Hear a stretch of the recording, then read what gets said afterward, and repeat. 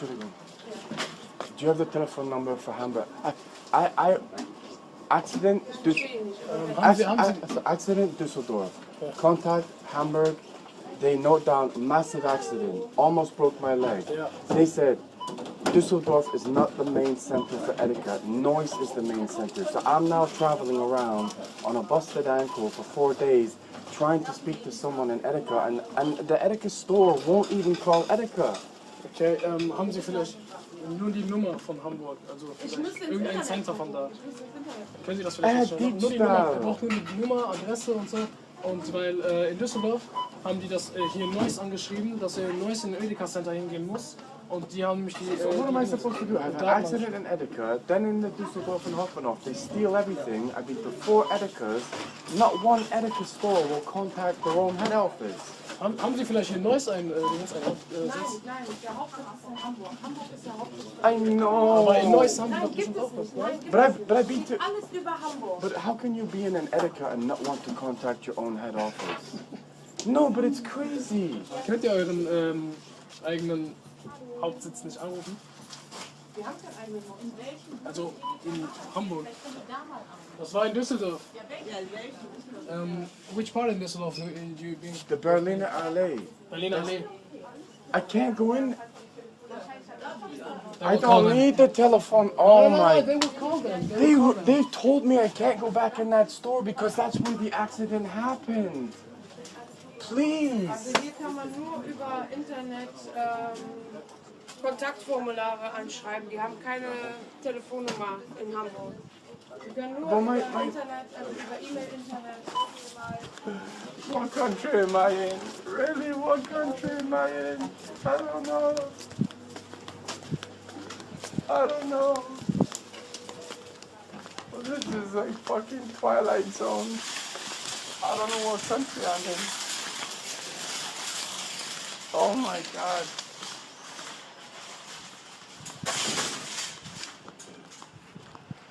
Edeka, the premier store of Germany.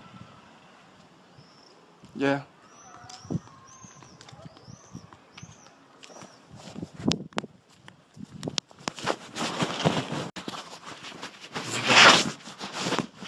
The doctor or the surgeon? Yeah, he's going to take a look at this, but I need to draw some blood. Okay. So the guy that's in there, is he like a normal house doctor? He's a house doctor, but I talked to the surgeon and he will look at this. Okay?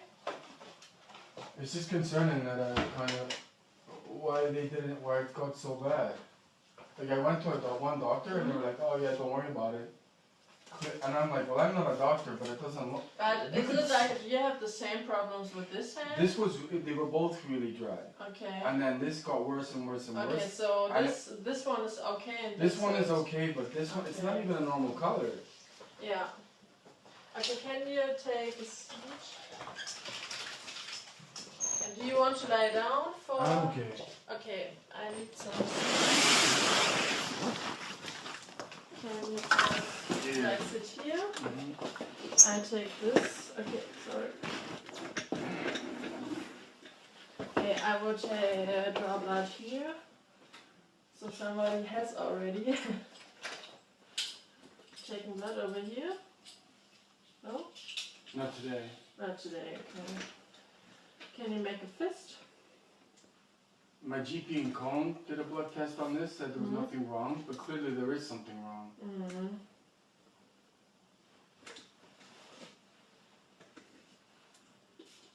Okay, I see.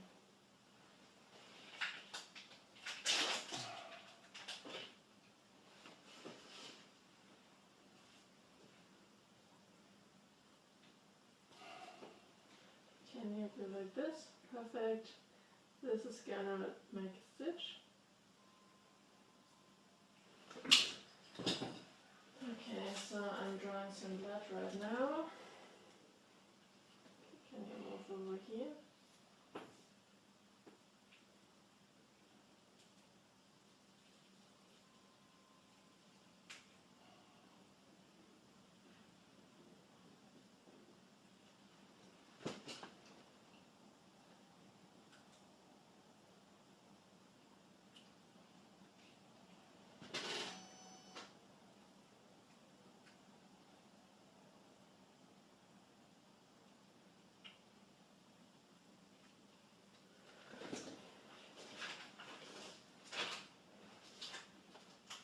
can, yeah, first.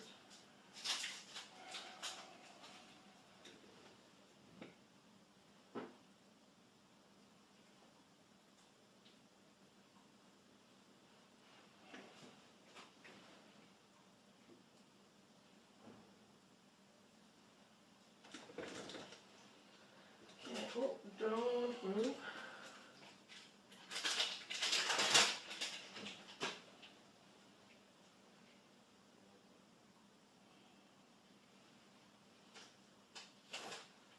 Do you know how long the surgeon said he would be?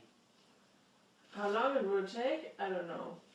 So since this is like an emergency room, it depends on the emergencies. Right. I just can't understand why when what's the doctor's name? Dr. Roybos? Robert Henry. He instantly looked at it and knew straight away it was that bad. I don't understand how I can go to another doctor in KOLN and they'll be like, Yeah, like, I don't know what it looked like before, so... no, it's today. I came straight from KOLN here. Oh, okay. Can I just go? Yeah. Okay, you can get up. Take your stuff.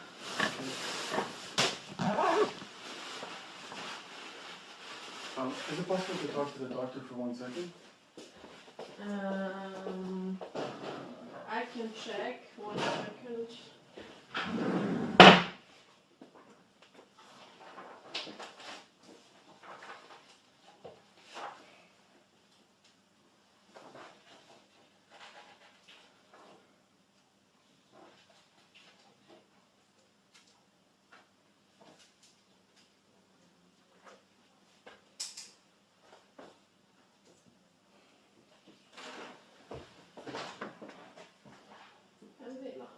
Mit ihm reden. Ja.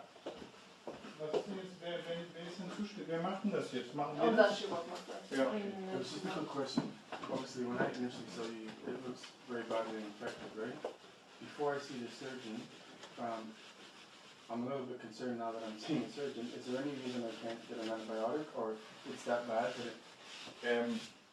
The question is, I think you need an antibiotic as an infusion, Okay. not in form from a cream or something like this, or tablets or something like this. But what I mean is, why am I going? I guess you're a house doctor, right? Why is it going from a house doctor to a surgeon? That's that bad. Might have an operation. I'm just confused. No, I don't think we need an operation or something like this. But we need a therapy with infusions, and normally a house doctor cannot make an antibiotic therapy with infusions. Okay, so the reason I'm seeing the surgeon is so it goes directly in there. And probably you will get also something for your hand, so you won't move it anymore.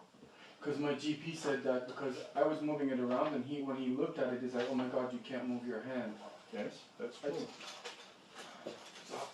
Just I know it's just an initial opinion, but what am I looking at here? 1-2 weeks to fix this, or just an estimate? You can't estimate. The surgeon will tell you we need to go right now. Okay? Fine. Bye. Pick that something up.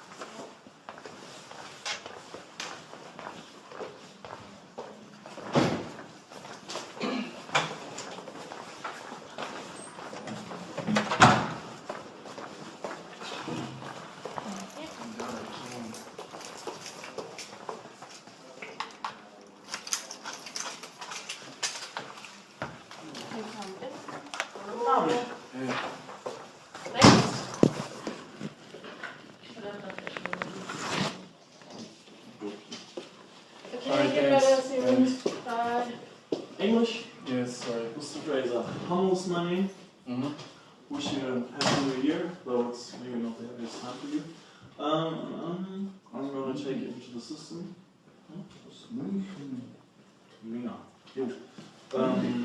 You live in Munich? Well, my work is there, but I have a big legal battle, so I'm staying with a friend here right now. Okay. What happened? To be honest with you, I think it initially started out because my work. I have a big legal battle. I work for SAP. I've been moving around a lot, also with the weather, I started to develop.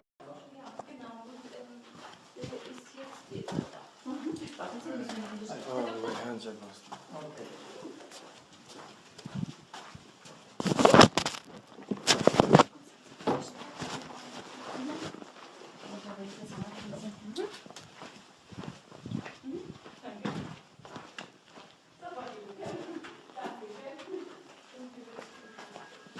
No, I don't think so. Don't worry. No, no, She's a student at medical school. don't care.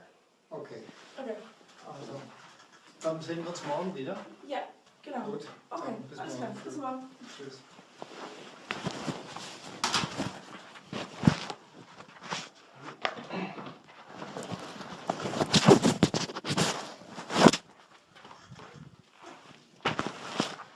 So,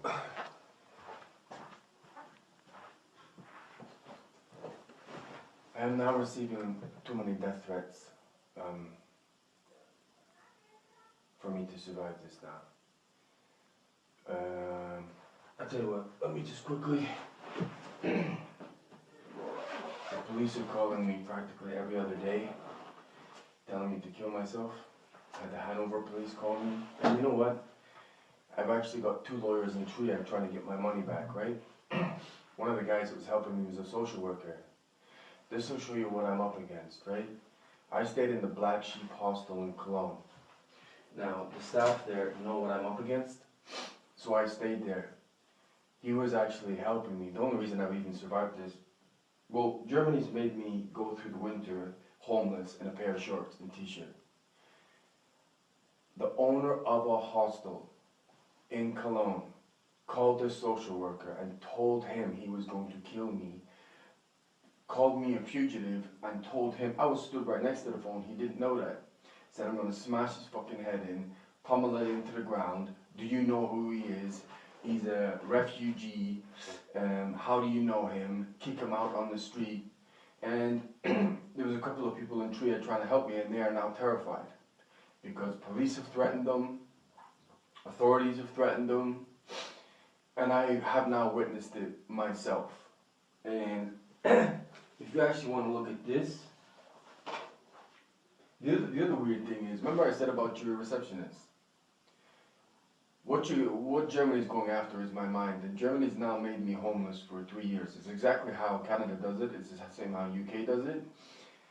And as soon as I was made this political scapegoat, RCMP beat the shit out of you. I've now been beaten by police 3 times, and they're actually threatening to throw me in jail. I had a medical emergency because my hand was actually poisoned, I found out. Someone put poison in my glove on my right hand, that's why my hand got screwed. So because Germany's blocked my bank account since October 17th, and AOK is now saying I've never been with AOK, which clearly is a lie, otherwise my chip wouldn't work, right? That's clearly a lie, that I've never been with them. So that's why they didn't pay my Krankengeld. So I've now been on the street, $5 million guy. You know my whole history, right? Terrorizing my mind, sending me child porn, beating me, and I'm now getting harassed so badly by the Deutschbahn. They were basically saying, I don't give a fuck who you are. And they took me to the Düsseldorf police station, went in my phone, deleted all my medical evidence for my court case, and said for a €10 ticket, they've actually written the report, they're going to put me in prison, and they're going to beat the fucking shit out of me. So if you don't believe me, and I mean, you say you wonder why I go to the bathroom a lot, right? Some of these reports, I can't obviously read German because your country hasn't allowed me to do that. But what does that mean in English? That. Vorsätzlich, intended, Körperverletzung,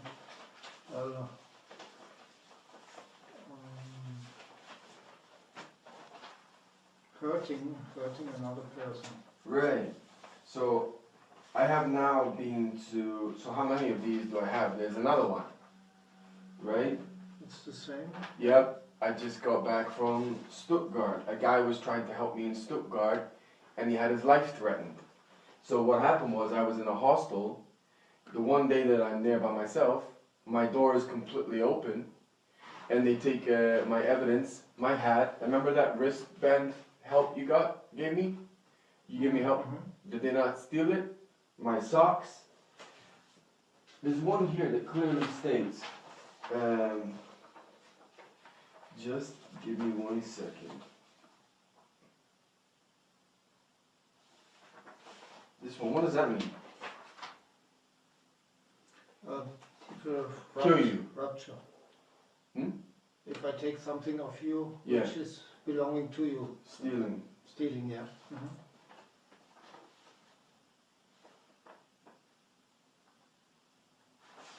And this, well, I mean, this is just now impossible to solve because anyone who wants to help me is now terrified because now they're getting death threats.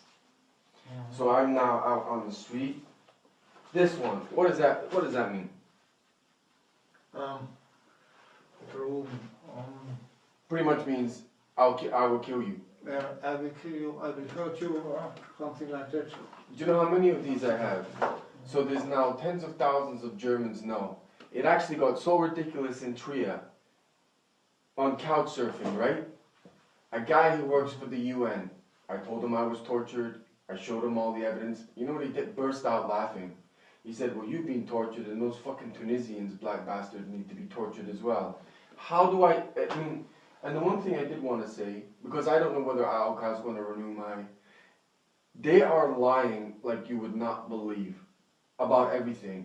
And that lawyer in Munich who took my money is now demanding that I give him even more money, even though he stole my money.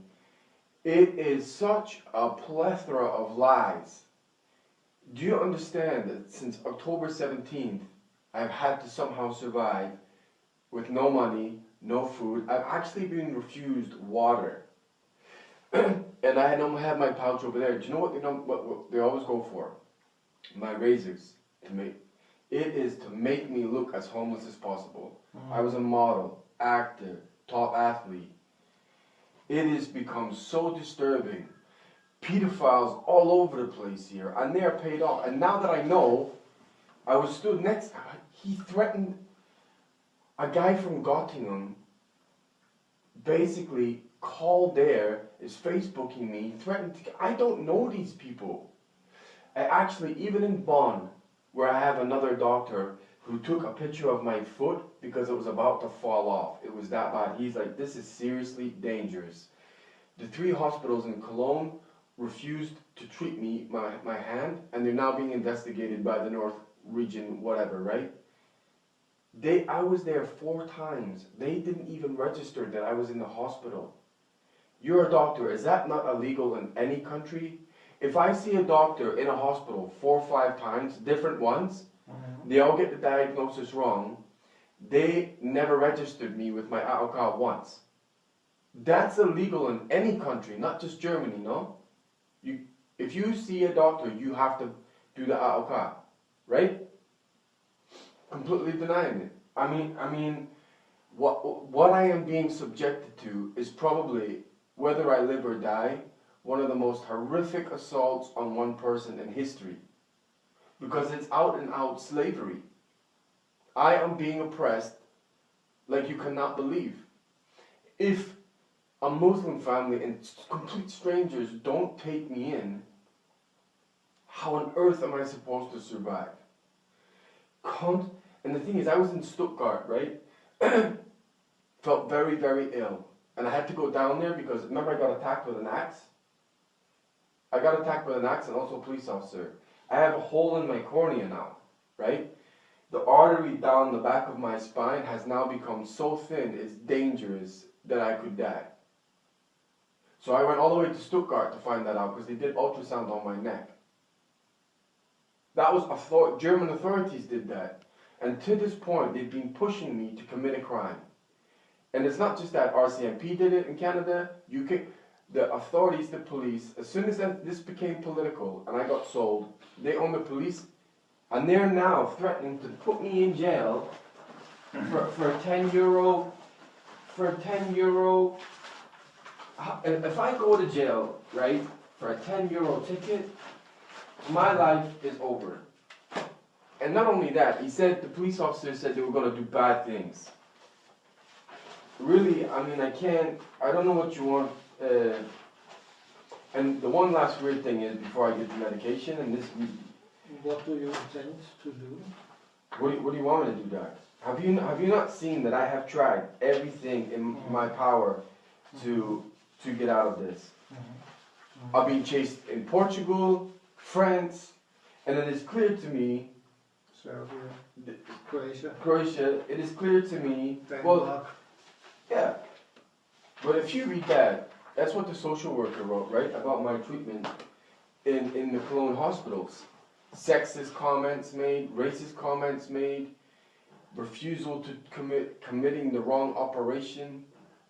As soon as I was made, this comes from Scotland. I can't even say that word anymore. I am being terrorized. The reason I lost my Canadian citizenship was because of that island. The reason this is happening all over Europe and Germany is because of that, and I cannot get out of it. And the thing is I went to the Stuttgart police station 72 hours just to log a crime, and they're like, why do you want to log it? I said, well, it looks like I'm going to die in Germany. I can't stop it, because I can't fight 90 million people by myself, and I'm getting chopped down. You know what they did? After, they called the Black Sheep Hostel. Black Sheep Hostel called me a fugitive.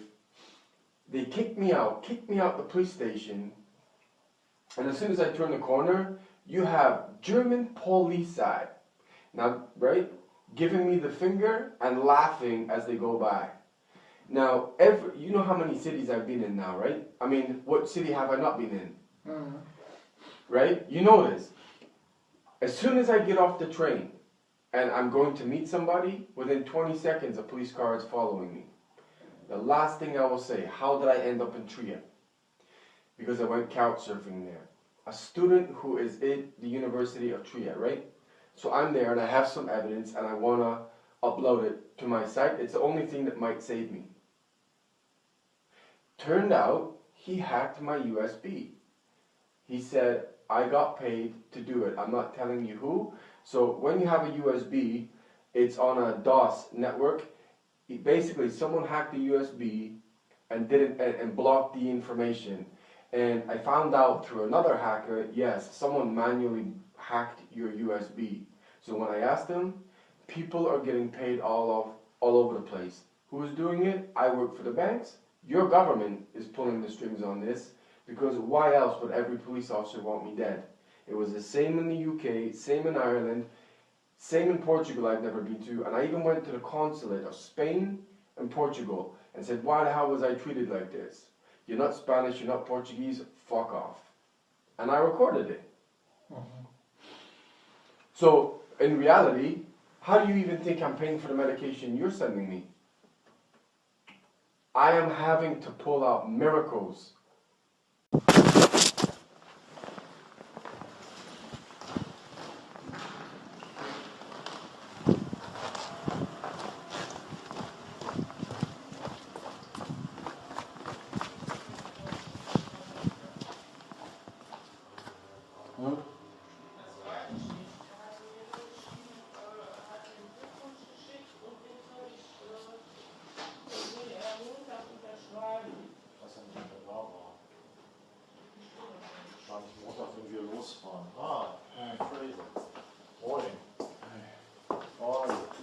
Not good.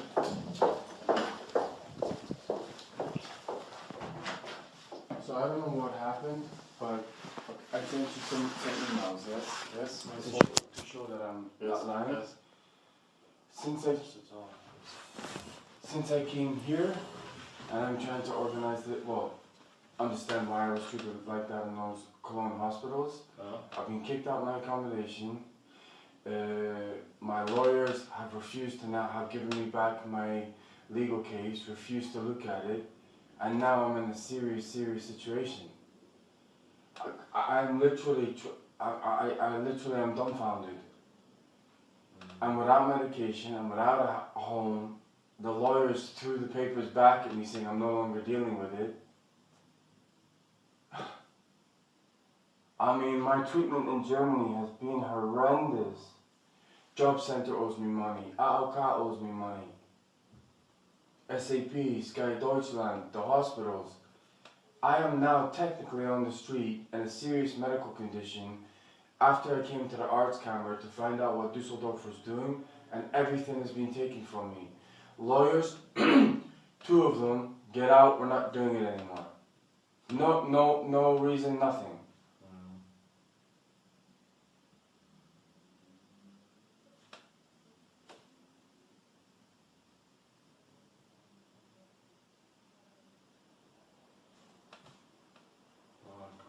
Say anything about this, but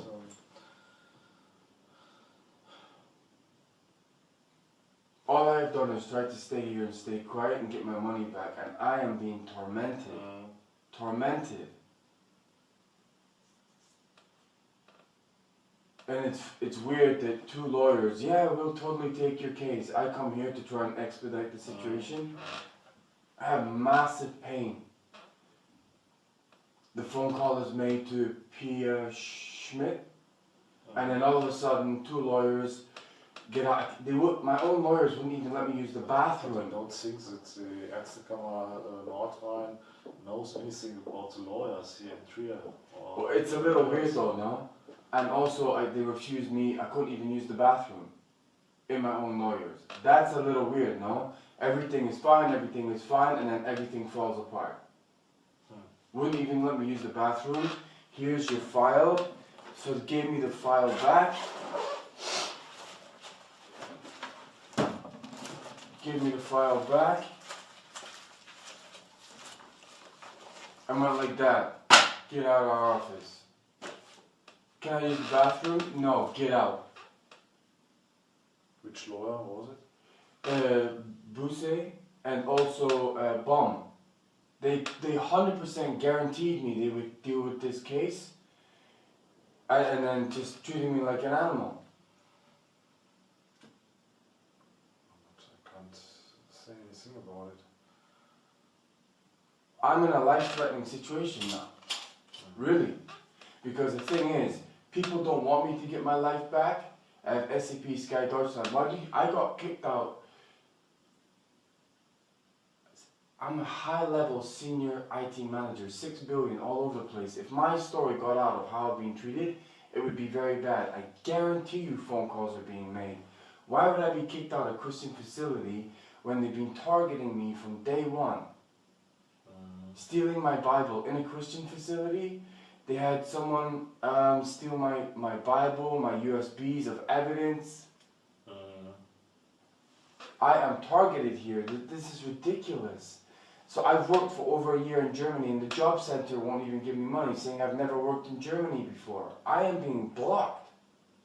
That phone call to Pia clearly did something, because I literally, after I went here, I went straight to my lawyer. I'm not doing it anymore.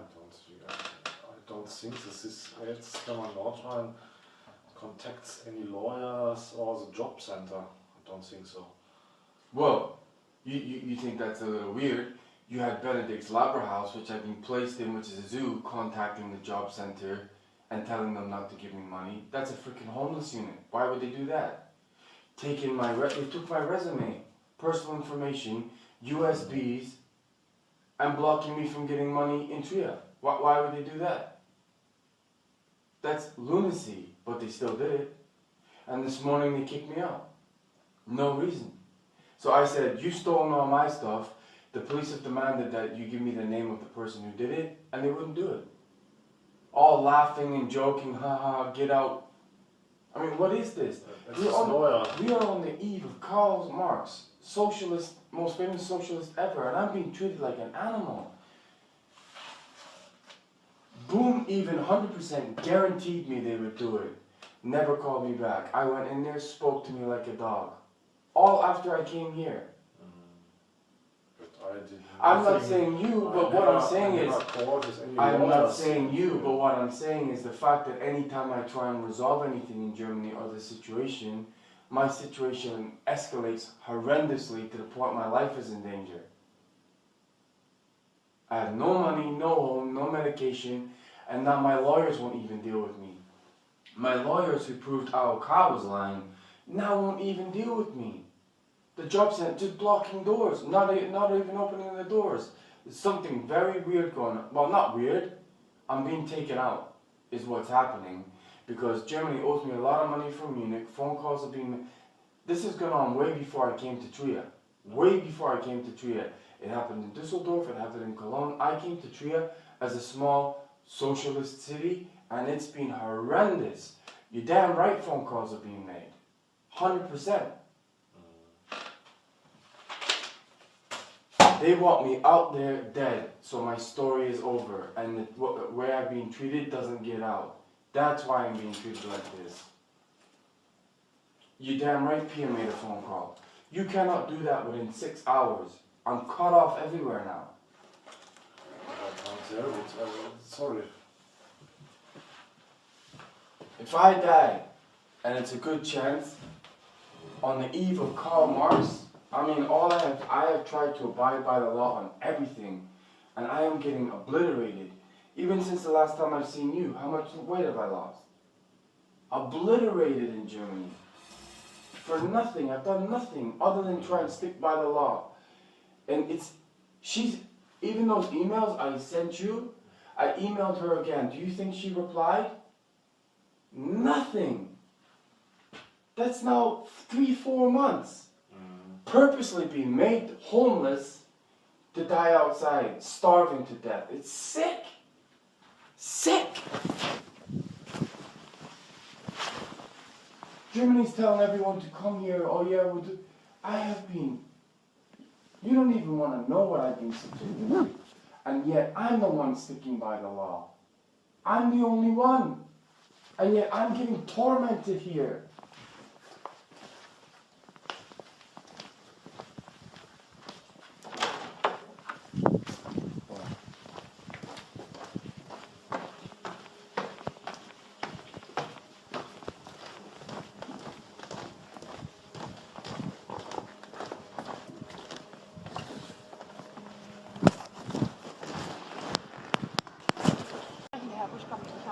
Nine. I told you. 1 second. This is ridiculous.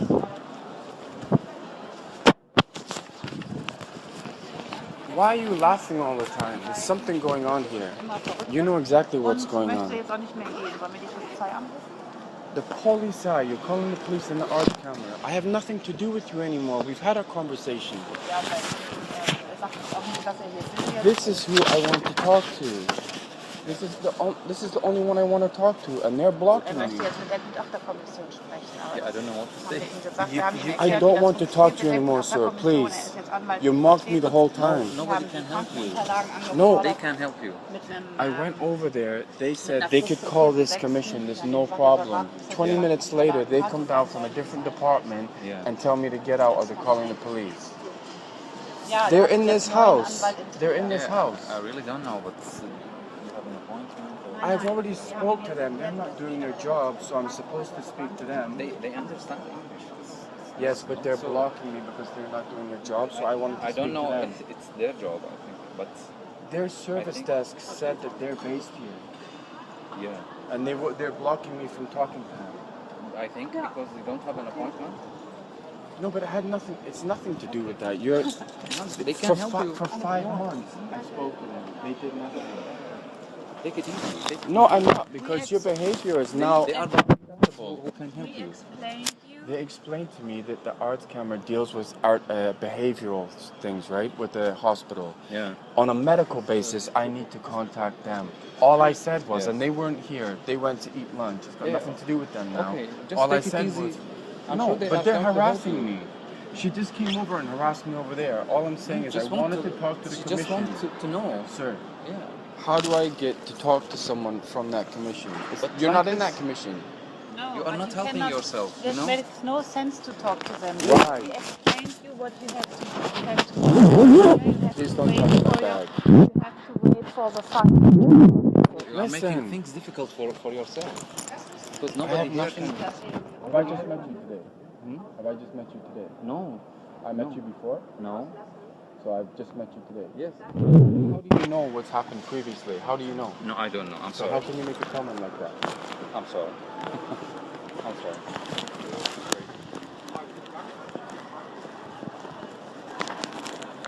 You got me seriously worried about your behavior now.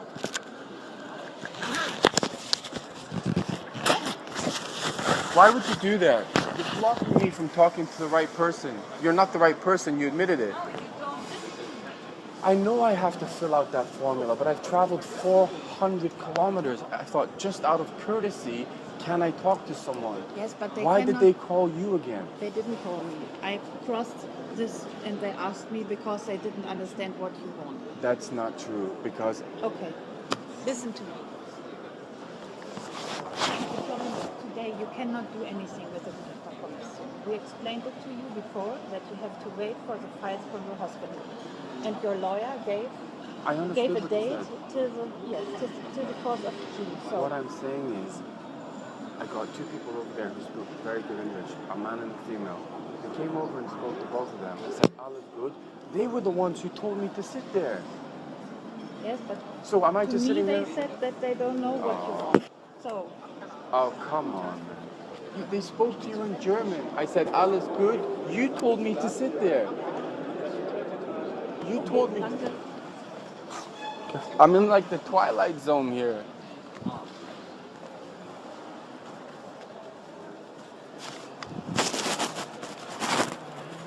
If you travel from like Denver to Colorado, just out of courtesy, I said, can I speak to someone for 5 minutes? Just out of courtesy.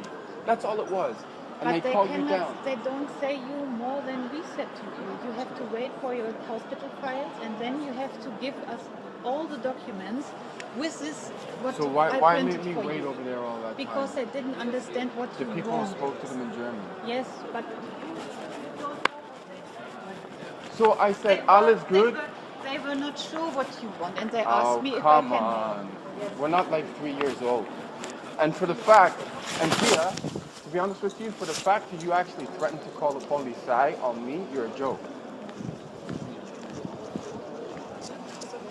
And you will get that in an email. I have no trust in anything you've done now.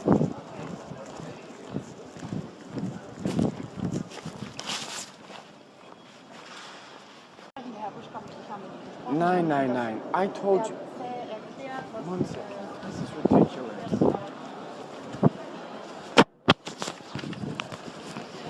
Why are you laughing all the time? There's something going on here. You know exactly what's going on. The police you're calling the police in the art camera. I have nothing to do with you anymore. We've had a conversation. This is who I want to talk to. This is the only one I want to talk to, and they're blocking me. Yeah, I don't know what to say. I don't want to talk to you anymore, sir. Please.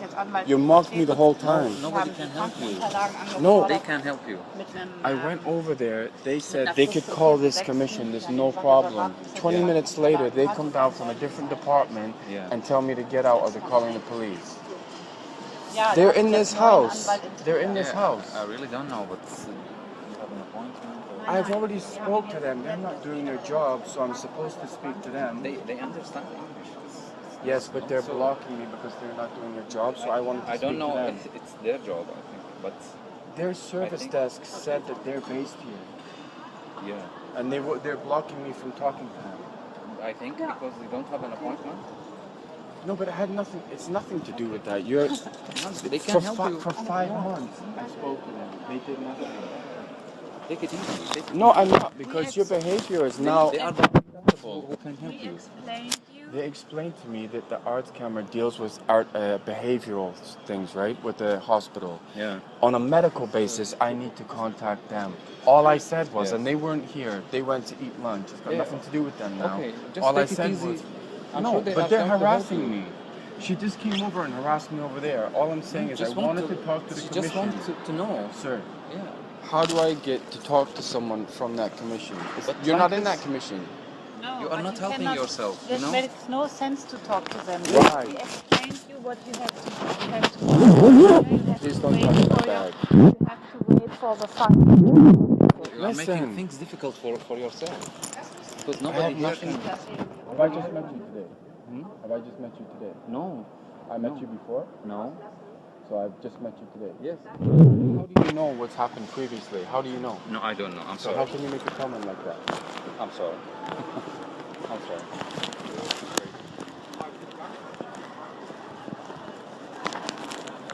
You got me seriously worried about your behavior now.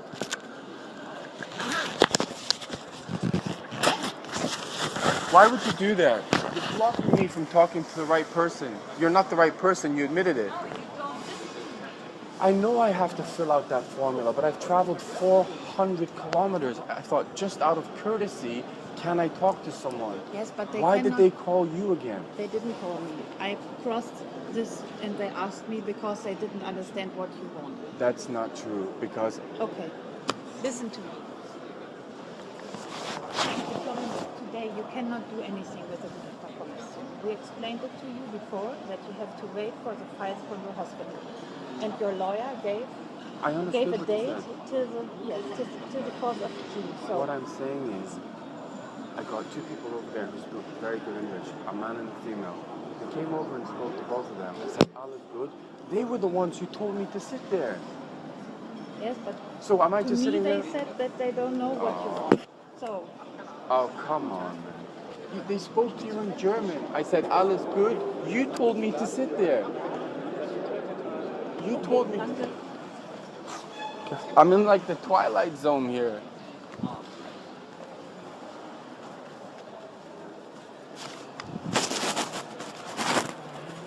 If you travel from like Denver to Colorado, just out of courtesy, I said, can I speak to someone for 5 minutes? Just out of courtesy. That's all it was. And but they called you cannot, down. they don't say you more than we said to you. You have to wait for your hospital files and then you have to give us all the documents with this what So I why printed made me for wait you. over there all that Because time? they didn't understand what The you people want. spoke to them in German. Yes, but So I said, alles good. they were not sure what you want and they Oh, asked me if I come can on. help. We're not like 3 years old. And for the fact, and Tia, to be honest with you, for the fact that you actually threatened to call the police on me, you're a joke. And you will get that in an email. I have no trust in anything you've done now.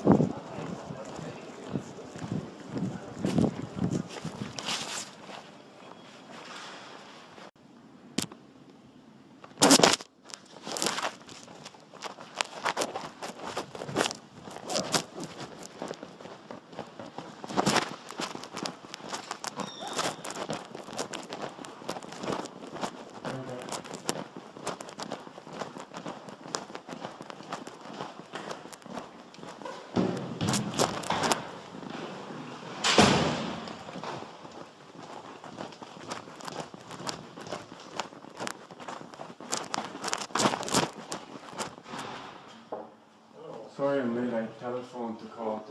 Did you get the message? Yes. You got the message. I think phone is food. No, I called today to say I'm going to be late. Yeah.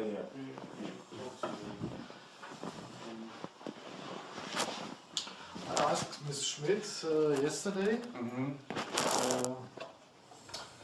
It's just proceeding there because they are waiting of the answers from two physicians. But like I said, I don't understand. That could go on forever. I can't help it. It's Let's say if you're the arts camera and you're dealing with someone in the Trier area, right? When you write them a letter, I guess it's kind of, it's written in a legal way, I guess. You would normally give someone a deadline. If this happened here, we asked the physicians to get the answer in about 2 or 3 weeks. Yeah, not 2 or 3 months. Reclaim, yeah. But because I don't know the reasons for it, but so she won't. And she also told me you will get mail or a letter. Yeah, but my problem is that it was very difficult to engage them in the first place, right? I had to send them email after email after email after email, and I think the way I was treated, I mean, the last time we spoke, my treatment was horrendous, right? I think they're trying to just postpone this so they don't have to do it. 2 to 3 months to get one response, like an initial response, is way too long. Way too long. Even if you're a lawyer, maximum you give is 14 days. That's more than enough time to write something. Did she say which one has replied? Which hospital has replied? No, I don't know. She won't tell you? No. Because it's not possible to give me any answers. I'm not... So I mean, what do I do really? Because they can just sit there and do nothing. I hope you get an answer in the next 2 weeks, but I can't... The problem is that they don't answer emails either. I'm like, is there anything I could do for you? And it's just, I think they're dragging it out so long that I get my compensation from my lawyers here, and then I just go away. There's no, look, I've been an IT manager for 17 years, right? Or whatever line of work you're in. It doesn't matter if it's medicine or IT or sales. You don't wait 3 months for an initial response. I don't think that this is usual. That's a long time to wait. This is what I'm saying. Because the thing is, even if it's got that date, I was in contact with them even way before that. Something is not right. Because this makes no sense. If I'm an IT manager, I can't say to a vendor, oh, by the way, I'll get back to you in 3 months. The vendor will be like, what are you talking about? I don't know any work that works like that. The thing is, the last time I spoke to you, you said you'll call, and I know this is a different arts camera and it's not the North Rhine region, right? But you are director level? The chef? Yeah, yes. Right. Can you, I need to get some answer. It can't just be a case of, oh, well, it happens when it happens. She's not responding to me, personally, because I've written her emails and she just doesn't reply. So the fact that you're a chief and she's still, it's unacceptable. Really, it's completely unacceptable.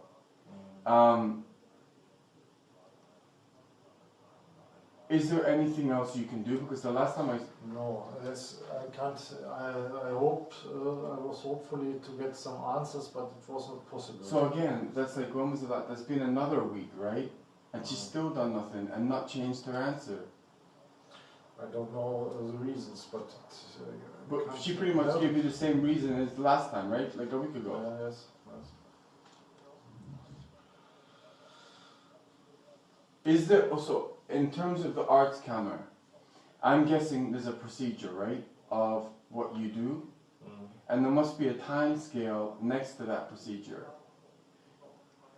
This has to be out of procedure. This can't be normal process for an arts camera. It can't be. And all the arts cameras in Germany must be relatively similar. They must be. So if you have something like this, there must be like A, B, C, D, E, F. This is the process we follow, and this is the timeline guideline. This can't be right. It's impossible to be right. Yes, Mr. Fraser, but I'm sorry for it, but I can't help it. So my question to you, if my problem was here, right, and you wrote the initial letter, what length of period would you be asking for a response? I think the latest moment must be about 4 or 5 weeks. Maximum. Most time we asked to get an answer for a reclaim in about 2 weeks, and then we ask again, and after that normally we get the answer and we can tell the claim.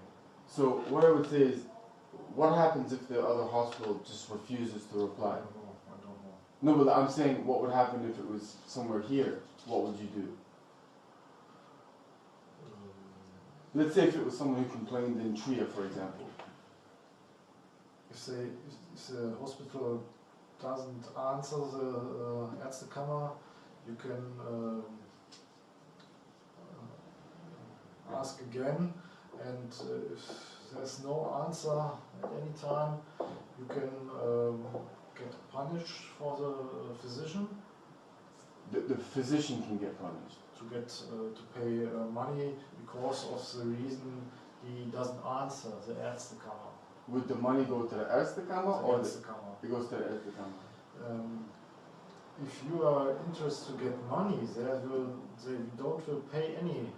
No, I have an external lawyer. I have an external lawyer, but the external lawyer is curious to find out he's asking me, like, these guys, what's going on with them, because it's been a long time.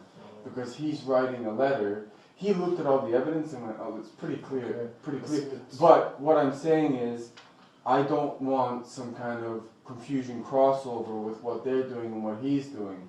I don't want them contacting my personal lawyer, but at the same time, this is what he really wanted was, surely they must have had an outcome by now.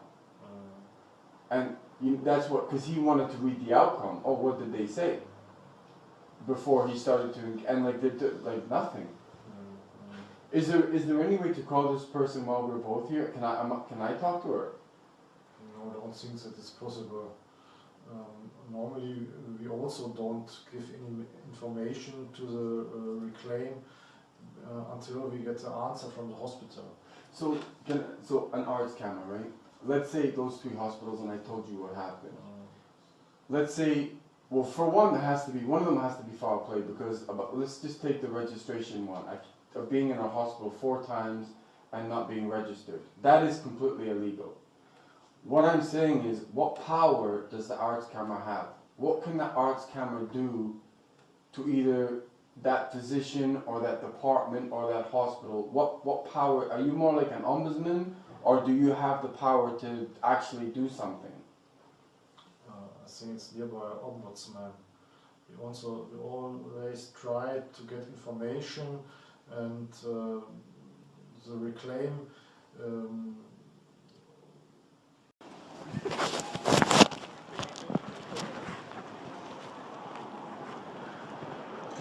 So I believe Paul Hansen called you, right? The director from the Arts Camp at Trier? Yeah. So, I'll be honest with you, my treatment in Germany as a whole is horrendous. I came to you here, then you don't have to speak so loud.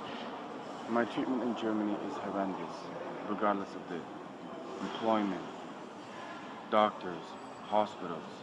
Horrific. I was a high-profile guy who came here, $6 billion in North America, came here with very little. This all started in Munich with Sky SAP. So not only have I been treated medically horrendously in this region, it was also the same in Munich, in Hanover.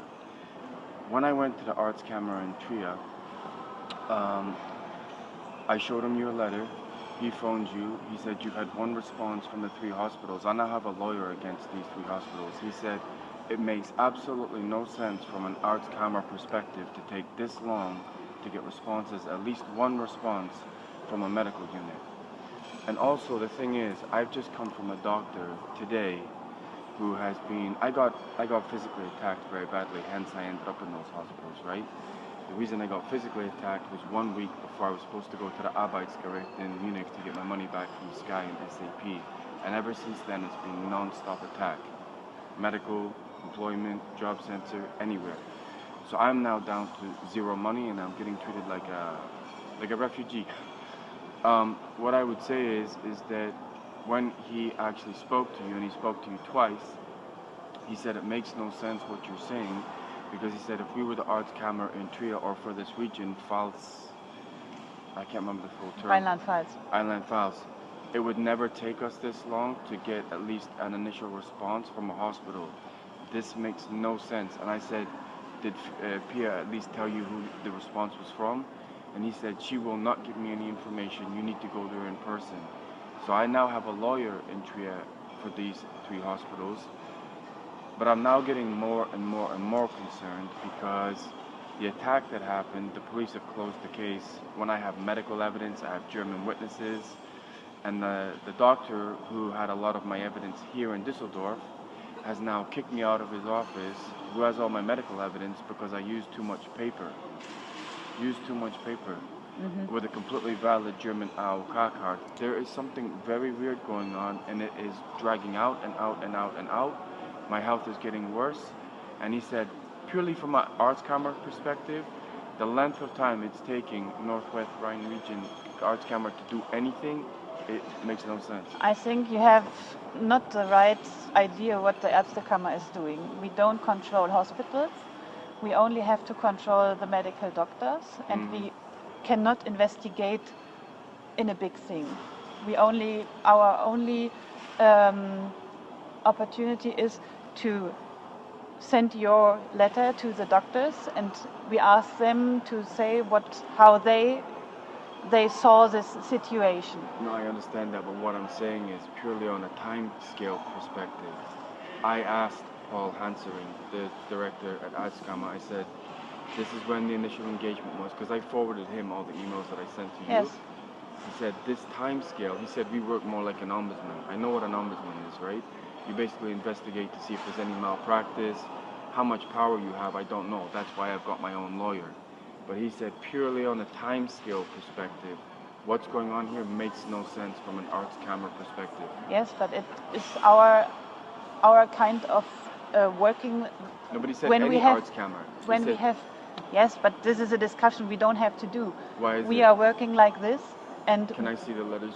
So when you send a letter, you don't say, can you respond by a certain date? No, you cannot. So this could go on for 5 years and they just don't respond. I wrote you a letter that we are ready with this whole situation. I didn't get that letter. I'm sure that we send it to you. I wouldn't travel 400 kilometers if I had got it. What you don't understand is that if you send us a letter that something went wrong with a doctor, we open a file. Yes. But you are not part of this file. This is only a file between the Ärztekammer and the medical doctor, and you will never know what we did with the doctor. This is. So I open a case and I never find out a conclusion. Yes. I'm never given a conclusion. Yes. This is because. So what's the point of me opening the case? Yes, this is that we know there is a problem with one of the medical doctors, and when it is a real problem, we could make a big file with Can my lawyer get access to your documents? No. Yes? My lawyer. Wait. No. No, because you are not part of this file. You say us there is a problem, there is a doctor which has behavior what's not okay, and we open this file, but it's only a thing between us and the medical doctor. You are not part of this file. So why would you never tell me that instead of no one ever told me that. No because one ever of privacy reasons. No, but yes, what I'm but saying it is, is 1 second please. Yes. What I'm saying is at no point did anyone tell me what Pia just said, as in you send the case and that's it, we never contact you again. No one told me that. So I'm waiting there, writing email, what's going on, not getting a response, not knowing that that's what you do. But that's not sure right. Pia responded. First I responded in the emails, and then I said you have to write everything to us on a paper with a sign. That's right, which yes. I did. And after this you got a letter that we have everything, and in this letter we wrote that you are not part of this file, and that I got the letter. I showed it to my lawyer. I also showed it to Paul Hansering, and at no point did he say it says anything like that in the letter. I wouldn't travel 400 kilometers just to wait 1 minute. Right. Because if you send something that I don't have, Really, why would I travel 400 kilometers just for a joke? You just came here by chance to see No, someone? I went to Paul Hansering, and I also went to my doctor over here who's connected to the legal case, and now he's disengaged. I'm going to have to write another arts camera, but at no point did anyone explain the procedure to me of you write to the arts camera, we investigate, and we tell you nothing. But you have a lawyer.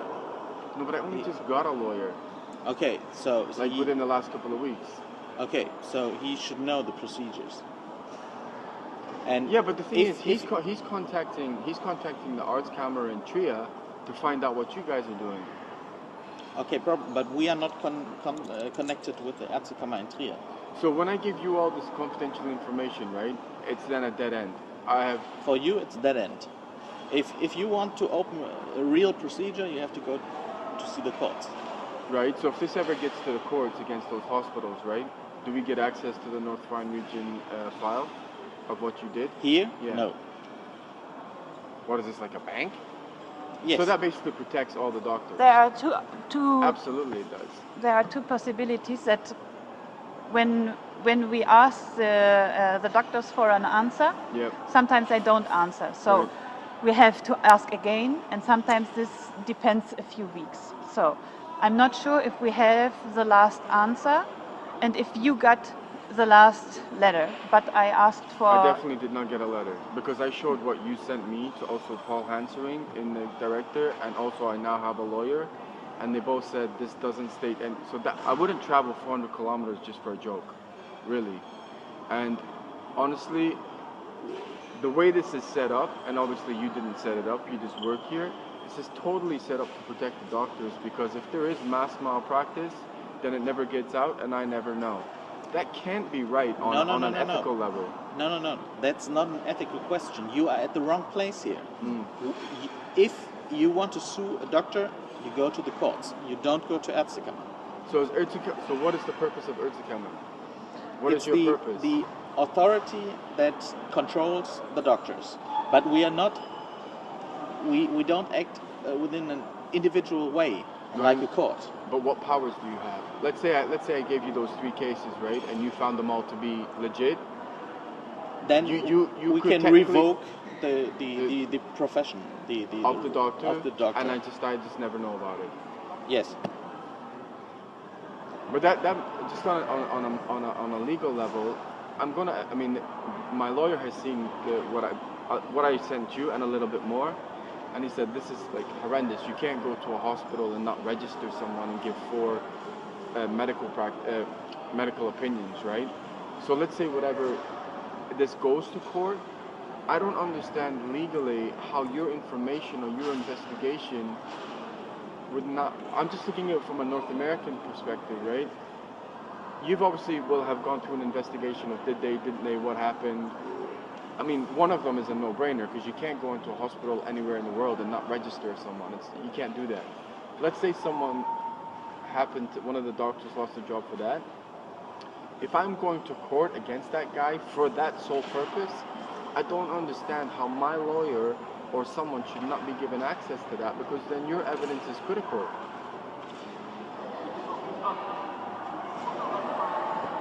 Yeah.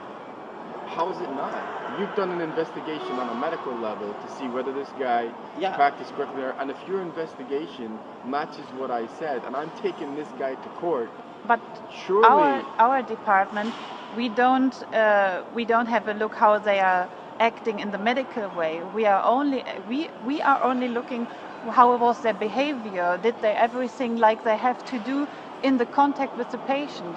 And if you want. This is. So you act on the behavior, not the medical side. The medical side is another department here inside the Ärztekammer. This is the Gutachterkommission. If you have a case where you say the treatment was not the right treatment for my... What? In the information that I sent, I thought you were the only one that was dealing with it, and so it was 3 complaints, right? One of them was a behavioral, the other 2 were medical. Yes. So should I be talking to them? If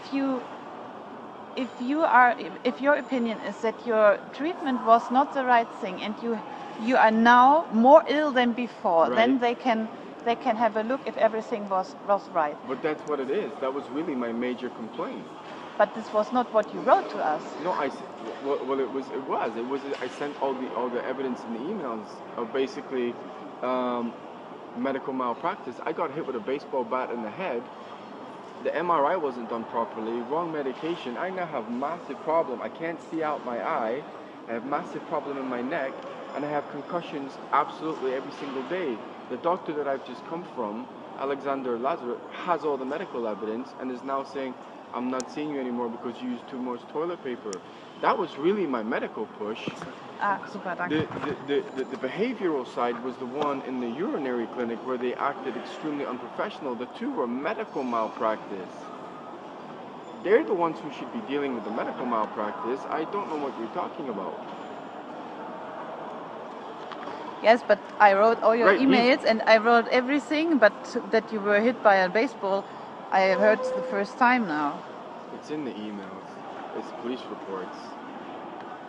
This is what I'm talking about. This has gone on 4 or 5 months, and it's the first time I've really spoke to you. If there was any confusion, yes, but someone should have told me. I didn't even know the fact that that's the only deal with on the behavioral part. There's only one hospital was behavioral. The other two were medical. Wrong medication. So, this is the reason why you didn't get a letter It wasn't sent yet, because we don't have all letters from the doctors we wrote. Which ones This do you is have? this is a what? Which two do you have?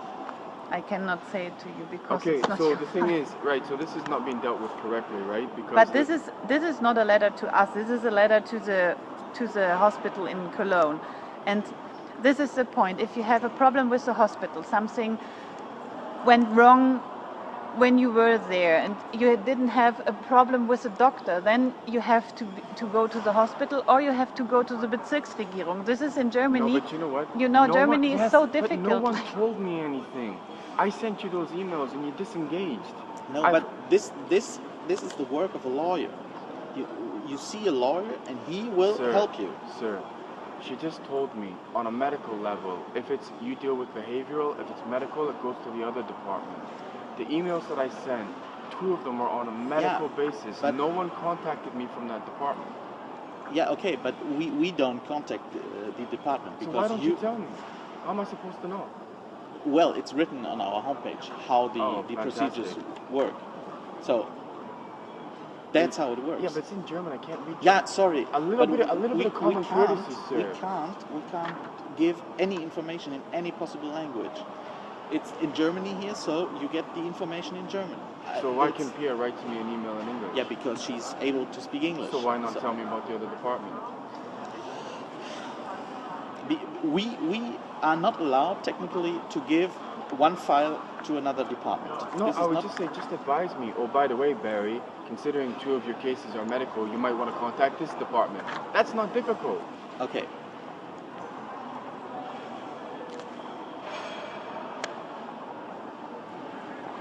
So, this is the reason why we didn't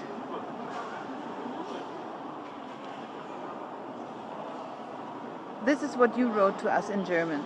Well, I basically told one of my friends what happened, and he wrote it in German because I can't write it. This is what you, yes, but this is what we're working with. And this is only there, you only say that the behavior of the doctors were not okay and that what they did with you in the hospital was not okay. So we can... there's nothing medically there, you're telling me? No, there's nothing medical inside. The only medical thing is that you say that they didn't do a CT scan because of your headaches. This is the only thing what is medical. There's nothing in there about not taking out the IV drip, wrong medication. No. And this is the reason why we didn't know that you have a problem with your head that depends now. And because this is what we work with. This is what your friend wrote. And this is, I can translate it to you, your card was not registered. This is not our problem. This is a problem of the hospital. But it needs to be You investigated. say You can't 4 do that doctors anyway. didn't give you No. medical help, but you didn't say who didn't give you this help. Nobody made a diagnosis. Racistic comments from. So not making a diagnosis is not a medical. Is not a medical. I mean, you know I can't Yes, speak but a right I cannot. German, right? But this I'm is relying like. on him. So you basically said I'm not going to accept it unless it's in German. You know I can't read, write, or speak German. I got a friend to translate that. I can't obviously, when he writes that down, I don't know if it's right or not, but purely on the basis of someone not making a diagnosis is a medical. Yes, but it is not. You have to make. You have to tell us a concrete problem. You cannot say they didn't do a medical diagnosis. Then I asked the doctor, So and how he do I says, do this "Yes, now, I then? did a medical diagnosis. My medical diagnosis was a headache. That's it." So, and then So it's what- the end of my possibility of investigation. So I this cannot. whole investigation has been wrong, man. How do I do it again with really what happened? I can't see out my eye. I have massive head, neck issues. The registration thing anywhere in the world, you can't do that anywhere in the world to get 4 diagnoses from a doctor in a hospital and never be registered. You can't do that in Guatemala. You can't do that anywhere. Yeah, the Yes, problem but- is this is not our problem. No, This, but you would investigate that. No. Why is that? No. That's We- completely illegal. No, this is, you have to go to the authorities that watch over the hospitals. This is not our problem, simply. Yeah. So this why is- don't you tell? Like the lack of communication is unbelievable, really. I said it to you in my first email that all these problems are a problem of the hospital and not of the Ärztekammer. And you sent me back that this is ridiculous and make no sense. And I can only say, but you know this what? is You like know what? this. Sorry. Look, if I'm a project manager and I have a senior person, director to me, they'll be like, "Don't come to me with a problem. Come to me with a solution." At no point was anyone giving me a solution. This is the problem you have, but I'm not giving you a solution. This is the problem. These are really the departments you need to go to. That's how you work it. I'm sure that I wrote it to you on the first. As an example, this medical one over We have here. to inform you that we do not control hospitals or other medical institutions. If you want to give a complaint about a hospital, you have to write to the management of the hospital or to the Bezirksregierung. The Bezirksregierung is a supervision of hospitals and institutions. This was Okay. my email to you, my Okay. first email to you. Okay, And so- now you say never say. No, never but say the whole, said but the it whole to- point was those two told me to contact you. I contacted them before you. Yes, but this is then we didn't do the fault because I saw that you have a problem with the registration and all this stuff, and this is a It problem is a in the behavioral hospital. thing.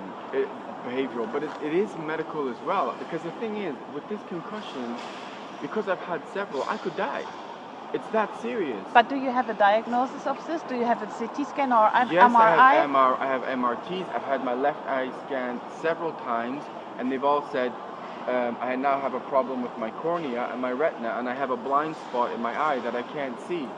So, and who did the first fault that they didn't do the right diagnosis? Which doctor? Well, I've been seeing numerous doctors. I have doctors in Munich, in Würzburg, in Cologne. And the thing with the hand, the hand infection, 3 doctors sent me to that hospital saying this is getting extremely dangerous. I went there, they didn't register me, they gave 4 false diagnoses. I then had to take an emergency train to Aachen, who then fixed my problem. Within 10 seconds, they said, plastic surgeon, IV drip, monitor this guy 24 hours. Yet for 1 month in a Cologne hospital, I saw 4 doctors who didn't register me and give me 4 wrong diagnoses. That's medical. Yes. And now I have a massive problem with I'm on constant painkillers, right? I'm on constant medication that goes in my eye. I have to rub cortisone in my hand every day. This could go on for the rest of my life, and especially with a concussion, I don't know how much damage is done. I could be a vegetable in 10 years. It's very dangerous. Yes, but this we cannot. So the other department in here who deals with the medical side, can I talk to them today while I'm here? No. Why? You have to no, because you need a date. You cannot come inside the Ärztekammer and everybody is coming to you and. So what? Everyone's coming to me. It's all about Barry, right? This has been dealt with horrendously, honestly. So I don't have a lot of money to get here because all my everyone is screwing me at this point. So what do I do? Really, what do I do? Now you have a lawyer. Yes. Is it true? Yes. So he will help you with everything. He's there for you. He's the instance that will help with every problem. So the medical... So, let us make the first step. Because your lawyer, he sent a letter to the university hospital in Cologne.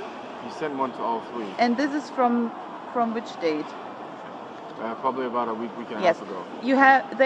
He said that they have to send all your medical files till the 4th of June. He sent a letter to all three hospitals, not one. Yes, but we have only this one. We are not the hospital. I don't know why we got this. I don't know. So we can give you, or we can send to your lawyer the address of the Gutachterkommission, and when you have all your files from the hospitals, because you need every file you can get. Well, this is what I'm saying. I just went to my doctor today and he refused to give it to me. I'm pretty sure you're not allowed to do that. So, but if you have everything, then you can give it to the Gutachterkommission and they can make an... They're the ones that deal with the medical side. Yes. Is it possible that I can get an email that I can send my medical evidence to them to get it started now? No, because they need your files from the hospital. They cannot was heißt beurteilen? They cannot say anything about your complete file when they don't have the information from the hospitals. You know what I mean? They need the information. So let's say I never got a lawyer. Let's say I didn't have a lawyer and I was by myself, which I was for a long time. Then you have to bring the files from yourself to this Gutachterkommission. This is one of the things they write on their internet page. Okay. What you have to bring them that they can... Is it possible to get the information or the web page or how I can contact them? Yes, I can write it to you. Okay. And so then this engagement, well, it feels like a total waste of time until you even told the art scammer, I'll be honest with you, but I have another complaint about, well, this guy that I just went to get all my medical evidence for the fact, you know, with a concussion, you have to be very careful because I've had 4 or 5 from sports in Canada.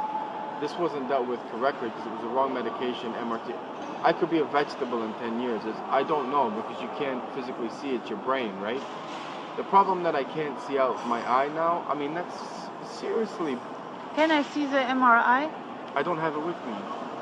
But I can see the 2 eye doctors, the MRI basically shows if it's bleeding or not. What they actually said in the hospital is you have a massive concussion, but they gave me the wrong medication. It actually got to the point they forgot to take the IV drip out. I had to get a friend who was a nurse to take the IV drip out. Yes, but that's ridiculous. Yes, it's ridiculous, but it happens. But it's dangerous. Yes, but it's not. What if my friend had not a drama. It's You're acting like it's. I'll be honest with you. If that was in North America, you'd have your ass sued like nothing. Yes, but we are not in North America. This is. So it's okay for someone to walk around with an IV. No, it's not okay, but it could happen. I was working for a medical doctor for many years, and it don't have to happen, but it happens. In the 3 hospitals I went to, the same thing happened 3 times. That's unbelievable. Yes, but we. So, hello. How are you doing? This gets worse and worse. Long time no see. When did I see you last? When I had to check my 3-month card the last time. Oh. I can only see you once every 3 months. You're still in Düsseldorf? Yeah, I've been chased pretty much all over Germany at this point. Were you staying for? No, I was in Trier. In Trier? Turns out all the lawyers I had basically lied. Some of them became extremely violent. And it's the same scenario of let's write all these legal we'll take the Berufsschulungsschein, we'll write the legal document. When it gets to the point of having to come to court in Munich to get my money back, you speak English and it's in Munich, I'm not going. And I'm no longer your lawyer. And you can only get one Berufsschulungsschein. So let's say I get a Berufsschulungsschein against AOK. If they do that and then don't go to court with me, I can never go to court. So that's happened 6-7 times now in Cologne, Munich. Anyway. How is your financial situation at the moment? Well, I mean, it's brilliant. I've probably been, I can't go one day without an attack now, either psychologically, physically, theft. Two of the doctors that I had before I've now disengaged with. One became, the one in Würzburg became quite physically violent because I wouldn't do what he would say he was going to do, taking all kinds of drugs and everything, so I disengaged with him. What drugs did he want to give you?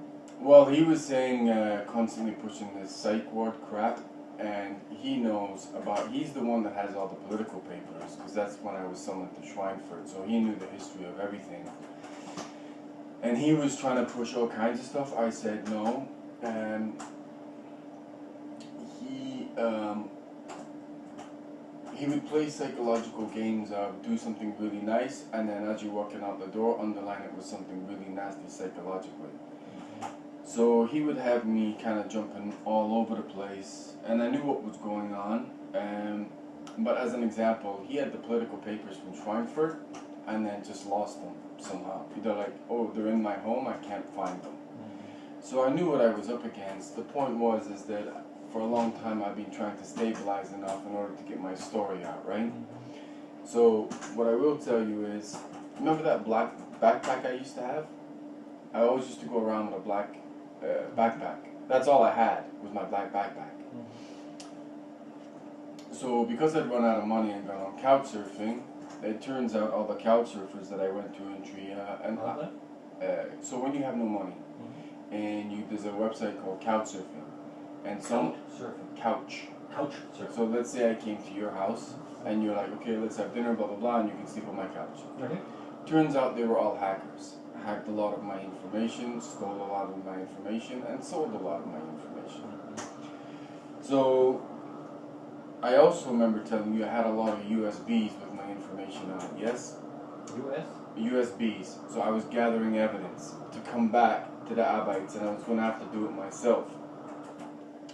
I was sat in the Starbucks in Düsseldorf Hauptbahnhof, not far from where I first arrived here in Wiese Airport.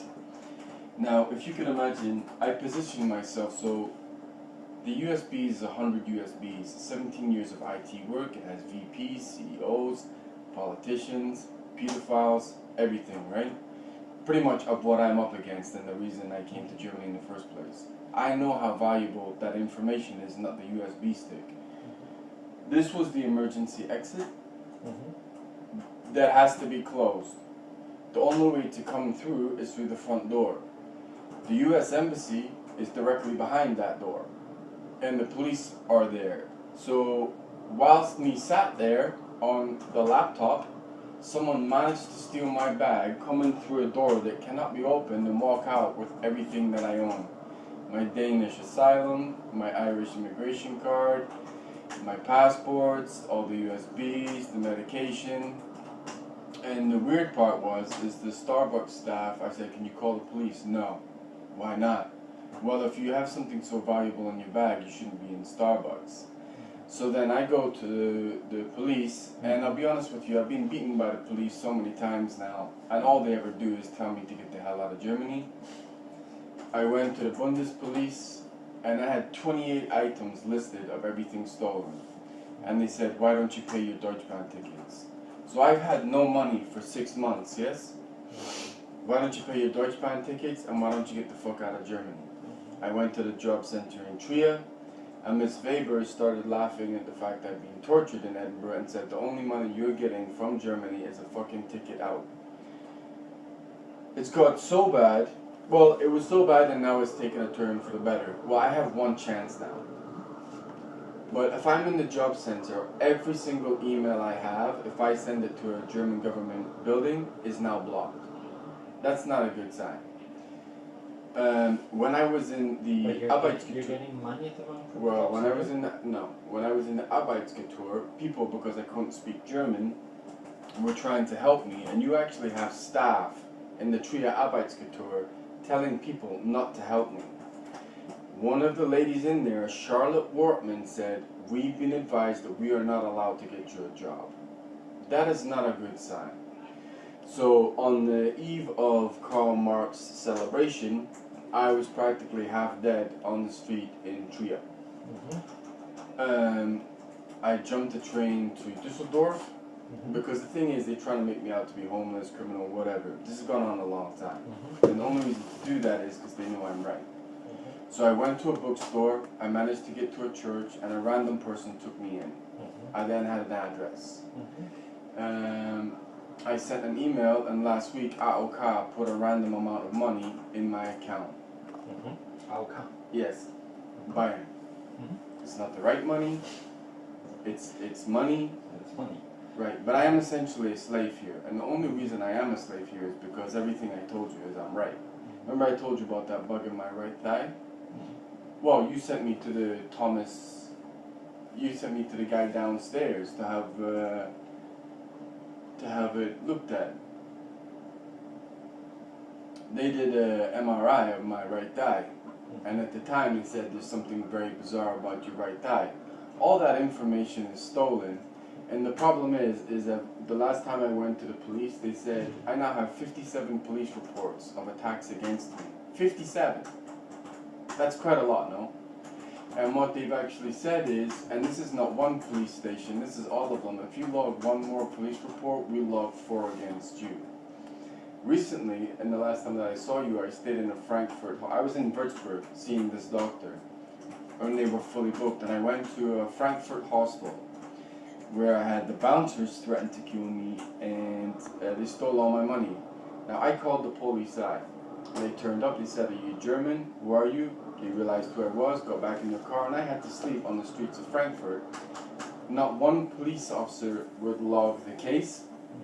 So I went to Arschaben. And they keep on mentioning this asylum thing. So you remember, I obviously arrived here under political circumstances, right? And the whole thing is bullshit. I shouldn't have arrived under political circumstances anyway. It's all a lie. What I would say is, remember, when I got all that stuff stolen in Düsseldorf, my whole bag, everything. Do you know what? You had 7 police officers in the Bundespolice laughing, sniggering, going, asylum. So, what I'm asking you is to hang in there. Remember I said I'm going to have to make a drastic move. The fact that I now have some money, I'm going to have to make that move. Okay. Most of my evidence is gone. The police, the Canadian police beating me. They don't want that. Now, if you think about it, why would police want to hurt me? It comes from politicians. I cannot stay in Germany. It's physically impossible. I will die here. There's no doubt. So what I am asking you for is repeat prescription. I'm going to have to make those phone calls that I've made over the last 3 months because I don't physically have the money to come back here. I'm constantly having things stolen. What I have done is I have a laptop. There was a person that I gave 500 gigabyte of evidence to, and I didn't tell anyone. I have now got a copy of that evidence on an external hard drive. I'm staying with someone. The key thing is, I've got to get Germany to admit that I worked here. So another one of the reasons is, I have to go back to the Arbeitskultur and get the transcript of that lawyer who lied and basically take it to the job center. If I get Düsseldorf to give me job center money, then it's Germany admitting that I worked here legally. At that point, I probably take myself out of Germany for a couple of weeks, and then I have to blast my situation on social media, and then I really have to get that's okay, someone to save me. So all I'm really asking is, be my doc for another 3 months. But I am not going to, it's going to be very, you know my situation, I don't need to go over it again. I will have to make phone calls. All I'm saying is, if my story does start to come out and people start to ask what the hell happened, if you get a phone call to say don't give him this medication, I'm asking you to be stronger than that and just see me through these next 3 months. But the fact that I have, it's not a lot of money, it's enough. But you have to remember is, every time I've seen you, have I not had these black shorts? Remember, like in December, you said you look kind of very summery? Right. What those? Right. Because I can't buy any clothes, because as soon as I buy clothes, they get stolen. So someone from the church has taken me in to give me an address. As soon as it gave me an address, it gave me a base. I went straight to the job center. The weird thing is that you might not find funny is, I get Hitler salutes, or that salute, from random people that I don't know in various cities. And I actually asked one person, why are you doing that? And they said, I don't do it to everyone, just you. My name is obviously out there in terms of certain organizations. If you pay criminal organizations to take someone out, the amount of death threats and everything I get, if I had to go into an Airbnb, a hostel, a hotel, I've been in a 4-star hotel and had my things stolen. What I'm saying is this little bit of money has given me a chance to fight back, get my story out, and get out. Because it is pretty clear that Germany is way too connected to the country that I came from, where I got tortured, and I have absolutely zero chance of survival here. So, repeat prescription, I'm going to have to make those phone calls randomly because I never know where my stuff is going to get stolen, and hang in there with me the next 3 months. But I have got to get the job center to admit that I worked in Germany. If I get them to do that, that is a big, big step for me to get out of here. Okay. Yeah, I see no problem in giving you the prescriptions. You can call in. We'll send them to you. Yeah. If you need them. The only problem would be the Zopiclone. I can only give that to you because it's not covered for by the insurance more often than once every 3 months because they don't. What I'm saying is though, is that literally, with the amount, you can imagine the amount of stress I'm under, right? Do it as a private. I'll give you private prescriptions without any problem. I have enough money to cover private. And I can give you every 3 months, I can give you some now, I can give you a normal prescription on insurance. But this next one will have to be on a private. That's fine, because I have enough to cover it. The thing is, if I do manage to pull off what I'm about to pull off, I need to detox off all this crap. I've been on it way too long, but literally it's keeping me alive. Because if I sleep, I can do this, but I am going to have to physically, I'm going to have to take myself out of Germany, rest my brain, rest my body, and then I'm going to have to put myself in a very bad situation in order to get out of here. This can't go on anymore. I am not living. All I do is go to a doctor, go to a hospital, go to police, get beaten. This is not a life. And I came here under peaceful circumstances, and it has been nothing but assault from the start. And even when I thought about it, the family that I came to in Meerbusch, who was with German Anonymous, after 1 month started demanding money. I've had zero chance from the moment I got here. From political garbage that's got nothing to do with me. I have a plan, let's see whether I can pull it off. But it's going to be, I'm going to have to risk my life, there's no doubt. What medication do you need? Nasonex, Zabutamol, Zopiclone, and I'll be honest with you, my eye is starting, I'll be honest, this is scaring the shit out of me and is on my mind every day, this right thigh, because I know what it is. I have problems on and off with my eye. As an example, remember when I got attacked with that baseball bat and it was in that internet cafe? The police just let him off with it. Oh yeah, don't worry about it. I had all the evidence. That's not a good sign, is it? So anyone can attack me and I can do nothing. It's not good, is it? I have no safety here. So what happens is I've had the eye test, the green-blue thing where you have to point where it is. And now I have a blind spot in my eye. So because of that blind spot, I get searing pain every now and again. So just a painkiller, not ibuprofen. I don't need to use it all the time, but when it gets very, very bad. Tramadol is something we gave you before.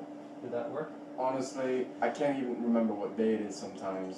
So. But do you think that should I just give you a prescription for that again? Whatever you gave me was fine. Okay. That is the situation, but this cannot go on. And the problem is when I get so tired, like, let's put it this way, for someone to come through an emergency door in a Starbucks, if there's an American embassy, which is probably the biggest embassy in the world, there's cameras everywhere, right? You trying to tell me the cop can't see who did that? I mean, and it's not the fact of the USBs alone cost $2,000. So any money I've ever been given, all I've ever had to try and do is use it to try and get the evidence to prove my story, and then it gets stolen. The only way someone can do that if my bag is under my chair is a professional. A random thief can't do that.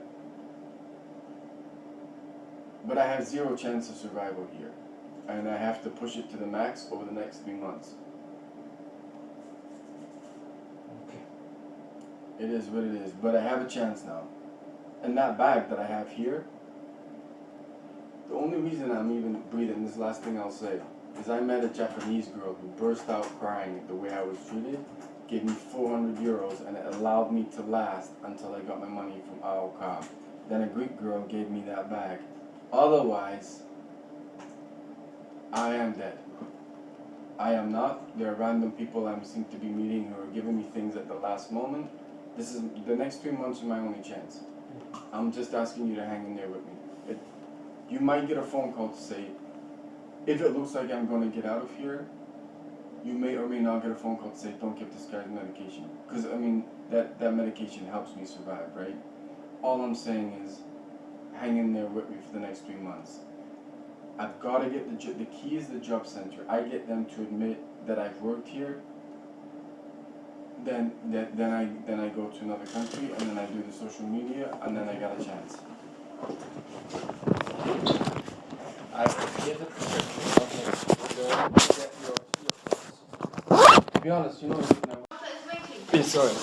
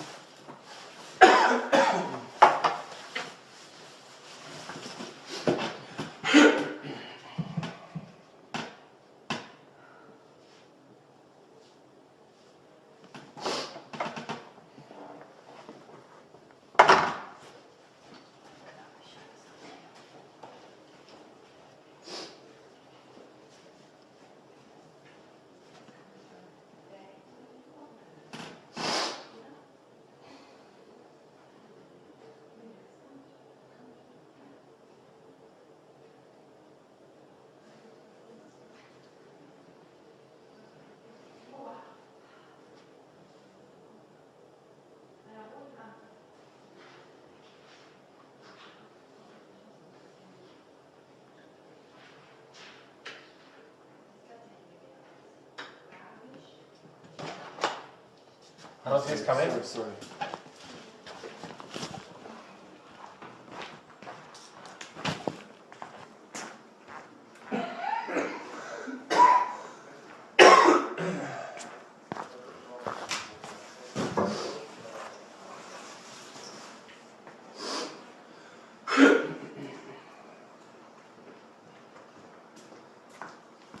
Hello. Hi. How can I help you? So, as you know, I went for Just one important thing. Again, you didn't have an appointment. Look, I did. I made it with the lady, the English-speaking lady. She made it for today at 5 o'clock. But what happened was I got attacked on the way here on the Deutschbahn, and that's why I was late. I came last week to make the appointment because I 5 o'clock. You had an appointment today. Yes, because she told me you're going on vacation, and I said the reason I need to come today is because I had those electrodes all over my head, and I had to get the result. Oh, okay. So I did make the appointment. I came in here last week. Okay. Just when is your birth date? 10th of December 1976. And to be honest, I just got. I'll let you do that first. I don't know what's happening because I'm making these appointments. Yeah, usually you should get if you have an appointment, you should get a card. Yes. What's up? A short text message.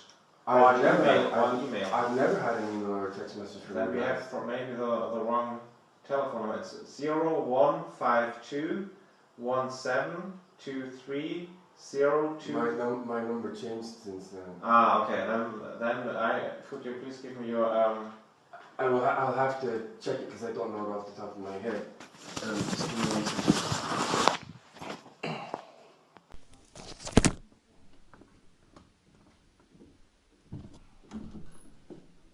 Guten Tag, Sie sind Herr Fraser? Ja. And you speak English? Yes.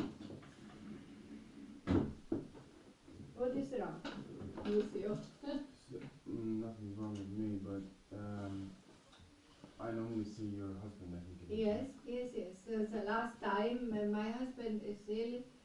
He's ill? And is ill at the moment and come for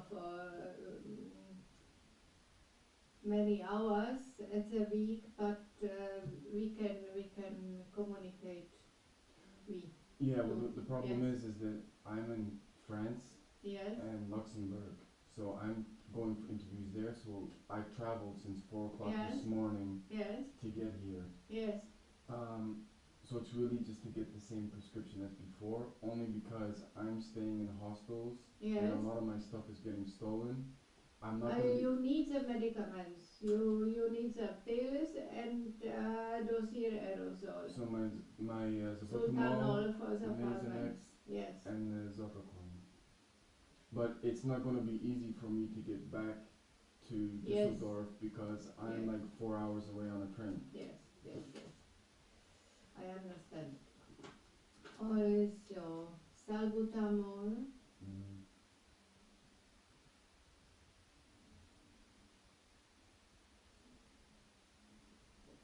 One is enough, or you are on travel? Well, the thing is, if I get it in France or Luxembourg, it's actually very expensive. If I get it here, it's free. Yes. And you stay how long in Luxembourg? Well, if I get a job, I stay there. But my thing is my health insurance is German. So until I get another job, I have to use AOK. If I get in Luxembourg, then I will use a Luxembourg health insurance. But right now I have to travel. Nasonex, you must buy it because it's a new right that it is the prescription on the recipe isn't possible. Is it possible to the only one that works? No, the only one that works is the original Nasonex. If I get a substitute, it doesn't work properly. You know what I mean? But we have at the moment the order from the AOK. No, I can pay for it separately, but what I'm saying is that when I go to the apotheke, they say you must do the eggs. Yes. You buy the other one with the same ingredients. But it doesn't. Yeah, but the other one doesn't work, so it has to be the original green one. Okay. And salbutamol, 1 or 2? Well, 2 because it's free here. If I buy it in Luxembourg, it's expensive. Okay.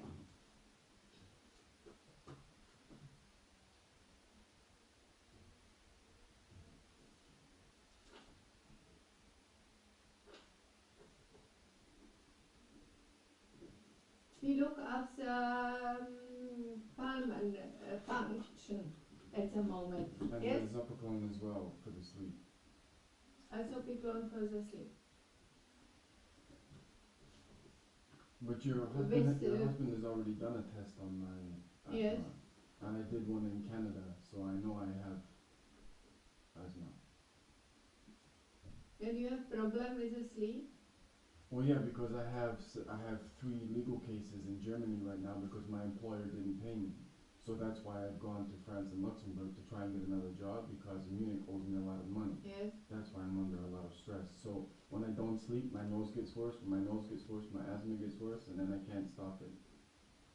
But the Zopiclone drug isn't one for forever. No, the thing is, if you can get Munich to give me my money, I don't need to take it anymore. But this legal case has gone on for like 12 months. They owe me hundreds of thousands of euros. It's not like peanuts. Yes. Okay.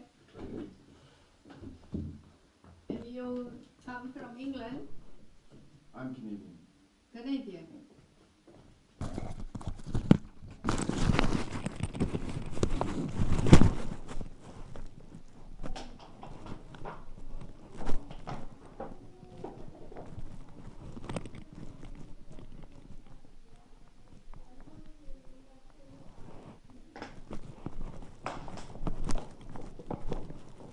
You can wait us a moment here.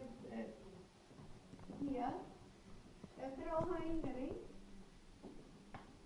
Is it to do an asthma test? Yes. I've already done it before. Yes? Yeah. In September? Sorry? In September?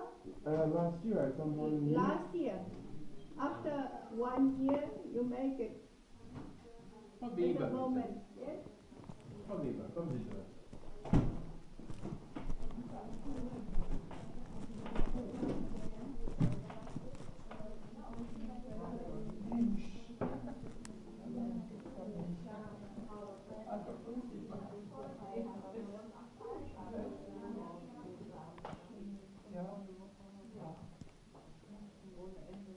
It's a prescription from the pharmacy to call that. It's for you from the 20th of September. This is for today. Okay. Yeah? She wanted to do an asthma test, but there's no point because I did an asthma test in Munich like 3 months ago and I did one with her husband. Do you bring up the results here? She already had the results. Okay. I don't know why.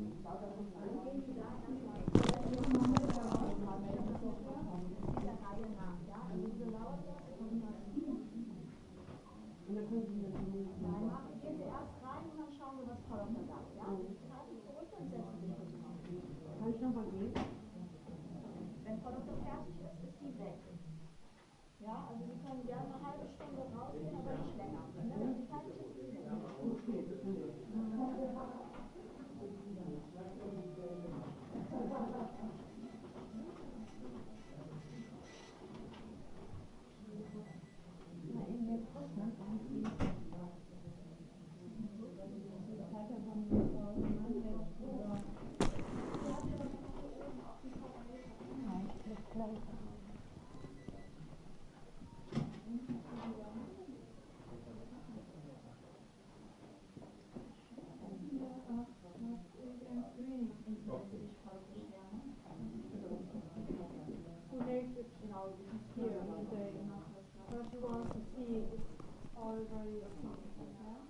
Yeah, but the thing is, the asthma has gone on since when I was in Canada. So I've had it for like 5 years. I already saw her husband.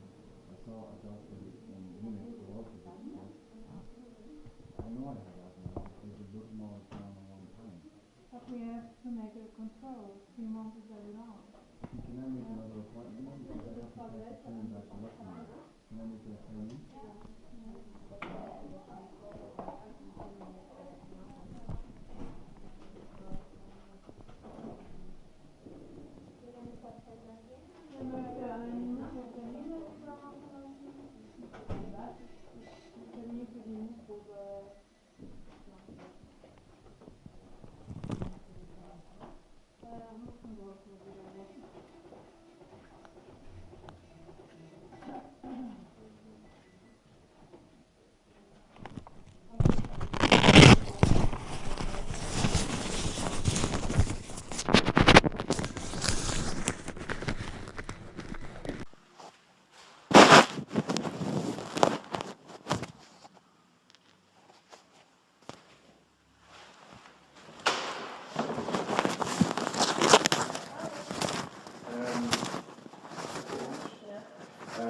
I came to see Dr. Dentist here a few times and they did fillings for me, and I said at the time I didn't want any metal fillings, I wanted the white ones, and they did that. I don't have an appointment and I'm not coming to see the dentist. I went to a dentist in Cologne and I specifically said, please do not put any of that metal, and they put metal all in my mouth. I've gone back and I said, why the hell did you do that? Because I'm lying, I don't know what they were putting in, right? Yeah. What do I do? Because I specifically said, do not put any metal in my mouth, filling is whatever. I got home, I looked, and there's now metal fillings in it. What are my options? Completely illegal, you can't. I specifically said, do not do that. The dentist here did what I asked. This dentist in Cologne, which is where I'm now staying, and I came down to see a doctor, there's metal now all in my mouth. I went back, why the hell did you do that? No response, no nothing. What can I do? That's basically putting something in my body that I said don't do. Because you have an allergic or? No, I don't want any metal in my mouth. So, Decision. you know what I mean? Yeah, I know. So a lot of, so there's a difference, Yeah. right? You can have the metal or why are you laughing? I'm sorry, no. Not with you. I look here because it's... What's so funny? No, I don't not with you. So what are my options? I mean, because this dentist is now denying all knowledge that I was even there, that he did anything wrong. It was the On a dental level, what can I do with this dentist? Nicht hier, in Köln, aber er fragt jetzt, was kann so machen, weil wollte das nicht in den Mund. Also man kann nur rausmachen. Ja. You have only the option that you make an appointment at any dentist you want, and he or she has to remove it and put it on. Yeah, but okay, so that's one option. But my point is, with this particular dentist, what are my options against him? Yeah, no, because I've gone in, he refuses to take it out. Did you sign anything? Like what? Like if you agree with something they are doing?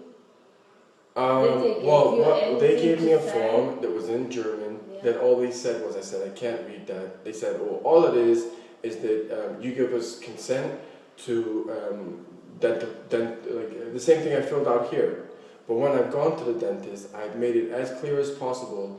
I never want any metal in my mouth, period. And they did it anyway. And I have gone back, they're denying it, they're denying I even went to the dentist. This complete bullshit, and I don't know what to do, because I'm not from Germany. And it's really like... Let me ask the dentist.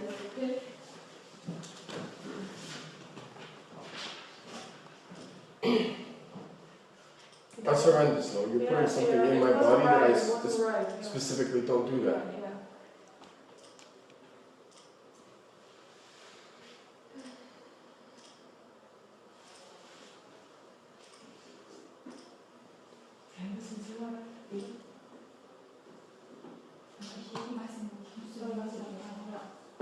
Ich glaube, weil sie wollte es bestellen.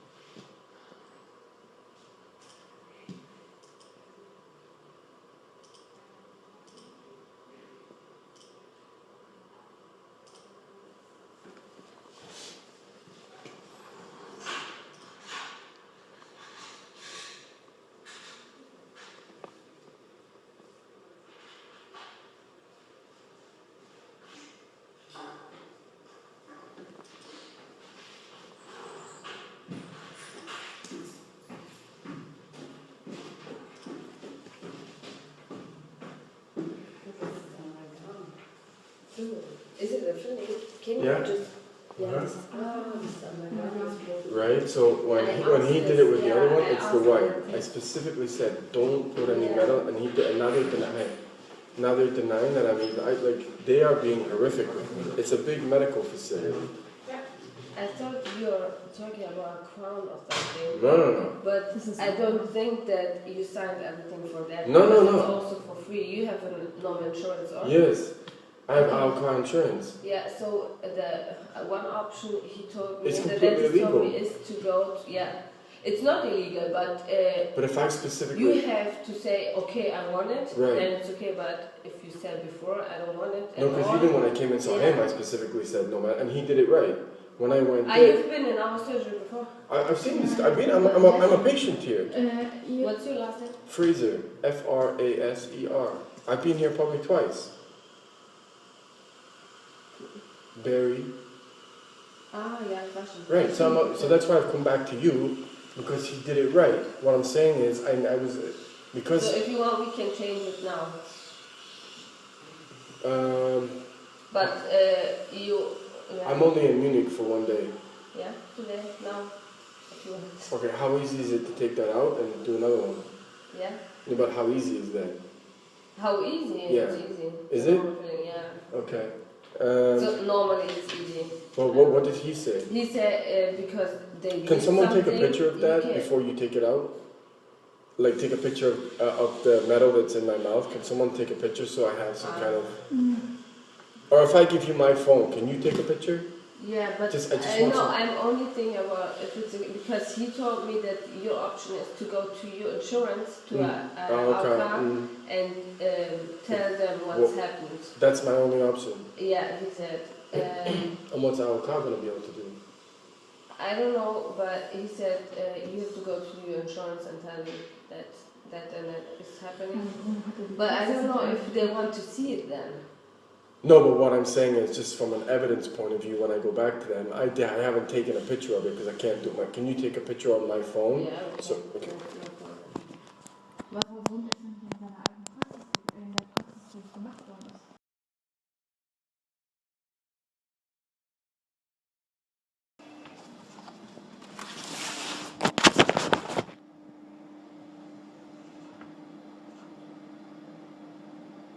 Where are you at the moment?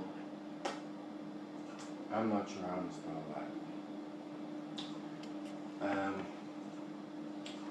Remember those other doctors I told you about that I thought were helping me? Yeah. So Dr. Jarudi in Bonn had taken several pictures of the beatings that I was taking in the Northwest Rhine region, yes? Like blood everywhere. I went to him a few days ago, he deleted my file without my knowledge. He seems to have moved to a brand new facility, state-of-the-art facility, which is a little concerning considering he just did that. One of the receptionists, who appears to be some kind of feminazi thing, and this has all started from 2013, yes? Police Gal, medical corruption, this fake political thing in Scotland, I can't get rid of it. So then I went to that other doctor, remember Norbert Hoffman in Würzburg? He deleted my file, lost all my political papers, and is now moving into a state-of-the-art medical facility. I am now banned from looking for a job in Germany. Every job center has banned me. I was staying with some psycho from Diakonie in Düsseldorf who ended up stealing 4 terabytes of my evidence, throwing all my clothes out, and I went to the head priest of Diakonie in Düsseldorf who said, I know who you are, you're that Canadian that's in trouble, and threw a 20 euro in my face. I started to receive death threats from police, mainly from Hanover, which is where my lawyer was based against SAP, that I've had to change my phone number probably about 10 times now. I get death threats on email, so then I started to have to post on social media what I'm being subjected to, because if you think about it, I've had no money for 1 year. Can you survive on money? Can you survive without money for 1 year in a European country? Well, it's impossible. The only reason I'm still alive is people have seen what I'm being subjected to and given me money. So I went to Luxembourg. I had a friend in Bonn who said, I can't stand and watch this anymore, and financed me to go to Luxembourg. The only reason I'm here is the only health insurance I have is German. The health insurance in Luxembourg is very expensive. So I have now applied for, after I worked at SAP, for about 7,000 jobs. Can't get one. I actually even went to the International School Church. They wouldn't help me. I went to 3 youth hostels that my friend in Bonn was paying for, yes? So I can at least try and save my life. I was terrorized from the moment I got there. People taking pictures of me, videos of me. So if you have breakfast is included in what you pay for, denying me breakfast, constant stealing. I can't, it's very, never mind 24 hours.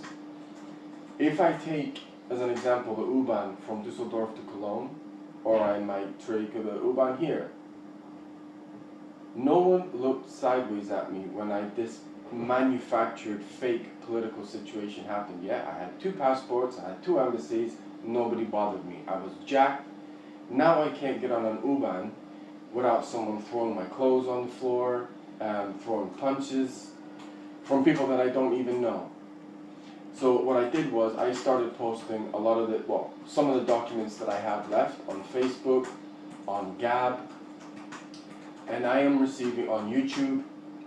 And if there is nothing going on, doctor, why am I receiving emails from YouTube, Facebook, and Gab? Gab's not even, none of these are German websites, right?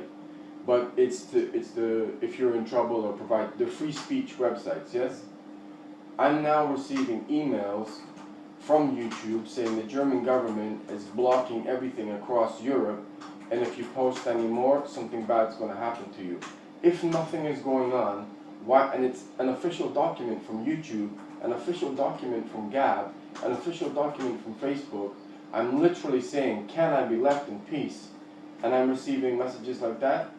Then I really don't know at this point how to solve this. Because if you can't block someone from job center. How many people, this is an 18 million in Germany, something like that. So I'm an IT, and I'm blocked from jobs. What am I going to survive on? How physiologically, on a biological level, can I survive on nothing? Biologically, you can't survive on air. So I have come back to see you. I had to jump on trains. The only reason I was able to even get here was I showed the conductors some of the police reports. I'm now getting, this is the last thing I'll say. Well, it's not funny, I'm going to die, Doc. Police officers here, when I was in, this will show you how bad it was, I was in Cologne and I met a Taiwanese woman and a Chinese woman. And we became quite friendly. Police would follow me with the flashing lights, literally 5 meters behind me, to the point they got terrorized and flew home. As soon as I crossed the border from Germany into Luxembourg, I was escorted by, the Flixbus was escorted by police to the station. And what they're doing on JF Kennedy Boulevard, right, which is where the European Parliament is, right, what they'll do is, police cars or ambulance or whatever, I won't know they're coming, and then about 10 meters behind me, they'll flick on the lights and then the siren to obviously irritate the shit out of me. So there are random people helping me. I've created a tiny little group on the phone. They also stole my phone. But there's only so much, these individuals don't have a lot of money.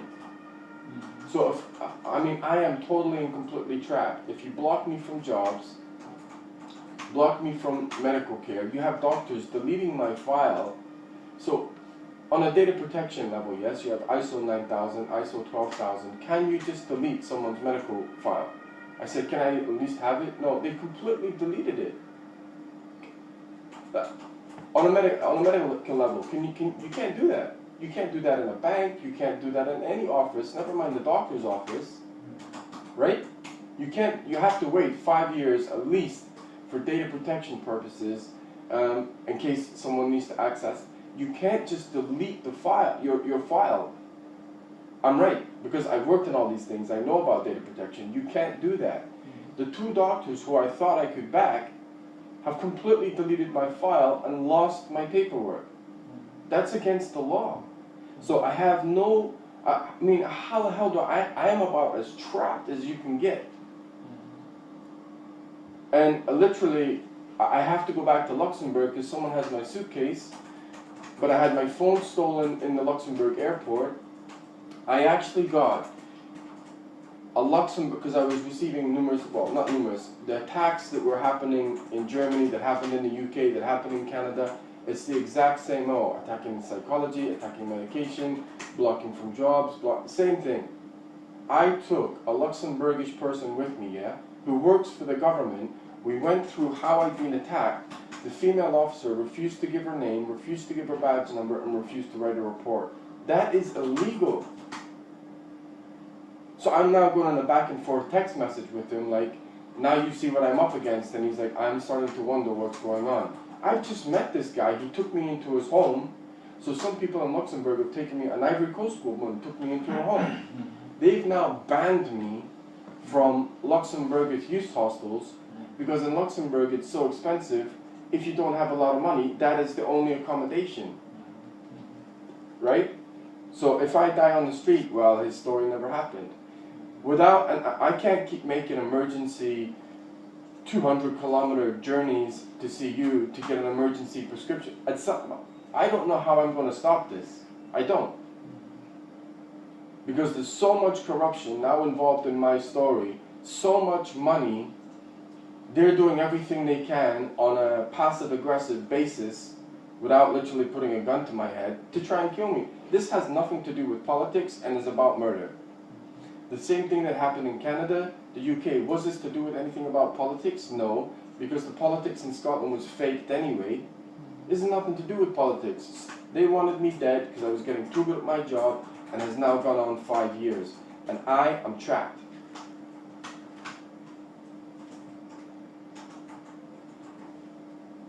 I'm adding people on LinkedIn, and at some point, someone's either got to do something or I can't survive. What can I do? I mean, literally, unless you have... There's thousands of people, tens of, maybe hundreds of thousands of people in Germany know my situation, and if no one's going to do anything, I'm going to die. And it's becoming apparent it's the same in Luxembourg. Remember when I traveled all the way to Denmark? So we're not just, I am completely cut off. Other than the prescription, and remember, I think, when was the last time I saw you? And I said I had the no money thing, right? How am I going to pay for a prescription? I'm going from 5 euros to 10 euros to 15 euros, people giving me dribs and I am literally, was made out to be something political when essentially it was attempted murder and now it's slavery. So other than the prescriptions that you gave me before for my nose, my asthma, and the sleep, if no one has the balls to actually go to the government and stop this, I'm going to die. Because it's not only Germany now. Anytime I try and save my life anywhere, do you know the number one people I'm up against now? And before you write this prescription, it's the police. The amount of attacks I've had from Polizei, Danish police, Luxembourgish police. Why? Who controls the police? The politicians. Who controls the politicians? The banks. Who did I work for? They are my number one. I mean, they are terrorizing me. To a degree, even if it's not a physical thing, do you think it's normal? So Luxembourg is a tiny country, yeah? 500,000 maximum. If I'm walking down a street, unless there's now a mass murder in Luxembourg, 17 ambulances and police cars will wait until they're right behind me, flick on the switch and lights and go right past me. Every single day. Do you think that's a little unusual? One last thing I will say is on a psychological basis. You know how I'm taking Zopiclone, right? And this all started with that Felicia Schiskal massively overprescribing that. That's how she tricked me. If you've ever have you ever been in a hotel? At some point in life, I'm sure you have. So, because I can't afford that, I'm staying in hostels, right? So there might be 2 or 3 other people in the room. If someone is threatening to fight you, take pictures, stealing your stuff, you go to the manager, can you please move me room? That's logical, yes? So I moved to, this is in Esch, in the south of Luxembourg. I moved to another floor, another room. Do you think it's logical for that hostel to then take everyone out of my room that I now get on with and put the other person back in my room and start it all over again? Is that a logical thing to do when the hostel's empty? It's not, is it? Why? You're instantly causing a situation, no? And then because they did that, I went and complained again, and that was the excuse for them to ban me from the hostel. You see what I'm up against? That whole situation had nothing to do with me. If you cut me from jobs, cut me from accommodation, I can't survive. I come here for the prescription. I have a bit of a battle when I make phone calls to the receptionist. I'm in a dogfight to save my life. And if I don't solve it by, my birthday's on December 10th, yes? Christmas is coming up. If it doesn't stop soon, I will not survive till January. It will be over. Because I am now so tired from this beating. And it's a genocidal beating of an innocent man. I just don't have the strength anymore. That guy in Bonn has been a legend. He's kept me alive. He don't make a lot of money, but he's going out of it. He bought me these shoes. The whole thing is, I had Prada, Gucci. I don't dress like this. If you make someone homeless, cut them off, they die on the street, I'm just going to get thrown in the river. There's so much money on my head now because my story is so bad and I am a high-profile person working at all these places. they'll throw me in the sea.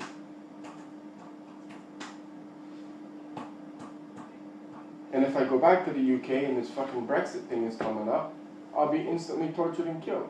I am trapped.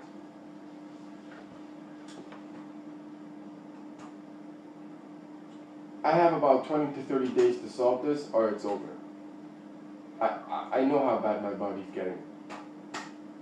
There's only so many broken bones I can take.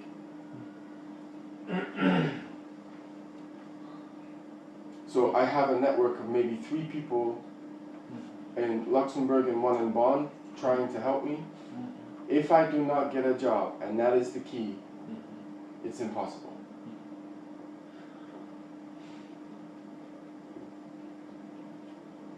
I'm actually going to go to Sky Sports after this and say, the reason they blocked me in Düsseldorf, blocking someone from a job center, have you ever heard of that?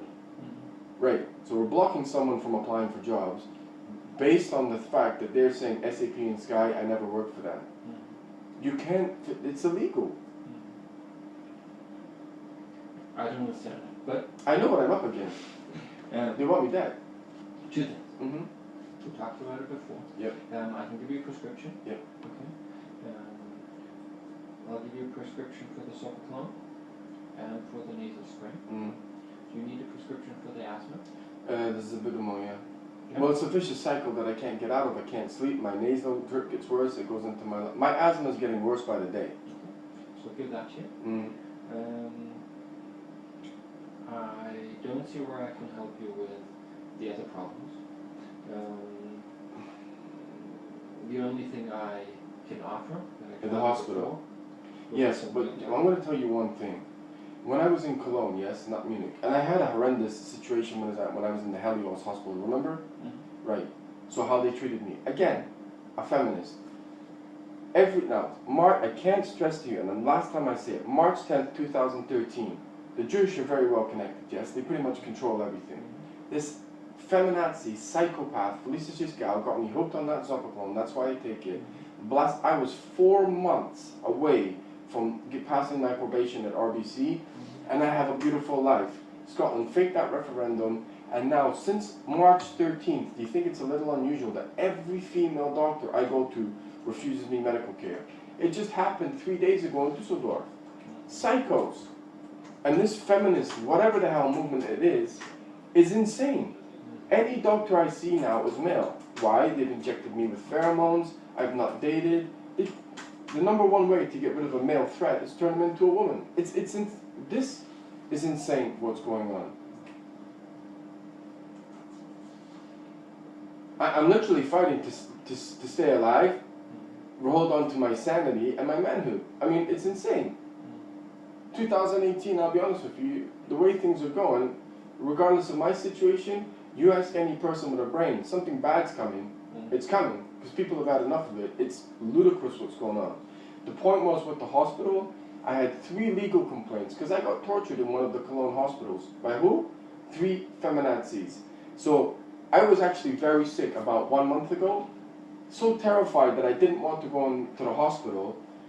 I went down to the basement, locked the door in one of the toilets, and managed to get my health back together because I didn't know what they were going to do to me in the hospital.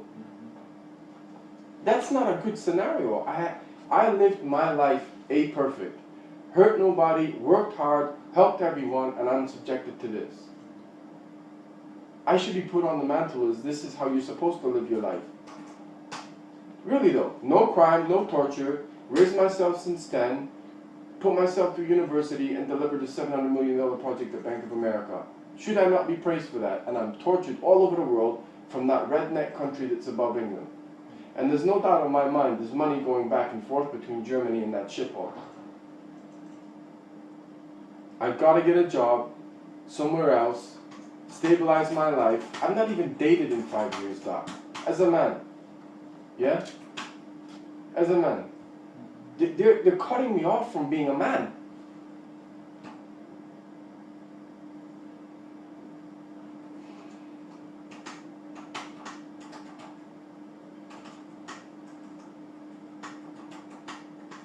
And for diacony to do that, if the church is doing that, then I got a big problem.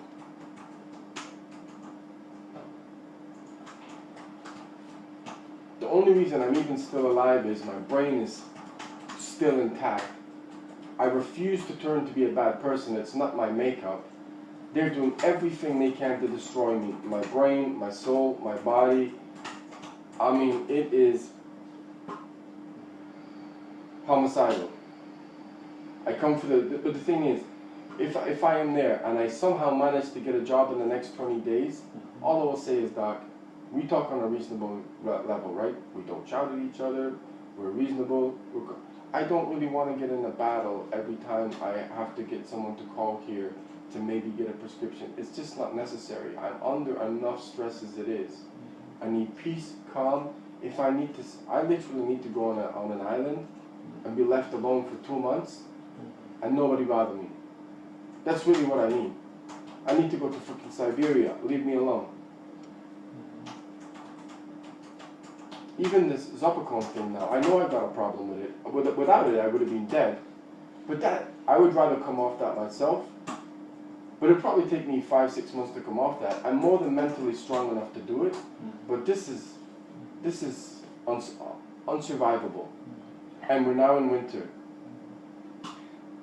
I put down that if you need a Zopicon, we can send a prescription to you. I just don't need to get in a battle with someone. I've already put it down, yeah. So we know.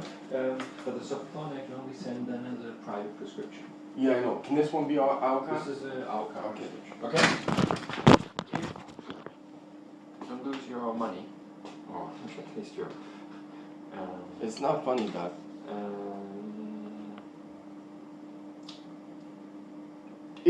So you're a doctor in Munich, right? Are you trying to tell me, and this is not really your go-to, all these doctors and whatever, surely someone can step in and do something to stop this. People are connected. We live in 2018. I mean, still, I told you, I think... I feel terrified going into hospital, based on what happened in Munich, based on what happened. I have 3 legal battles with hospitals. At the same time, if you think you need that kind of help, let me know and I can Doc, organize. I'll be honest with you. I'm so terrified to go into a hospital, not just in here, also in the UK, someone doesn't put a little something in my drip. That's where I'm at. I understand that. I know, but understand that you understand the situation I'm in. I understand. It's about as bad as you can get. Well, I need more than luck. I need someone with the balls to do something.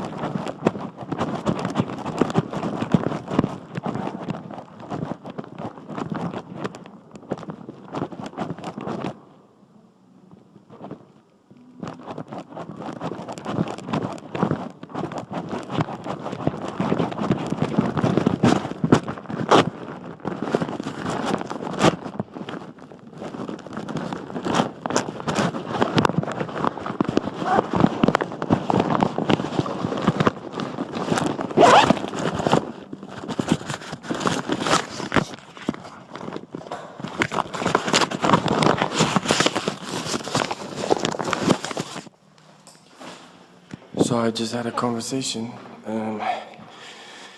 This is the clinic, yes, that also took the MRIs of my thigh that basically diagnosed that I had been tortured, so people know exactly what's going on.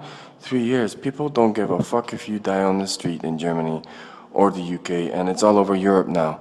I went to Denmark, threatened me with guns, knives, it's everywhere.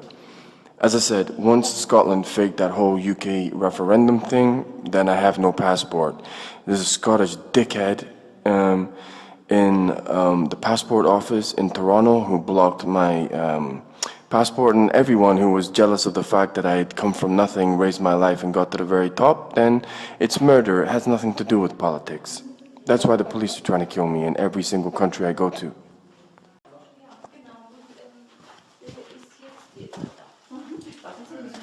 My hands are busted.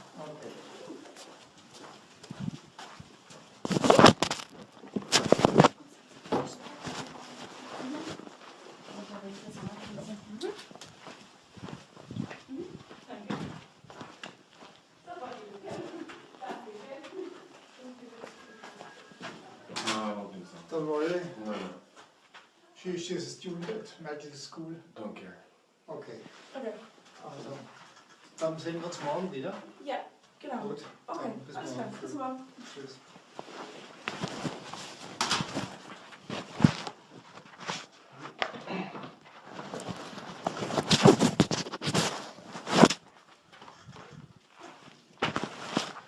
So,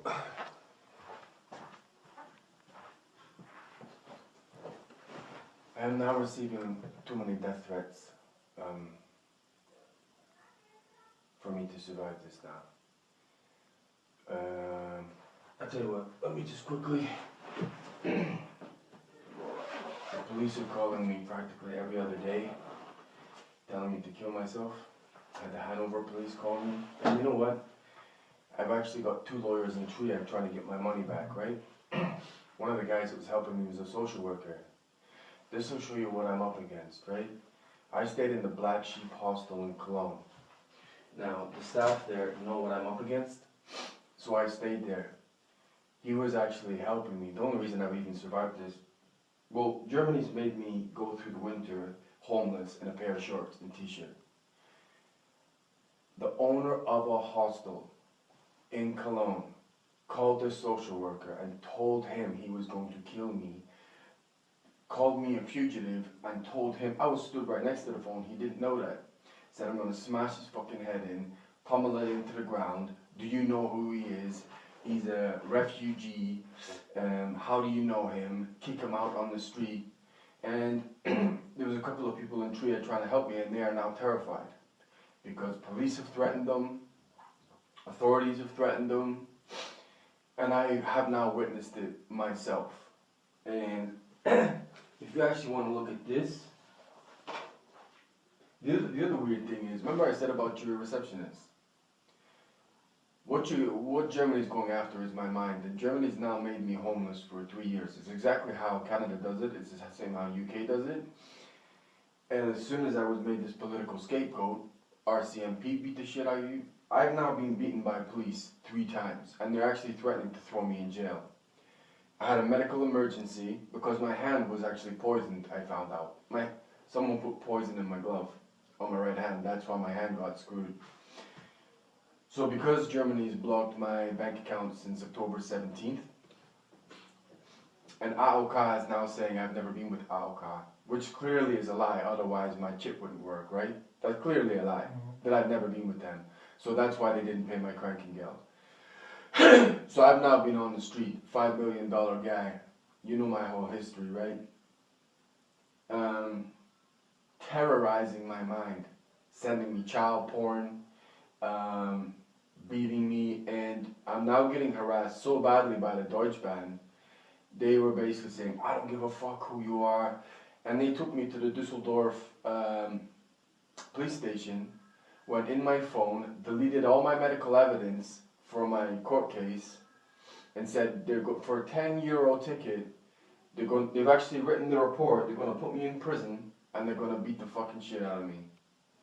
So if you don't believe me, and I mean, you say you wonder why I go to the bathroom a lot, right? Some of these reports, I can't obviously read German because your country hasn't allowed me to do that. But what does that mean in English? That. Vorsätzlich, intended, Körperverletzung,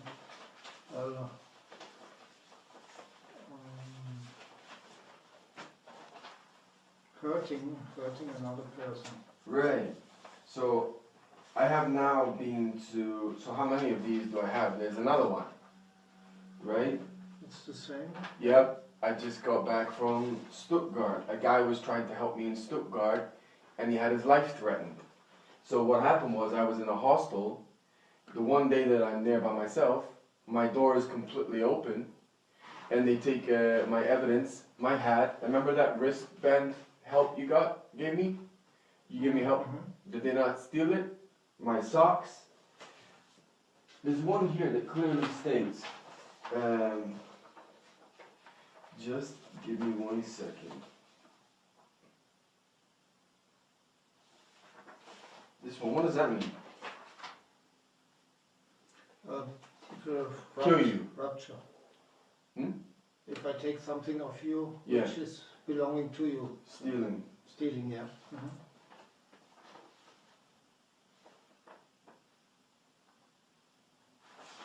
And this, well, I mean, this is just now impossible to solve because anyone who wants to help me is now terrified because now they're getting death threats.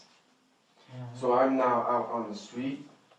This one, what does that mean? The room. Pretty much means I will kill you. I will kill you, I will hurt you, or something like that. Do you know how many of these I have? So there's now tens of thousands of Germans know. It actually got so ridiculous in Trier, on couch surfing, right?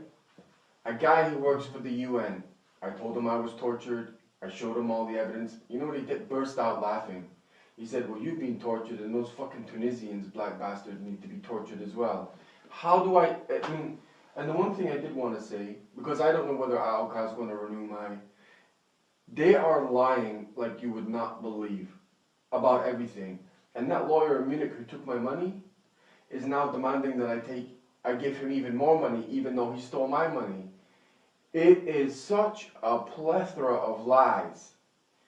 Do you understand that since October 17th, I've had to somehow survive with no money, no food. I've actually been refused water. And I don't have my pouch over there. Do you know what they always go for? My razors. It is to make me look as homeless as possible. I was a model, actor, top athlete. It has become so disturbing. Pedophiles all over the place here, and they are paid off. And now that I know, I was stood next, he threatened a guy from Göttingen, basically called there, is Facebooking me, threatened to, I don't know these people. I actually, even in Bonn, where I have another doctor who took a picture of my foot because it was about to fall off. It was that bad. He's like, this is seriously dangerous. The 3 hospitals in Cologne refused to treat me, my hand, and they're now being investigated by the North Region, whatever, right? I was there 4 times. They didn't even register that I was in the hospital. You're a doctor. Is that not illegal in any country? If I see a doctor in a hospital 4 or 5 times, different ones, they all get the diagnosis wrong, they never registered me with my AOK once. That's illegal in any country, not just Germany, no? If you see a doctor, you have to do the AOK, right? Completely denying it. I mean, what I am being subjected to is probably, whether I live or die, one of the most horrific assaults on one person in history. Because it's out and out slavery. I am being oppressed like you cannot believe. If a Muslim family and complete strangers don't take me in, how on earth am I supposed to survive? And the thing is, I was in Stuttgart, right?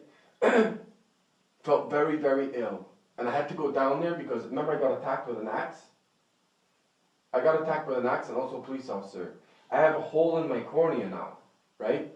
The artery down the back of my spine has now become so thin, it's dangerous that I could die. So I went all the way to Stuttgart to find that out because they did ultrasound on my neck. That was, German authorities did that. And to this point, they've been pushing me to commit a crime. And it's not just that RCMP did it in Canada, UK. the authorities, the police, as soon as this became political and I got sold, they own the police, and they're now threatening to put me in jail for a 10 euro, if I go to jail, right, for a 10 euro ticket, my life is over. And not only that, he said, the police officer said they were going to do bad things. Really, I mean, I don't know what you want. And the one last weird thing is, before I get the medication, and this... What do you intend to do? What do you want me to do, Doc? Have you not seen that I have tried everything in my power to get out of this? I've been chased in Portugal, France, and it is clear to me...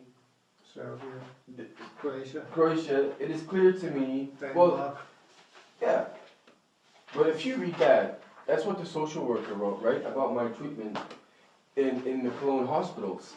Sexist comments made, racist comments made, refusal to committing the wrong operation. As soon as I was made, this comes from Scotland. I can't even say that word anymore. I am being terrorized. The reason I lost my Canadian citizenship was because of that island. The reason this is happening all over Europe and Germany is because of that, and I cannot get out of it. And the thing is I went to the Stuttgart police station 72 hours just to log a crime, and they're like, why do you want to log it? I said, well, it looks like I'm going to die in Germany. I can't stop it, because I can't fight 90 million people by myself, and I'm getting chopped down. You know what they did? After they called the Black Sheep Hostel. Black Sheep Hostel called me a fugitive. They kicked me out the police station, and as soon as I turn the corner, you have German police now, right, giving me the finger and laughing as they go by. Now, you know how many cities I've been in now, right? I mean, what city have I not been in? Right? You know this. As soon as I get off the train and I'm going to meet somebody, within 20 seconds a police car is following me. The last thing I will say, how did I end up in Trier? Because I went couch surfing there. A student who is at the University of Trier, right? So I'm there and I have some evidence and I want to upload it to my site. It's the only thing that might save me. Turned out, he hacked my USB. He said, I got paid to do it. I'm not telling you who. So when you have a USB, it's on a DOS network. Basically, someone hacked the USB and blocked the information. And I found out through another hacker, yes, someone manually hacked your USB. So when I asked them, people are getting paid all over the place. Who's doing it? I work for the banks. Your government is pulling the strings on this, because why else would every police officer want me dead? It was the same in the UK, same in Ireland, same in Portugal I've never been to, and I even went to the consulate of Spain and Portugal and said, why the hell was I treated like this? You're not Spanish, you're not Portuguese, fuck off. And I recorded it. So, in reality, how do you even think I'm paying for the medication you're sending me? I am having to pull out miracles.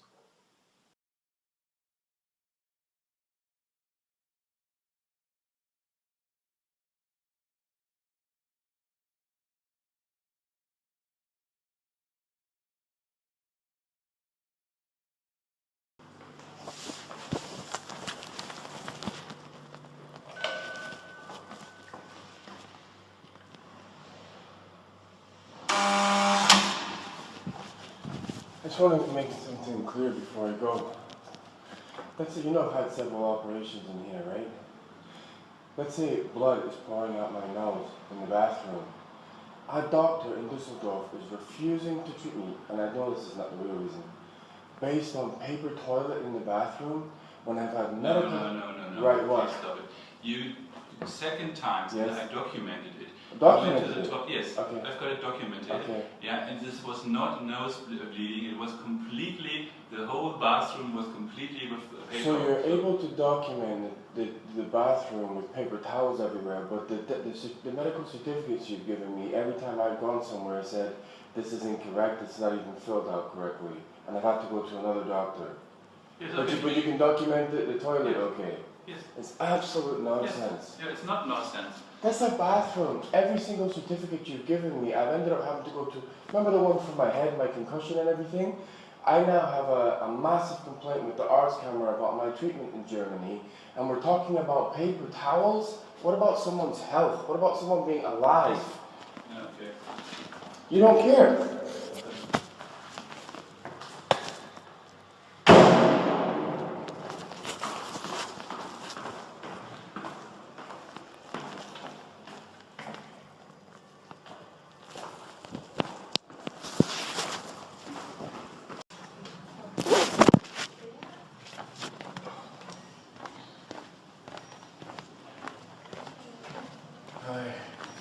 Okay, yeah.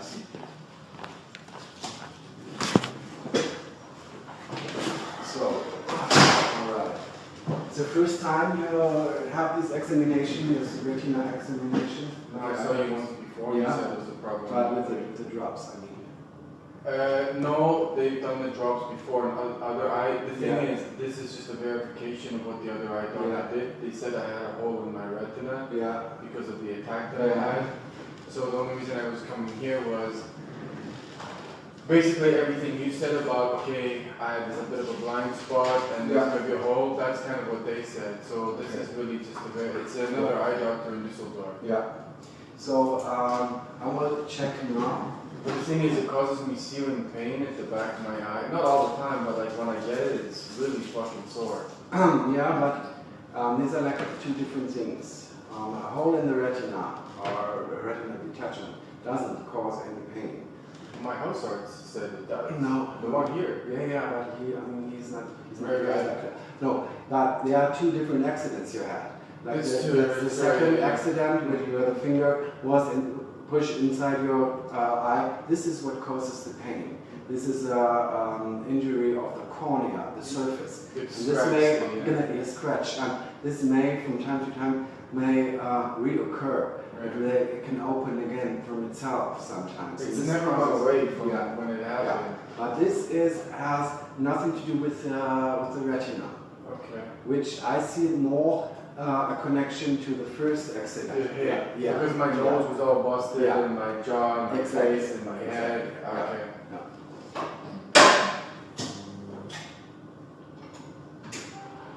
And you have, like, we have now an appointment down at the Dirk Burner, is that right? Yeah, I basically sent him Alka screwing me around for money, so I'm owed a lot of money, I'm in a bad situation, and my health is deteriorating rapidly. So I have 4 legal battles right now. 2 against 2 employers and Alka.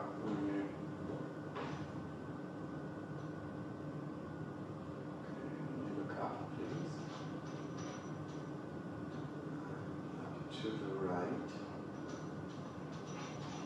Okay, to the right. Yeah. And down. This way. Yeah. Perfect. And all the way down. It's uncomfortable there. And down to the left. To the left.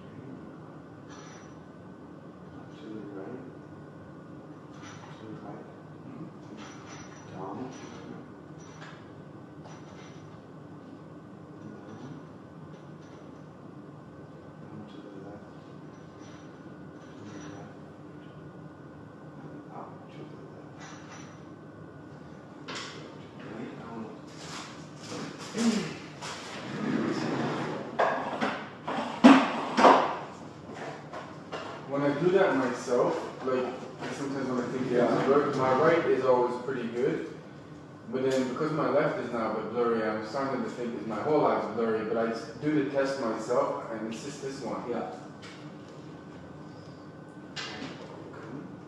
Just only coloring the surface. Don't want to look like directly. It's yellow. I look like jaundice. It will disappear. Just close for a few seconds, and now open, and yeah, keep it open. Good.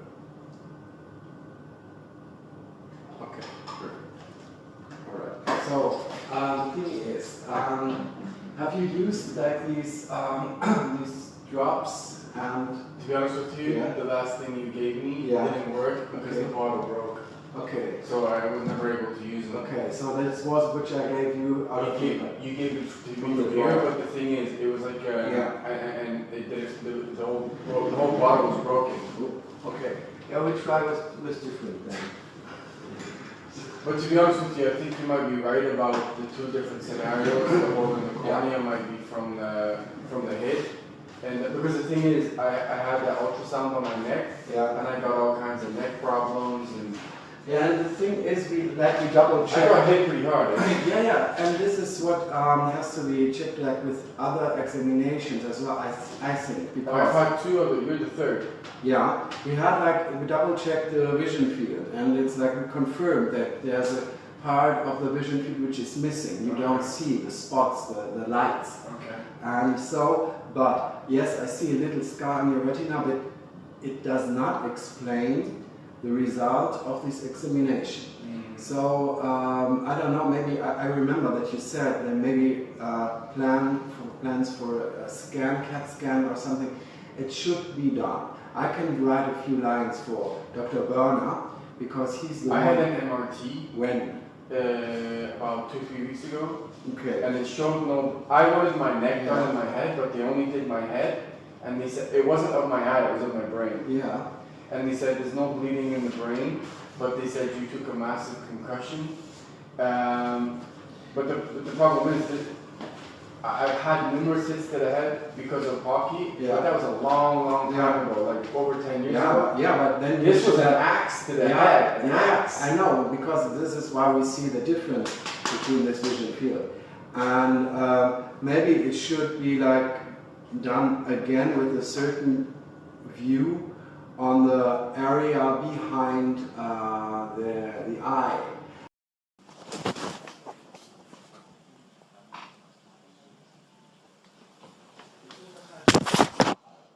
Ich könnte so den Herr Fraser in 3 zum Röntgen bringen. Max ist nicht bei mir.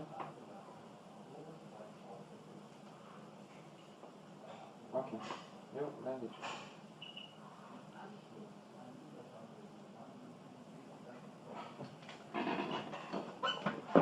So, Sie werden gleich zum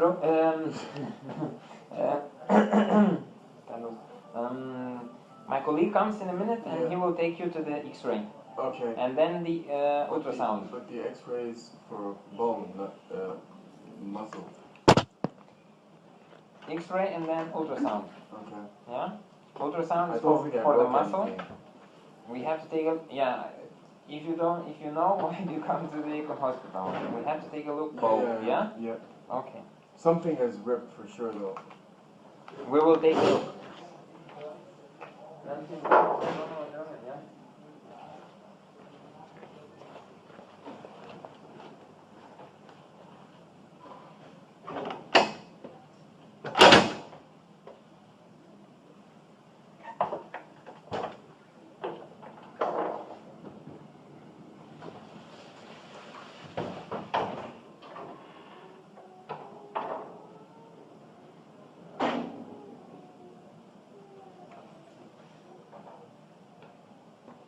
Please take your baggage. I'm going to bring you.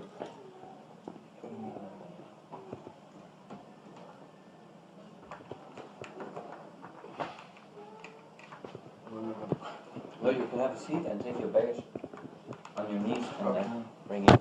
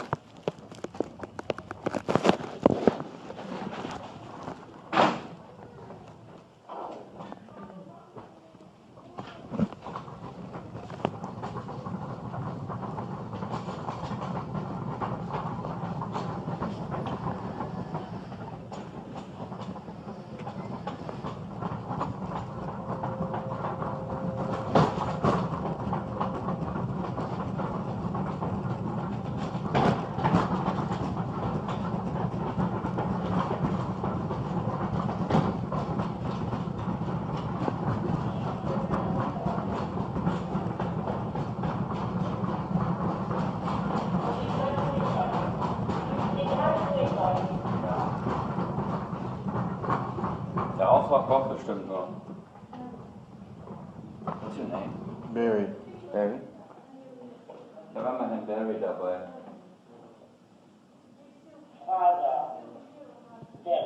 Genau, ja.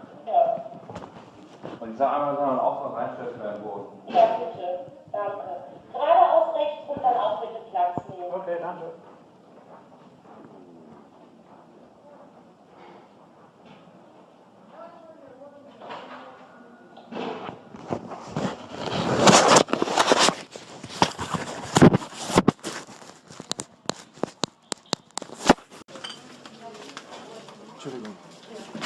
Do you have the telephone number for Hamburg? Accident Düsseldorf. Contact Hamburg. They note down massive accident. Almost broke my leg. They said Düsseldorf is not the main center for etiquette. Noise is the main center. So I'm now traveling around on a busted ankle for 4 days trying to speak to someone in etiquette, and the etiquette store won't even call etiquette. Okay, haben Sie vielleicht nur die Nummer von Hamburg, also irgendein Center von da? Können Sie das vielleicht schon? Nur die Nummer, er braucht nur die Nummer, Adresse und so. Und weil in Düsseldorf haben die das hier Neuss angeschrieben, dass er in Neuss in den Edeka Center hingehen muss. Und die haben mich die. So what am I supposed to do? I have an accident in Edeka, then in the Düsseldorf and Hoffenhof, they steal everything. I beat the 4 Edekas. Not one Edeka store will contact their own head office. Haben Sie vielleicht in Neuss einen Sitz? Nein, der Hauptsitz ist in Hamburg. Hamburg ist der Hauptsitz. I know. Aber in Neuss haben Sie doch Gibt bestimmt auch was, ne? But I beat it. Alles über Hamburg. But how can you be in an Edeka and not want to contact your own head office? No, but it's crazy. Könnt ihr euren eigenen Hauptsitz nicht anrufen? Wir haben keinen eigenen Hauptsitz. In welchem? Also in Hamburg. Das war in Düsseldorf. Which part in Düsseldorf do you be? The Berliner Allee. Berliner Allee. I can't go in. They I will call don't them. need the telephone. Oh No, my. they will call them. They will call them. They've told me I can't go back in that store because that's where the accident happened. Please. Also hier kann man nur über Internet Kontaktformulare anschreiben. Die haben keine Telefonnummer in Hamburg. Sie können nur über Internet, also über E-Mail-Internet. What country am I in? Really, what country am I in? I don't know. I don't know. Well, this is like fucking Twilight Zone. I don't know what country I'm in. Oh my God.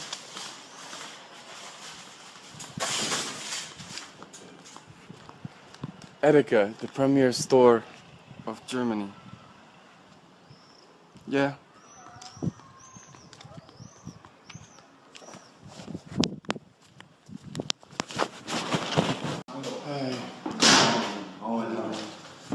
Wir sind das erste Mal hier. Oh, mein Deutsch ist Katastrophe. Okay. Das heißt lieber Englisch? Yes, please. Okay, so your first time here in our practice. And so what has happened? What is the problem? Okay, so basically I got attacked twice in a very short period of time.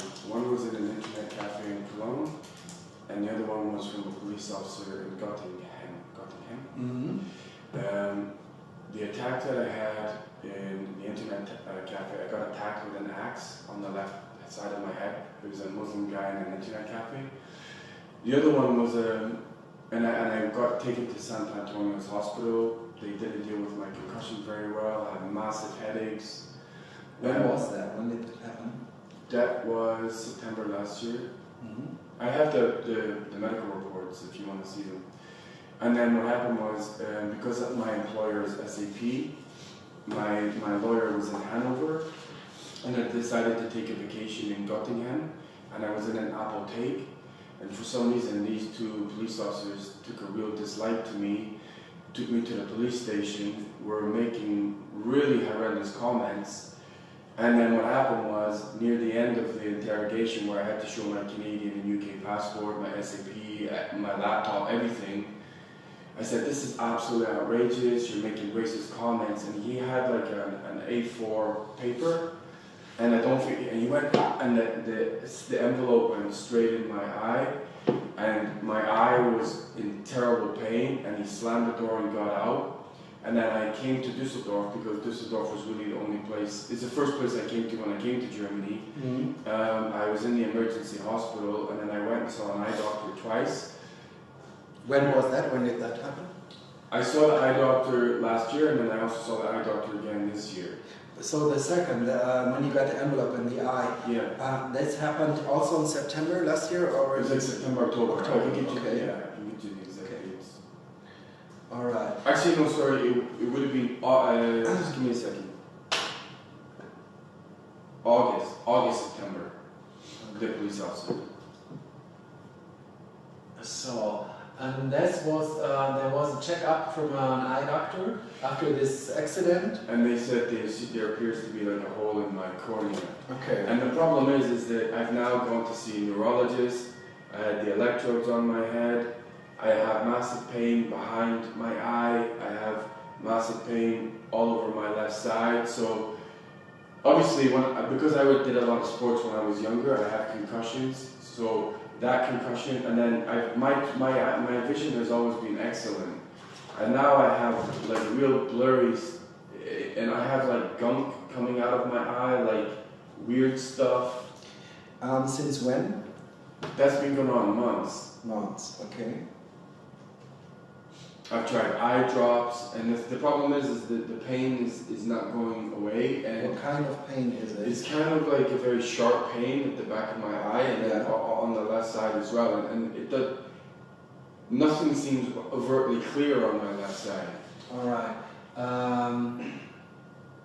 So because what happened was when the envelope went in the eye, the eye doctor said there's scratches on the eye. Yeah, it scratches the surface, and the cornea is very, that's very painful. Yeah. But usually it doesn't leave any scars, and it heals in a couple of days. But it can stay, the surface is not as stable after such an accident as it was before. Right. And so what happens sometimes is during the night when the eye gets very dry and you wake up, you open your eye and the surface, the epithelium we call this, goes up again. And so it's like a really sharp pain you have then. Well, the problem is that it's never really gone away from when it happened, both with the attack on the internet from the guy with the axe and this police thing.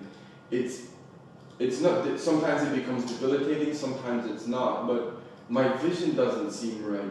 It's not as clear to me as it was. Okay, so I see you now the first time. Yes. So I can make like a short checkup. Okay. We already made some examinations. Okay. And we can do like a plan. Okay. What else to do? Right. Because this is like a. Well, my house is here, so. Yeah, it's a Dirk Berner, no? Yeah. Okay. Good. So the visual acuity which was tested is good on both eyes. Okay. But it's different if I say it is good because you achieved the same numbers you were reading with the left eye as you were reading with the right eye. But for you personally, it can also be like the left eye is weaker or somehow has not the same quality. It's just more blurred. Okay.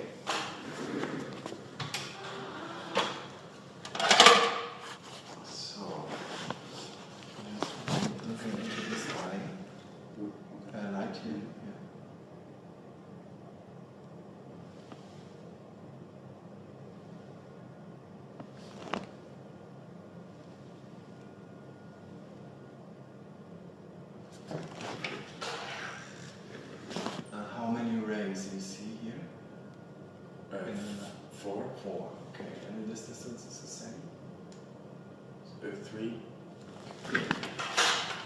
Just watch.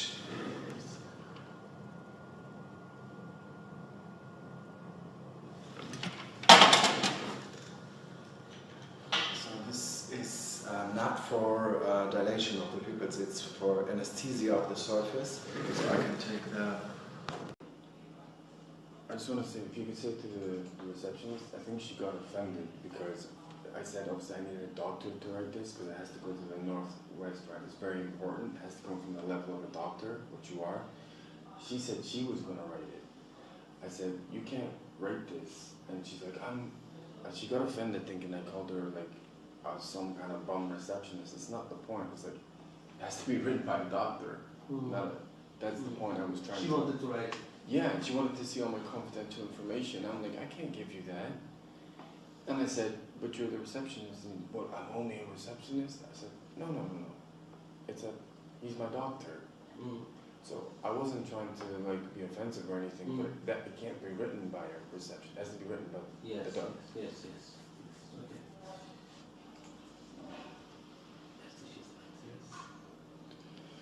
This is very important.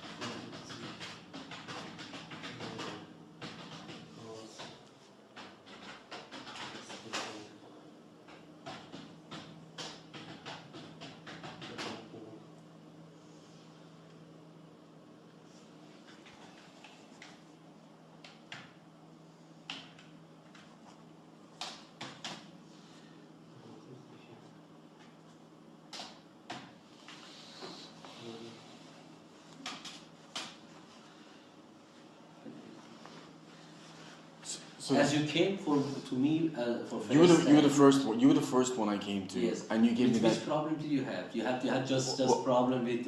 Well, I had headaches. Yes. Because of obviously the concussion that you couldn't sleep. I couldn't sleep. Massive headaches. So I think you gave me painkillers. Yes. And obviously a little help with sleep. But the sleep is not the main issue here. The main is the pain that I had from the concussion, and. So when did I first arrive here? When I was a patient. When was the first time I came here? Yeah. No, when was the first time I came here? I don't know. I have to do it. Okay. But I think it's important you put that in there. I started to become a patient. Yes. When you came here, that was on 9th of November. Right. So I think it's important you say Mr. Fraser has been a patient. Kanadier, ich arbeite seit Dezember 2016 bei der Firma SAP, wo er von seinem Chef richtig gemobbt und belästigt wird. Unter anderem werden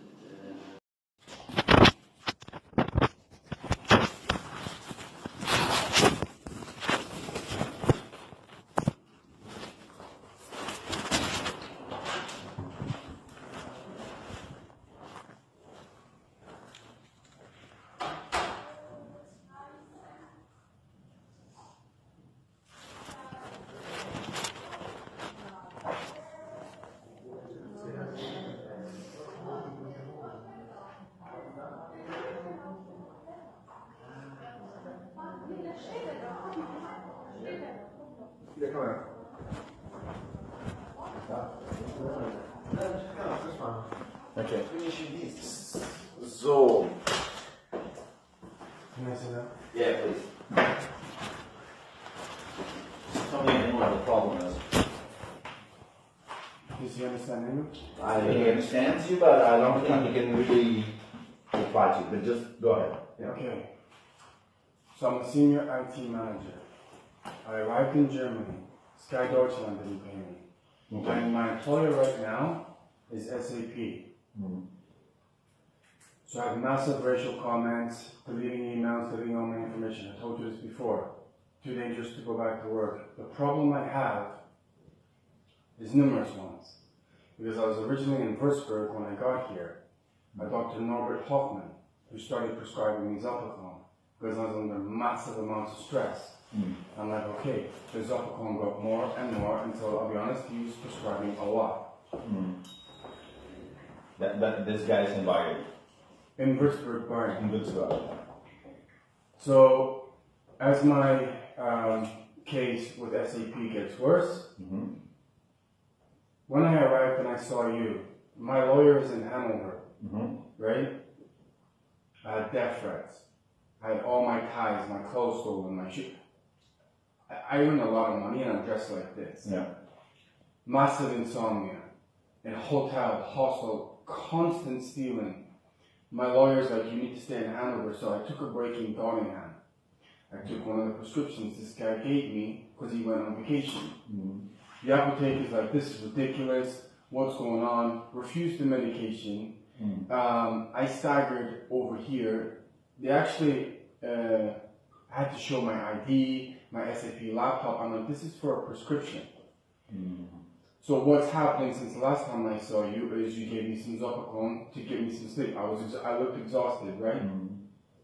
So since I've been here, no one's attacked me or anything, but my lawyer has disengaged because he's like, you're not living in Hanover. My email has now been blocked.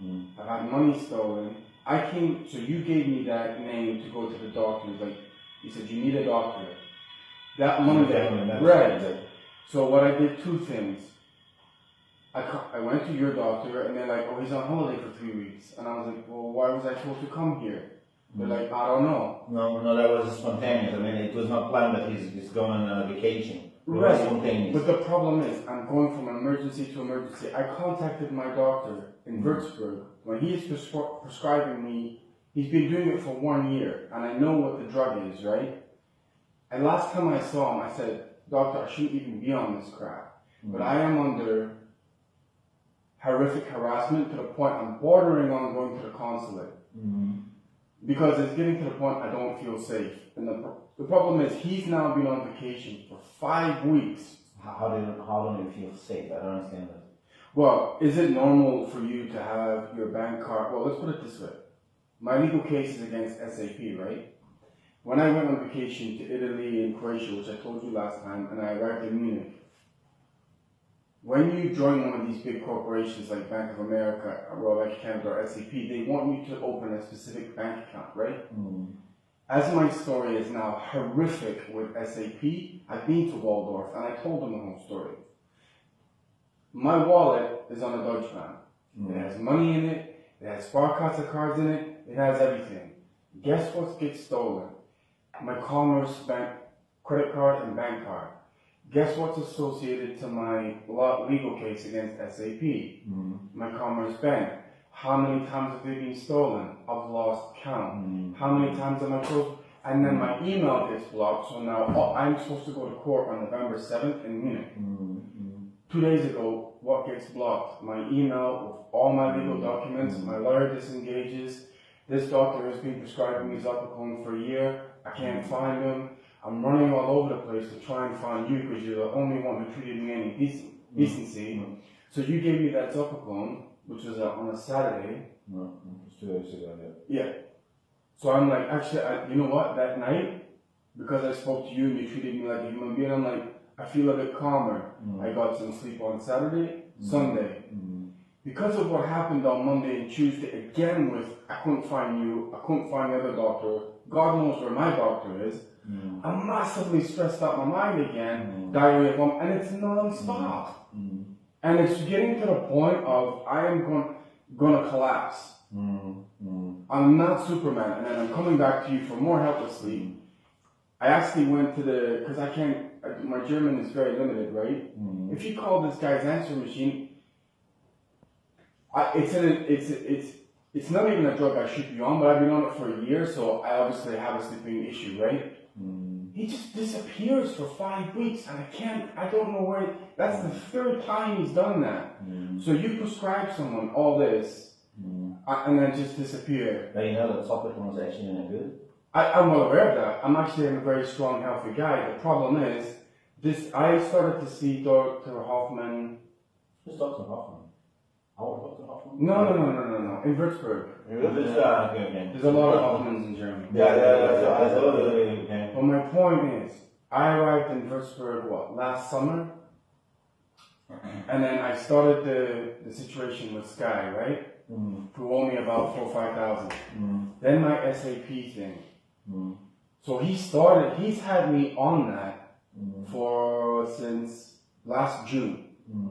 And I actually said to the doctor last time, I'm like, this is ridiculous. And I am at the point of I don't even want to be in Germany.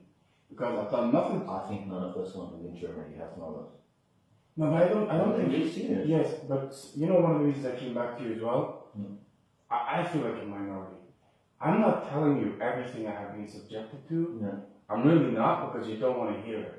Okay. I have been punched, kicked, spat at, beaten by police officers. I will tell you something now that you've made that comment.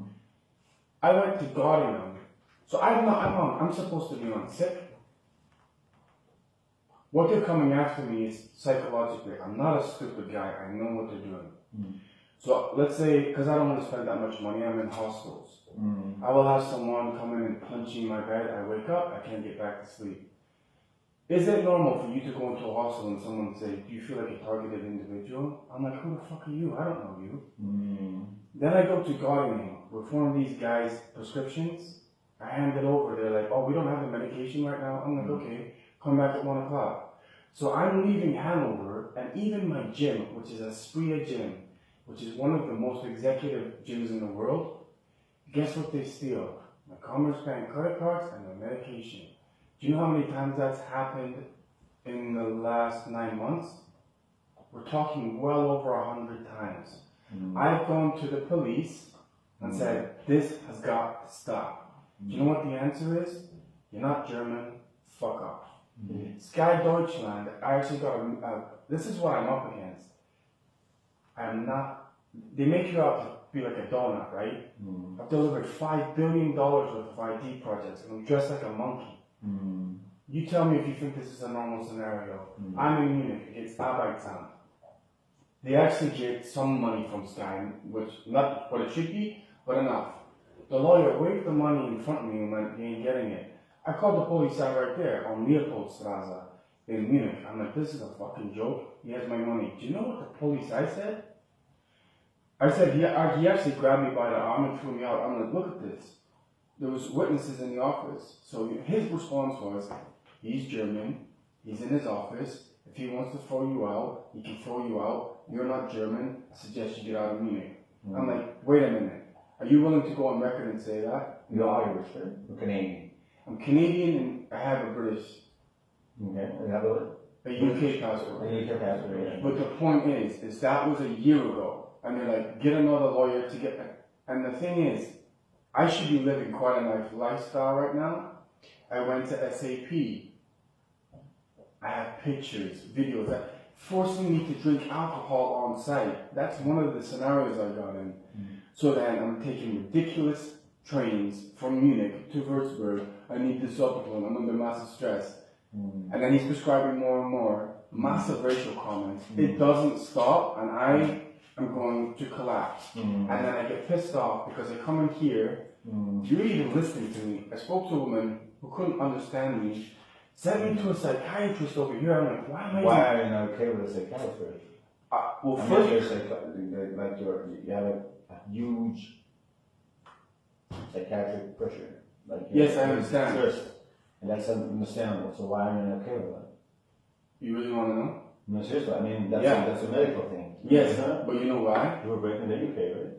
Yes. But when I was in Toronto, and I'm quite a young guy, right?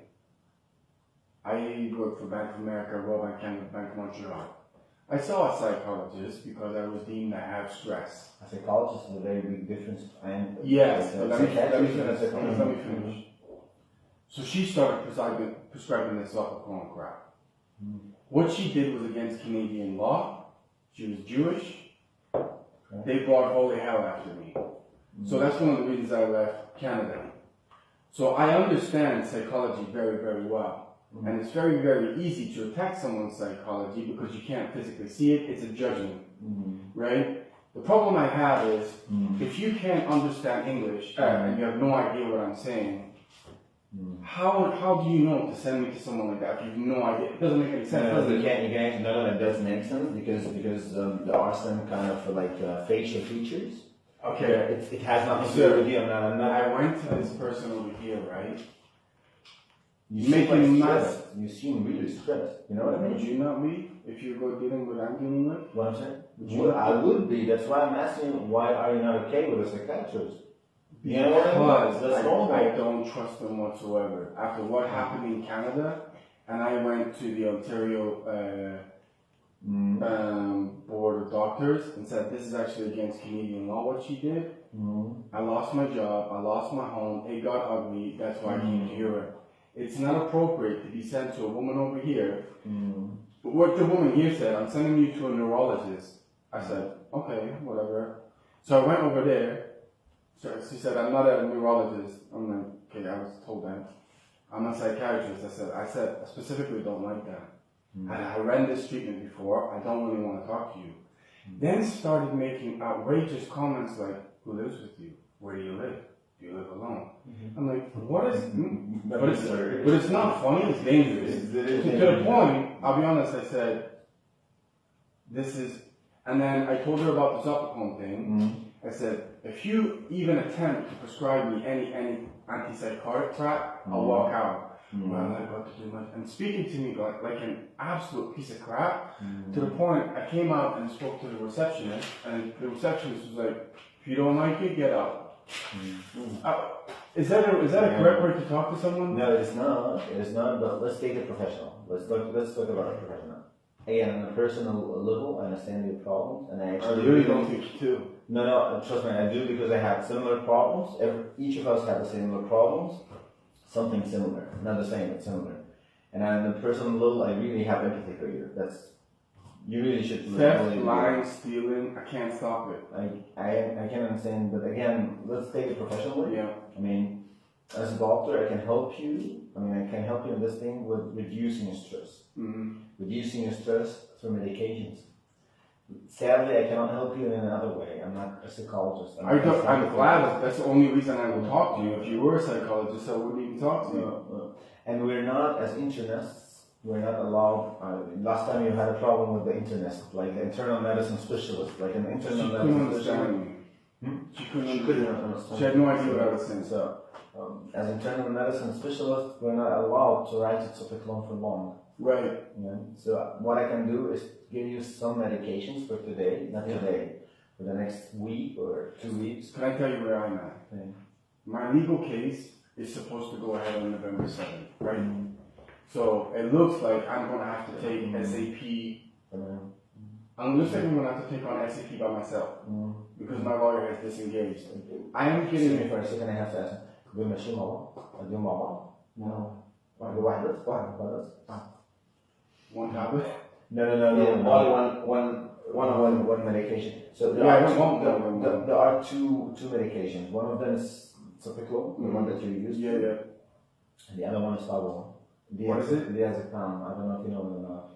It is actually for relaxing. I know what it is. Better. Can I tell you exactly where I'm at? Yeah. Usually I'm a very strong, healthy guy. I'm quite athletic. It is getting very close to the point of I cut my losses and I go. Because I shouldn't really be on any medication, but I am being subjected to a brutal harassment. And the thing is this, as an example, this guy has been prescribing this Zopicon for a very long time. I'm now well aware of what it is because depending on which doctor you go to, you get spoken to like an absolute, not very nicely. And I keep getting this thrown back in my face that I'm not German. I said, I am very sorry that I'm not German. You don't have to be sorry. No, but it's getting to that point. It's getting to that point. And the problem is that the amount of racial assault, I can't fight everybody. And the problem is let's say this doctor, I don't really specifically trust him because to go on 5 weeks and prescribe the amount he got, he's starting to think it's a big joke and it's a big game. It's my life.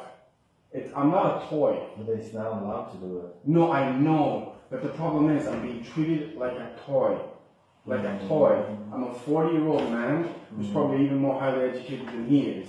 But the problem is I can't go to Sky Deutschland and say, give me my money. I can't go to SAP and say, give me my money. Because the whole time I've been here, and this is another thing, just on a basic level, sleep-wise, I've gone from hostel to hotel, to hostel to hotel. Yeah. Even if I didn't, that's difficult enough in itself for 14 months. You know why I'm doing that? Because I never know if I'm going to get paid and I'm not going to get paid. It is constant. I give you something with the left hand, I'm going to give it back with the right hand. So I'm constantly on edge. So it's getting to the point. Yeah. Okay. I gotta cut my like either my health completely collapses. Look at the state I arrived in when I first saw you. Either I figure a way to cut my losses and I go, or I'll be honest, if this continues much longer, my health will completely deteriorate, and I feel like I'm destroying myself here right now. I know exactly what this is. If I was treated like a normal human being since I got here, I should be living a decent life. I've not been to a bar, a club, lived a normal life because I am being bombarded with bullshit, like on the Deutsche Bank. I'm not German, racist attacks, constant theft, my employer not paying me. It's non-stop. And I literally got to the point in Göttingen, I'm like, if you really don't want me to stay in Germany because I'm not German, just fucking tell me. Because even when I'm in Canada or UK or whatever, Germans might be getting racially assaulted, I'll be the first one to go, hey, you can't say that. Dude, what I have dealt with has been, and excuse my language, brutal. Brutal. And I actually dress like this because I refuse to buy any more clothes. I normally have the Prada, the Gucci, I'm sick of the theft. I have gone to the, if I can't go to the police and say, by the way, this guy just punched me or he just stole that and they won't record it, I have a big problem. And as my court case gets worse, well, closer and closer, it gets worse and worse. Where I am in Düsseldorf right now, no one appears to have bothered me in my accommodation. But dude, I'm staying in a hotel. I'm not a millionaire. I can't, it's not normal accommodation. And the receptionist actually said to me, she's like, with the amount of mail and everything you're getting in your situation, like, one, a receptionist said, how are you surviving this? And two, why don't you get an apartment? The first one, I can't really answer, I don't want to answer. The second one, let's say I commit to an apartment here, right? A cheap apartment, and then they refuse to pay me, I am totally screwed. Whereas if I'm in temporary accommodation and it gets so bad that I have to leave, I can leave. And that, I have been jumping through hoop after hoop since I got here. As a Fraser, I have to tell you something. I really, really would like to help you. Yeah, but at the end of the day, I can only help you medically. And at the end of the day, I have to check out patients. You know what I mean? I'm really sorry for saying this. The other patients. Oh yes, I know. You asked me, and I'm telling you. I cannot just, There's not a whole lot you can do. Let's get to the point. Do you need topical? Yes. Or do you want something else? Or it's the only thing that helps me. The only thing that helps you. Yes, and what I will say is I need a permanent doctor. And Hoff is a good one. But he's not here. No, he's back. I think he's back from his vacation already. I think. When I went the Monday after I spoke to you, I was told he's not here for 3 weeks. 3 weeks is not up yet. When he comes back, you can talk to him, and he will always prescribe you what you want. We're not allowed to prescribe Topiclone for longer. I understand that. Just understand the pressure I'm under. I really have empathy for this because I had similar situations. But I have to tell you, at the end of the day, we're all German. Yeah, for sure. I'm not only non-German. I'm also black-haired. I'm also black, not black, but dude, dark. when I'm in the sun, I'm brown. I'm trying to make a joke of it, but all I'm asking is to be treated like a human. That's really it. Try this guy, and I think he will help you a lot. I mean, Hoff, this clinic, like the private thing, cabinet, and again, he will help you for a while, but then he will say, I cannot do it anymore. Well, after November 7th, depending on what happens on that date. I don't think you're by yourself, you said. What do you mean? No, that's when my court date against SAP is. Okay. Depending on what happens on that date, is going to completely determine whether I stay or I don't. If they screw me in court, that's it. I've had enough. I wish you all the best. Thanks for listening to me. No problem. Enjoy. Your first question, you have to print it. Yeah, exactly. You have to go to the nurse on the phone and she'll print it for you. Enjoy, huh? Have a nice life. Bye. Bye. Very good. So, you want to tell me? Yeah, I'll do it.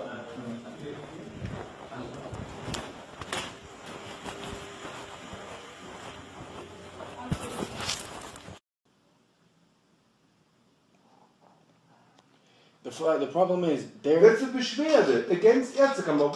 Why you will make a Beschwerde? Because when I went to the hospital, remember I came the first time and I said they won't treat me. You said no, go back. They have to treat you. They didn't treat me and they won't give me my patient file. So the forms that you gave me, they kept them and they won't give them back to me.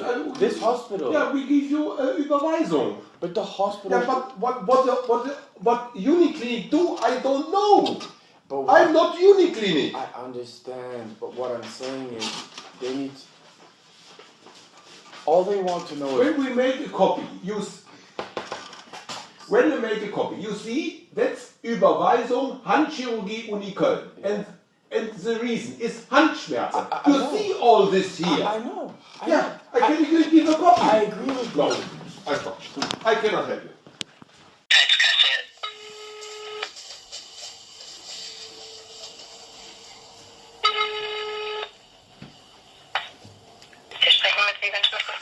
Hallo, Entschuldigung, 9 sprechen Deutsch, sprechen English?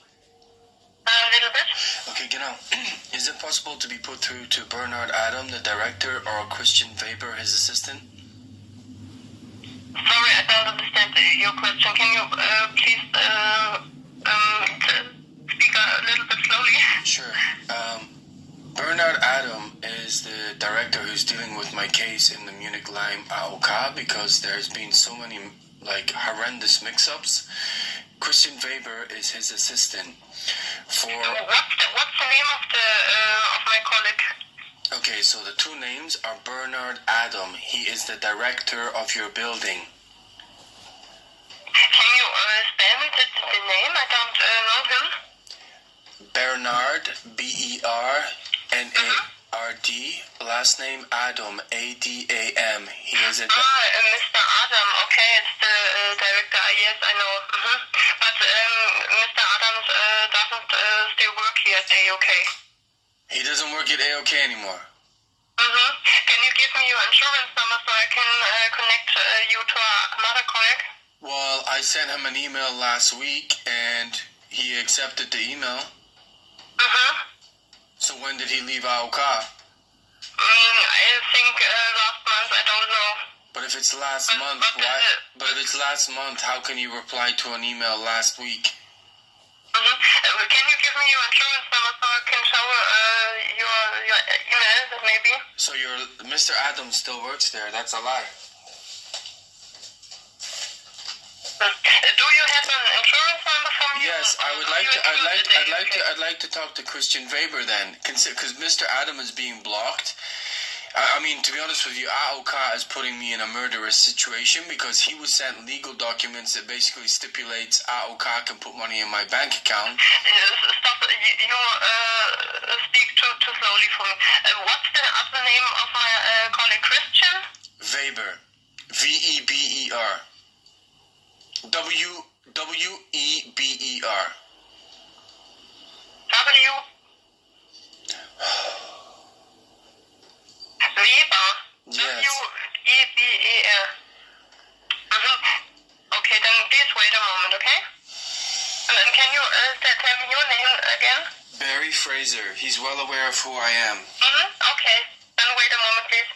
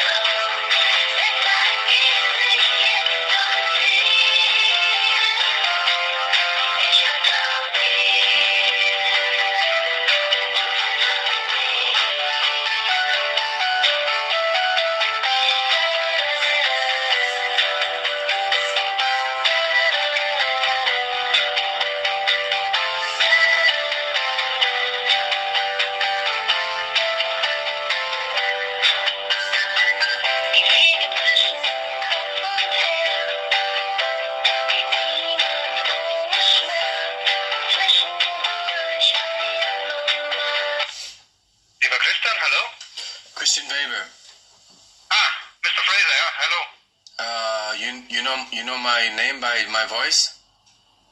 No, the colleague told me she got me the phone call and told me there is Mr. Fraser on the right. phone, So and then I know it. right. So I really don't want to go around in circles here, but I have a very high-profile lawyer in Cologne that has. Look, I saw the emails that you wrote, right, and it was pretty much a coordinated attack because when I left, I had a lawyer in Hanover that you're well aware of, correct? Yeah, I remember. Right. And then I got attacked in Hanover, and then I got attacked in Göttingen, and then I ended up in emergency with almost brain damage. I then got sent to San Antonio's because I got hit with a baseball bat, all related to SAP. You're aware of me writing all those emails, right? Yeah, so basically, that lawyer disengaged. The last email that he sent, because we were starting to communicate on GMX, my GMX account got blocked, as you remember. I told you that as well. And you wrote it. right.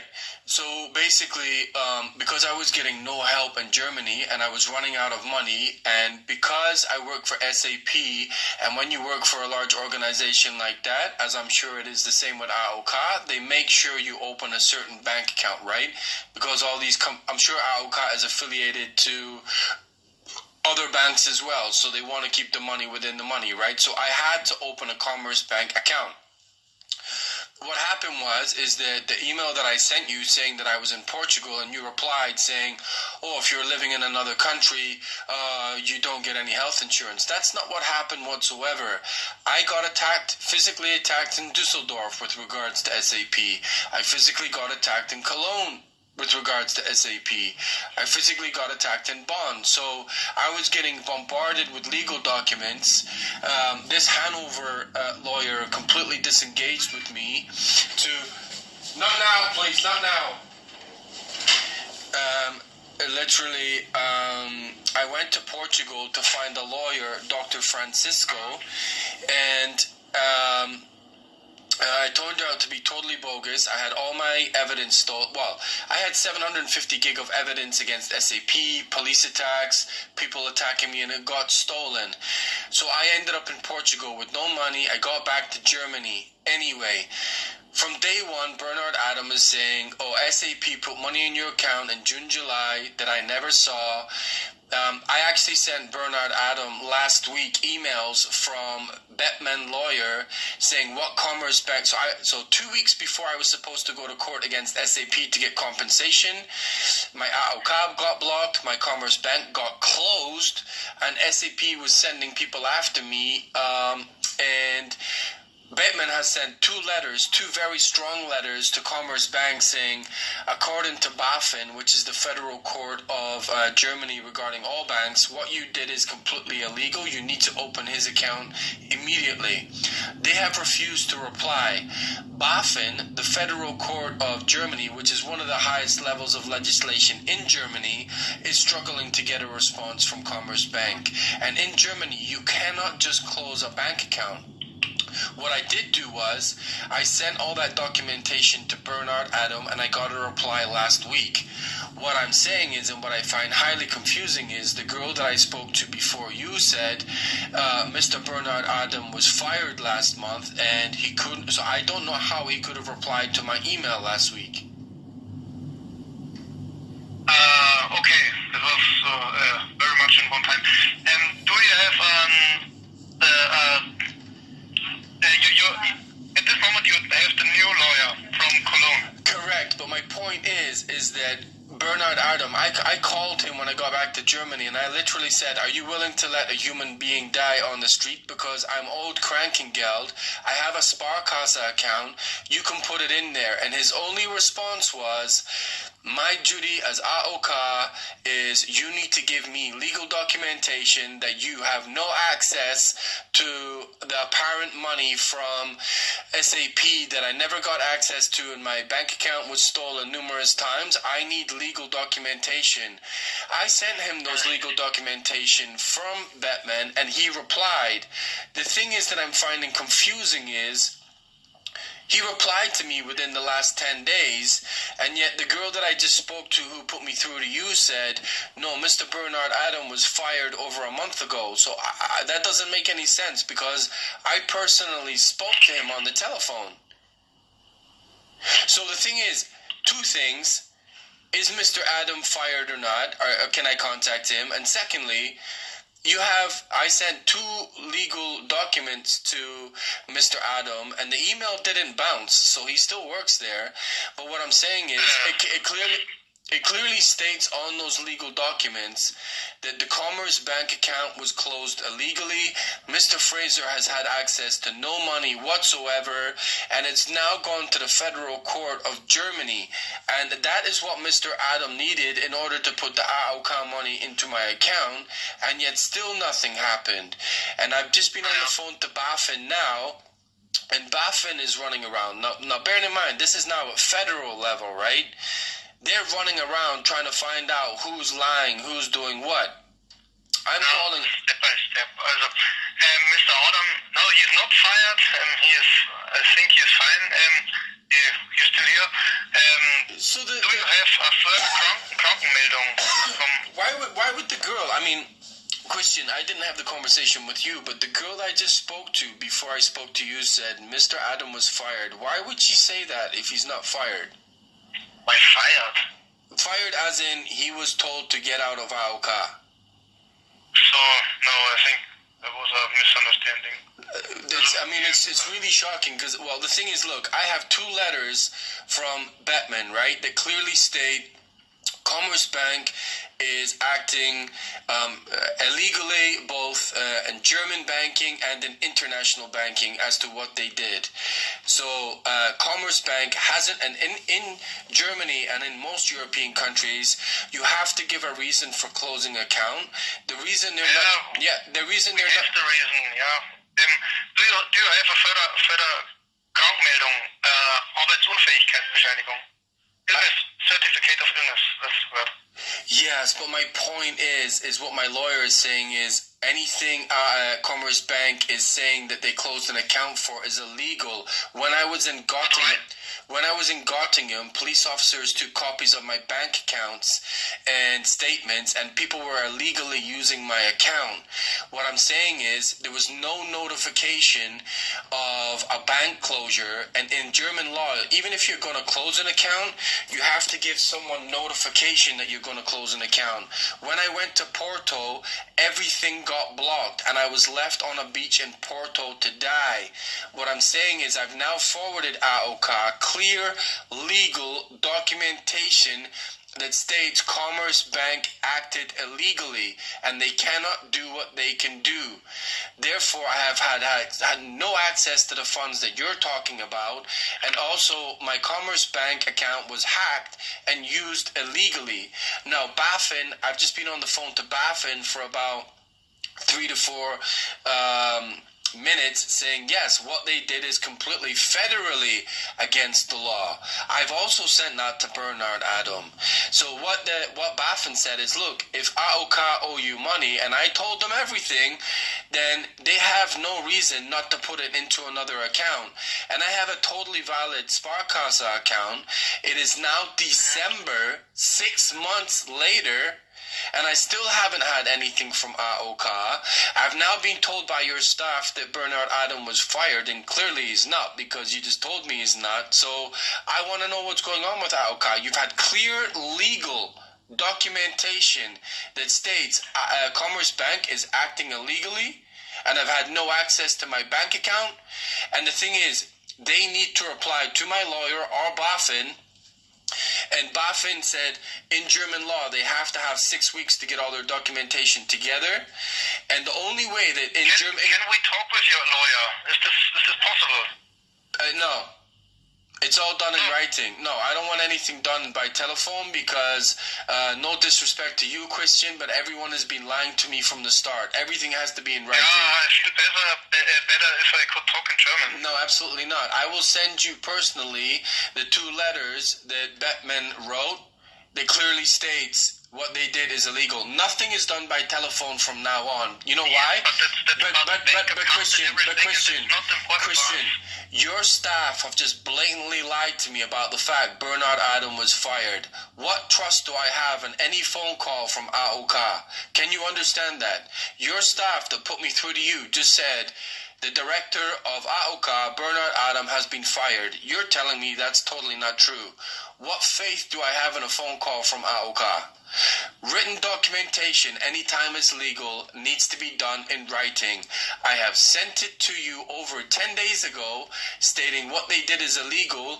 BaFin is now running all over the place, trying to find out what's going on and why Commerce Bank. The thing is, you can't just close an account because there's no funds in the money. There's no funds in the account. There was fraudulent activity on the account. Commerce Bank representatives were sending statements to their own address. They are in big financial trouble about what they did. So what I'm saying is I've never had access to any of the money you're talking about, and it's in legal documents. What I will do is the legal documents that I was, and the thing is, the last time this happened where AOK contacted my lawyer in Hanover, my lawyer in Hanover said I'm starting to get harassing calls from AOK, so I don't want that anymore. Everything has to either be done in email or in writing. I trusted you many times about phone calls, and you've even contacted my doctor, and the doctor in Munich, who you guys contacted, well, Bernard Adam contacted, now refuses to treat me as a patient. So the phone calls from AOK have got to stop.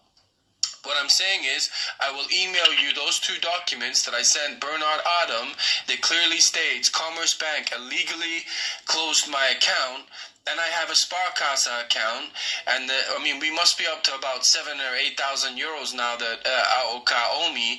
The thing is, I cannot go to the court date against SAP was at the end of November, and in November, this is when all this happened. Commerce Bank did what they did, SAP did what they did, AOK did what they did, and I couldn't attend the court date.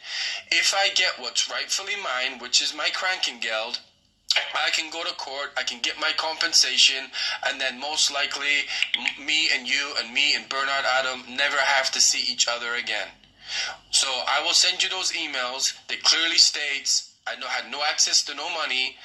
Commerce Bank closed my bank account illegally. There's fraudulent use all over Commerce Bank account. I'll also send you the documentation from BaFin. I have a Sparkasse account that is totally valid. Stop, please, Mr. Fraser. What can we do for you now? What you can do for me now is the Krankengeld that you are owe me can go into a Sparkasse account. It's not essential that it has to go into a Commerce Bank account. I have another legal bank account. What I will do is, and Bernard Adam was stipulating that it's essential, I will send you the legal documents from my KOLN lawyer that states Commerce Bank closed my account and refused me access to my funds illegally. I'm more than happy to do that. Okay, can you send us the contact of your lawyer? I swear to God, if you phone my lawyer, I am going to be very angry with you, Christian. I swear to God. I am actually stipulating right now, under no circumstances do you call my lawyer. Because we don't have a further Krankmeldung, sickness note. The last one was oh my goodness, you told me not to give you any sickness notes. Why shouldn't you give me any sickness note? Because that's what Bernard Adams said. I have been on sick. You guys are lying about everything. I've been talking to Bernard Adam the whole time. The next time I actually call you, I'm told he's fired and not there, and now I'm talking to you. Sorry, Mr. Fraser. Nobody has a problem with this, but with you it's always something special. So, hold on 1 second. You think it's normal for an employee of yours to say that your director's fired and he's not? You think that's a normal thing to say?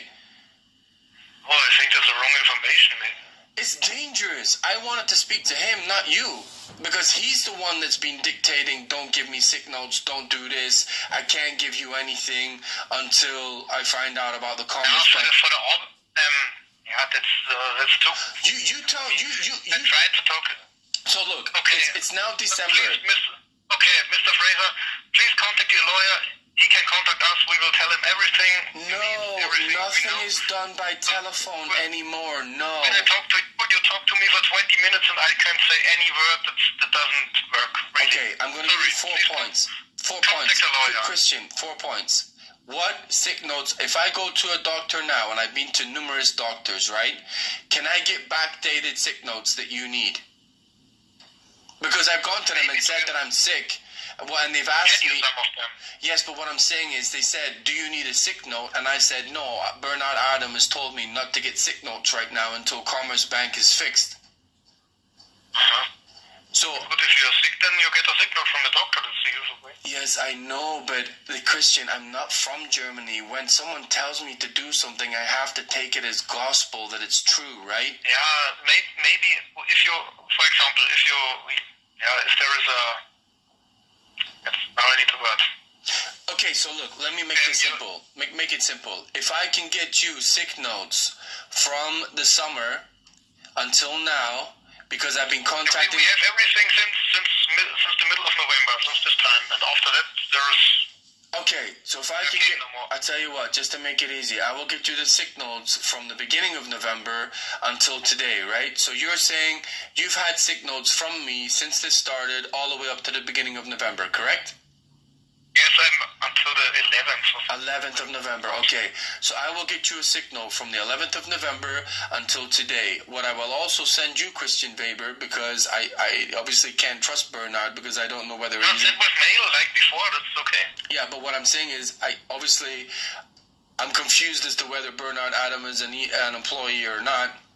I will send you personally the 2 legal documents from Bettman that clearly state Commerce Bank are working illegally. I will also send you a sick note that covers me from the 7th of November until today. I will also send you Sparkasse details that allows you to put money into my account, because Commerce Bank, as it stands right now, is going to end up having to go to the federal court. Because what they've done is completely illegally, both in Germany and internationally. So I will do that today. Send the signals, and then we can have a look on them. Yes. And please send if it's okay for you, that's your decision. And you can send us the contact dates of your lawyer. Yes, but the thing is, I am stipulating very clearly to you, Christian. Is that has a better English? You talk to the lawyer talks with us, and then... No, 1 second, Christian. That's maybe a good way. Christian, it's not a good way, because the times I've had 2 lawyers before, anytime AOK has got involved, you contacted my doctor, I'm no longer a patient there. You contacted my lawyer, I no longer have a lawyer. You contacted my lawyer in Hanover, I no longer have a lawyer in Hanover.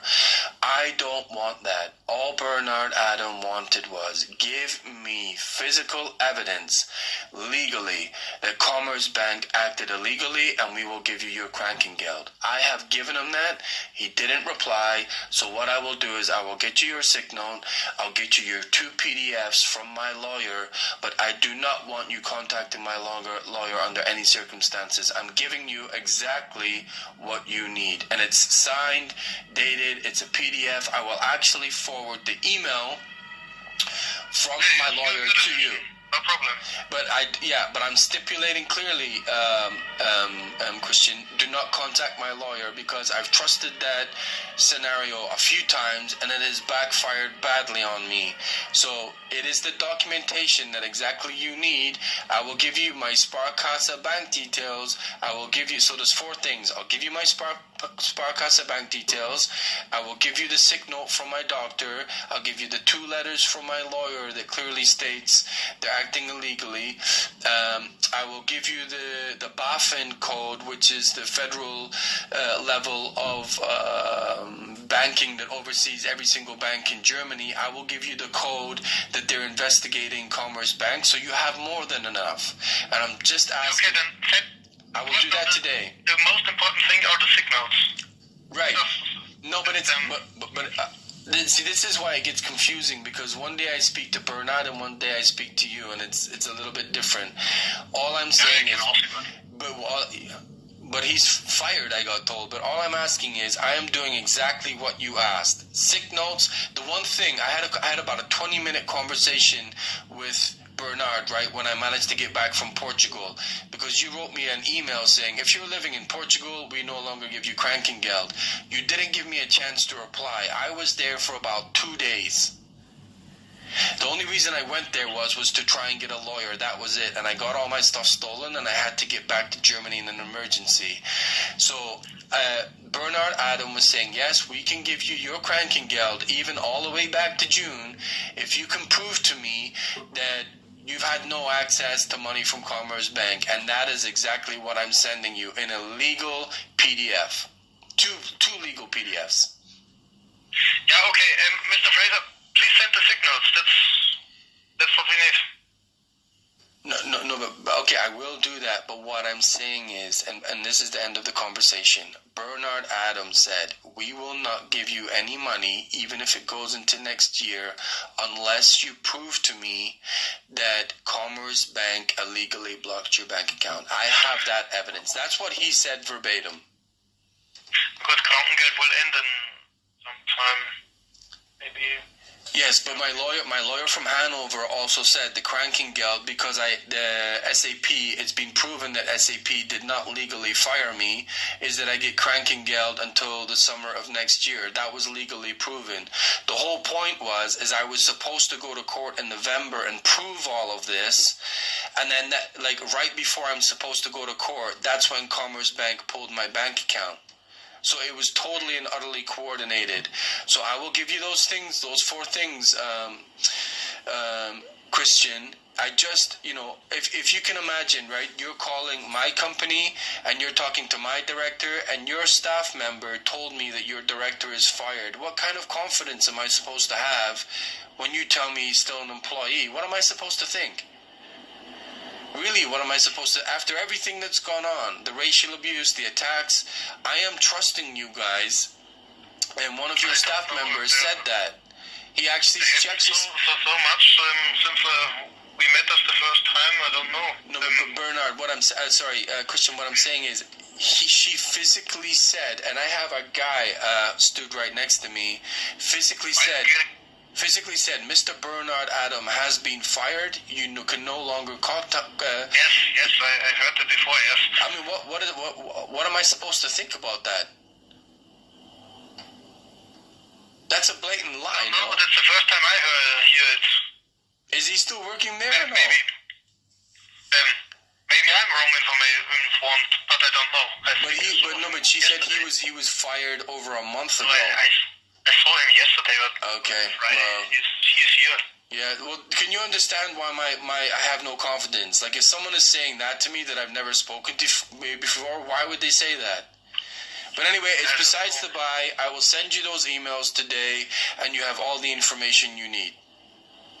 Mm-hmm. Yes, let's do it like this. Okay, I will send it to you by end of day today. Thank you. Okay, goodbye. Bye.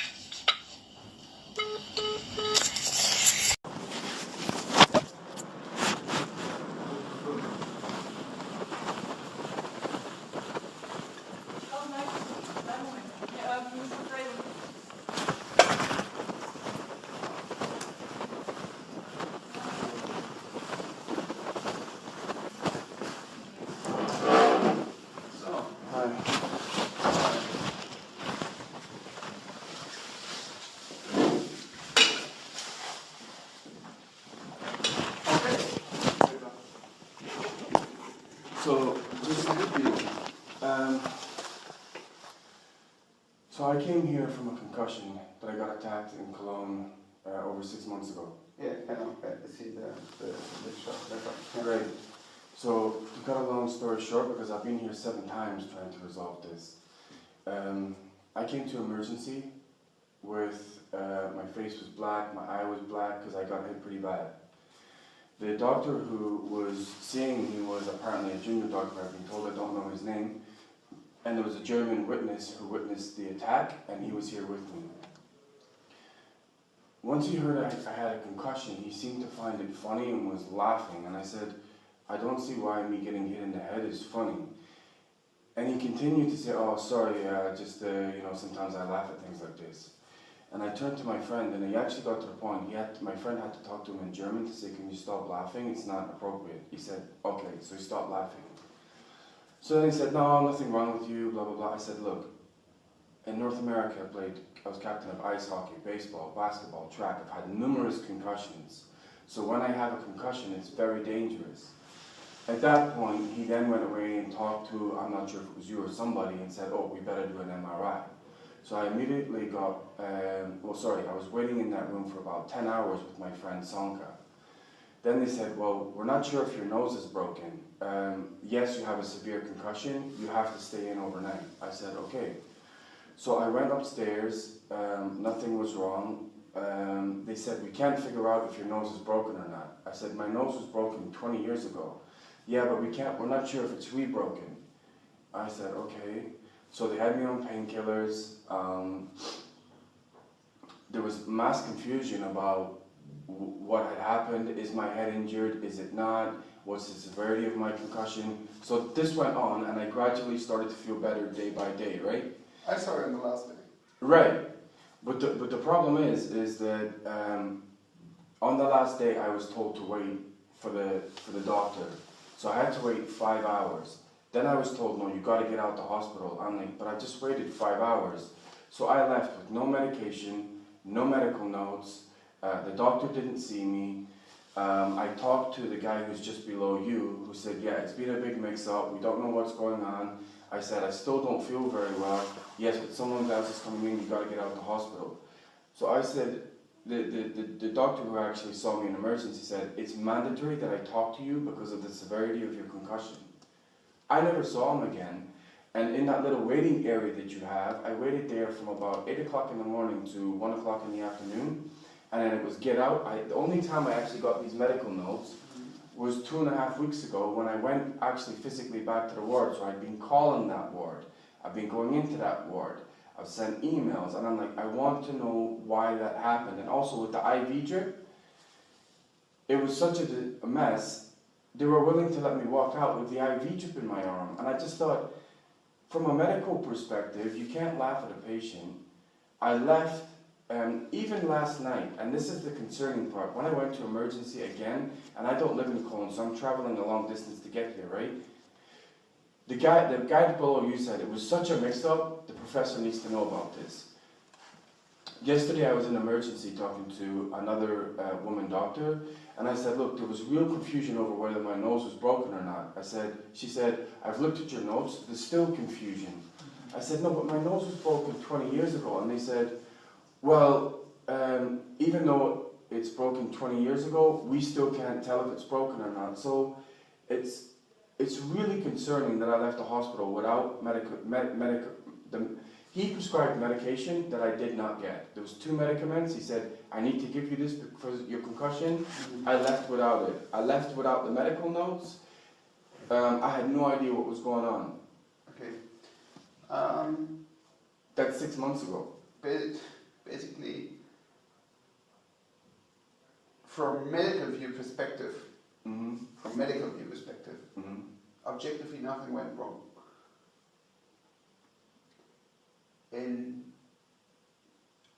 Out from your view's perspective, the communication was bad. The two parts of it. The one is what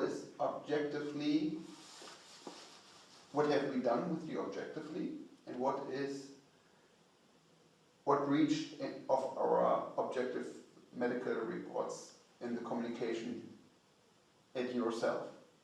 Difficult to explain. No, I know what you mean, but on the medical part, medically I should not leave a hospital without the medical notes. Medically I should not leave a hospital without the medication. And to be honest with you, because I've had so many concussions, I've actually gone, it's still a problem for me. And I'm not directly relating it to this. All I'm saying is I've had so many concussions, right, that I have a problem with headaches if I get very tired. Medically, if that doctor says, these are the 2 medicaments you need, well, hold on a second, because he did say that. These are the 2 medicaments you need. Do not leave this hospital until I talk to you because I need to give you medical advice. And none of that happened. Medically, that can't be correct. from your patient, on the day of your discharge, I visited you. I saw in the morning, yes. I asked the standard questions. You have headaches. How are you? What are you feeling? Yeah. And then we said, okay, we had 48 hours. We had her here as an inpatient. We had a daily report where we looked at you, asked you questions. The nurses asked you that, how it is, and everything was fine. You had a CT scan, no bleeding. That's in it. right. You had in this CT scan of the face, and that shows an old fracture of your nose.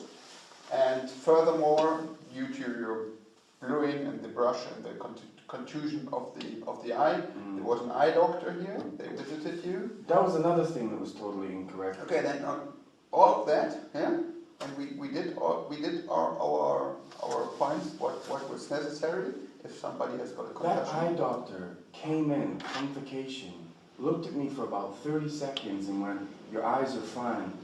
Pre to that. And after I met her, I actually have medical reports from eye doctors saying this eye is badly damaged, and I've had eye medication for numerous months. Okay, this is after I saw you, and then I'll stop talking. After you left, and the guy that was my doctor, I think, was to your right hand side, right? After you left, I told him I'm still getting bothered by headaches. That's why he specifically said, "Do not leave this hospital until I talk to you and I give you the medication." This is the medication we gave you, or we probably not gave you, two medications, ibuprofen and pantoprazole. Pantoprazole is nothing for or against concussion, and ibuprofen is just Yes, but I don't know what medication he was going to give me because he never turned up. But to be honest, okay, I got your point, and I apologize for every inconvenience you have during your hospital stay here. But I can tell you that medically, there was no dangers, and you don't have an injury what we did not recognize or what we did not treat appropriate. So I apologize for all inconvenience you had during your hospital, and we still work on communication between young doctors and patients who came in. We still work on it. This is still I've had work to in come back progress. 7 times since. To be honest, at the beginning of this week, I got an email from our official and I answered already the email. You got it to your Munich address. And yeah, but the point is, I've gone to that second floor numerous times. Okay, I can't. Only to the point. Okay, so I'm the head of the department.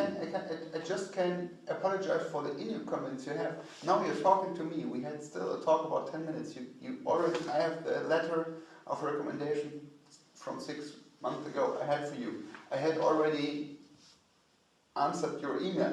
My concern is yes. Communication-wise, it was wrong. Medically, you're saying it was correct. When I've gone to concussion in Canada, medically it doesn't work like that. You don't, when you have a concussion, doctors don't tend to laugh at you.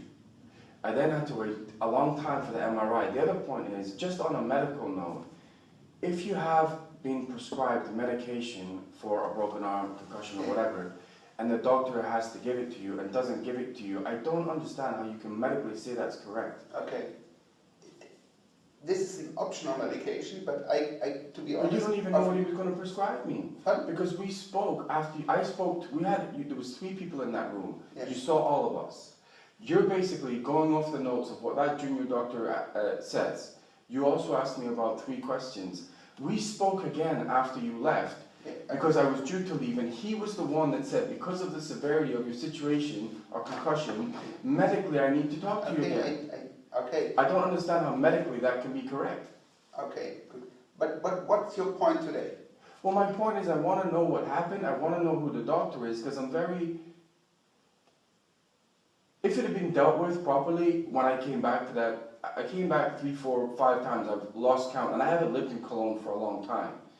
For the one below you, your right-hand man, to say your treatment was very, very bad, it needs to be addressed. He said that, not me. Because when I was in there, he's like, "Oh, I remember you. Has that complaint been dealt with?" I said, "No, that's why I'm back here." That was literally 2 weeks ago, and I said, "I never got my notes, I never got this." He's like, "Yes, it was a very, very bad." He was the one that actually gave me this So when I went medically around there, I had no medical notes. I said, I have no idea what happened. There was no conclusion after you came, because both you and the junior doctor wanted to talk to me. Your right-hand man was the one who came and got me and was like, you gotta get out, you gotta get out. I'm like, but I don't know what's going on. I don't medically, like, you guys told I can't leave, and so I left the hospital in a total cloud of, medically I don't know what's going on. Those two were the ones that told me to stay. Okay. I want to know why it happened, and Okay, if the communication is it bad. was a discommunication. Sorry? It was a discommunication between our doctors or nurses and you.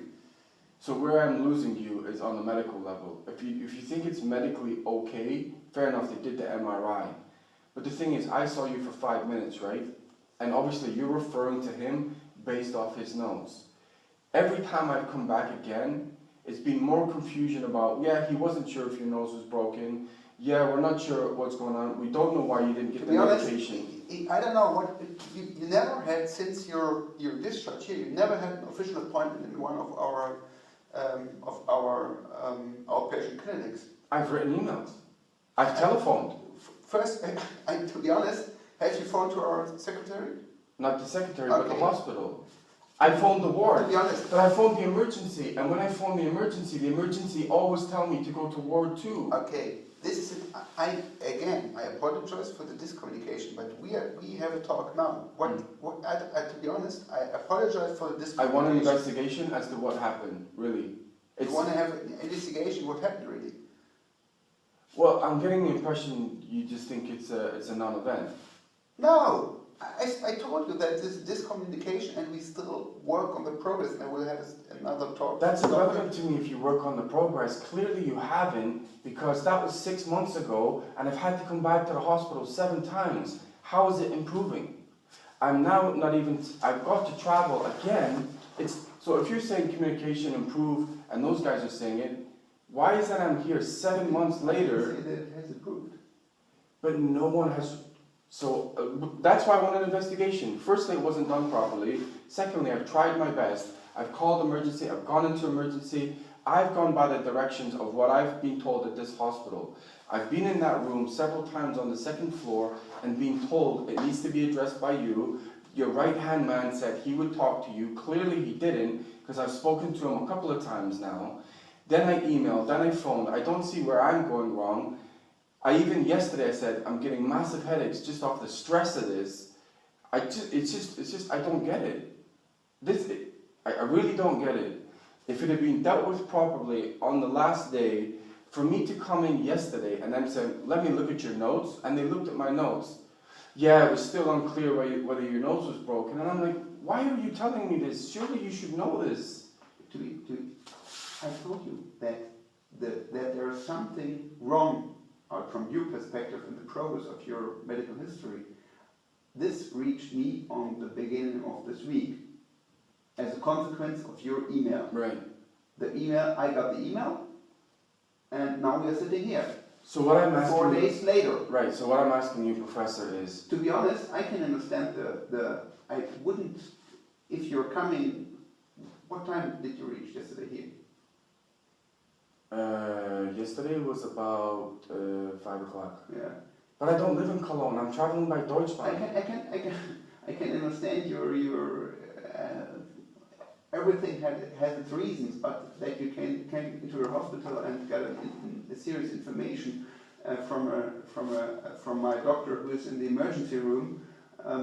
But she gave me wrong information, and to be honest with you, when she gave me this is showing how ridiculous it is. When she gave me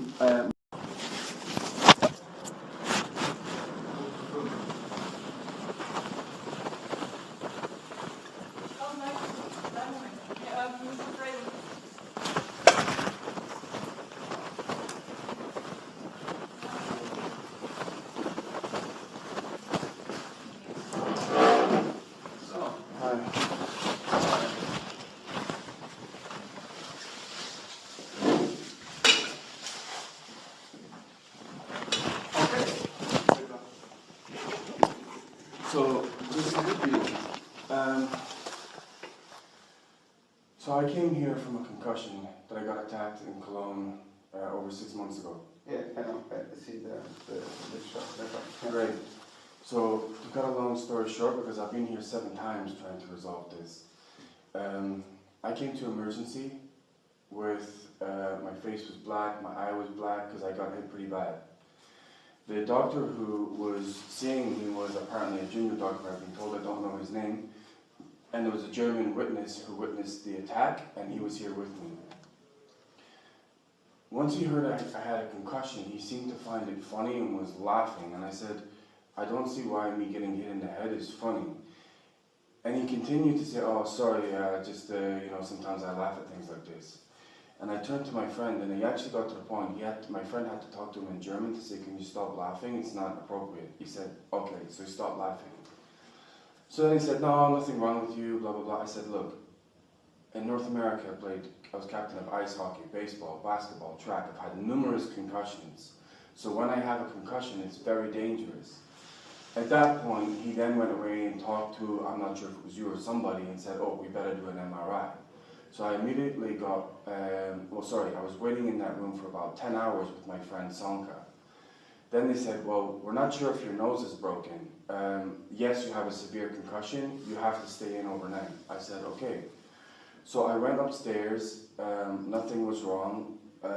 They said, we can't figure out if your nose is broken or not. I said, my nose was broken 20 years ago. Yeah, but we're not sure if it's re-broken. I said, okay. So they had me on painkillers. There was mass confusion about what had happened. Is my head injured? Is it not? What's the severity of my concussion? So this went on, and I gradually started to feel better day by day, right?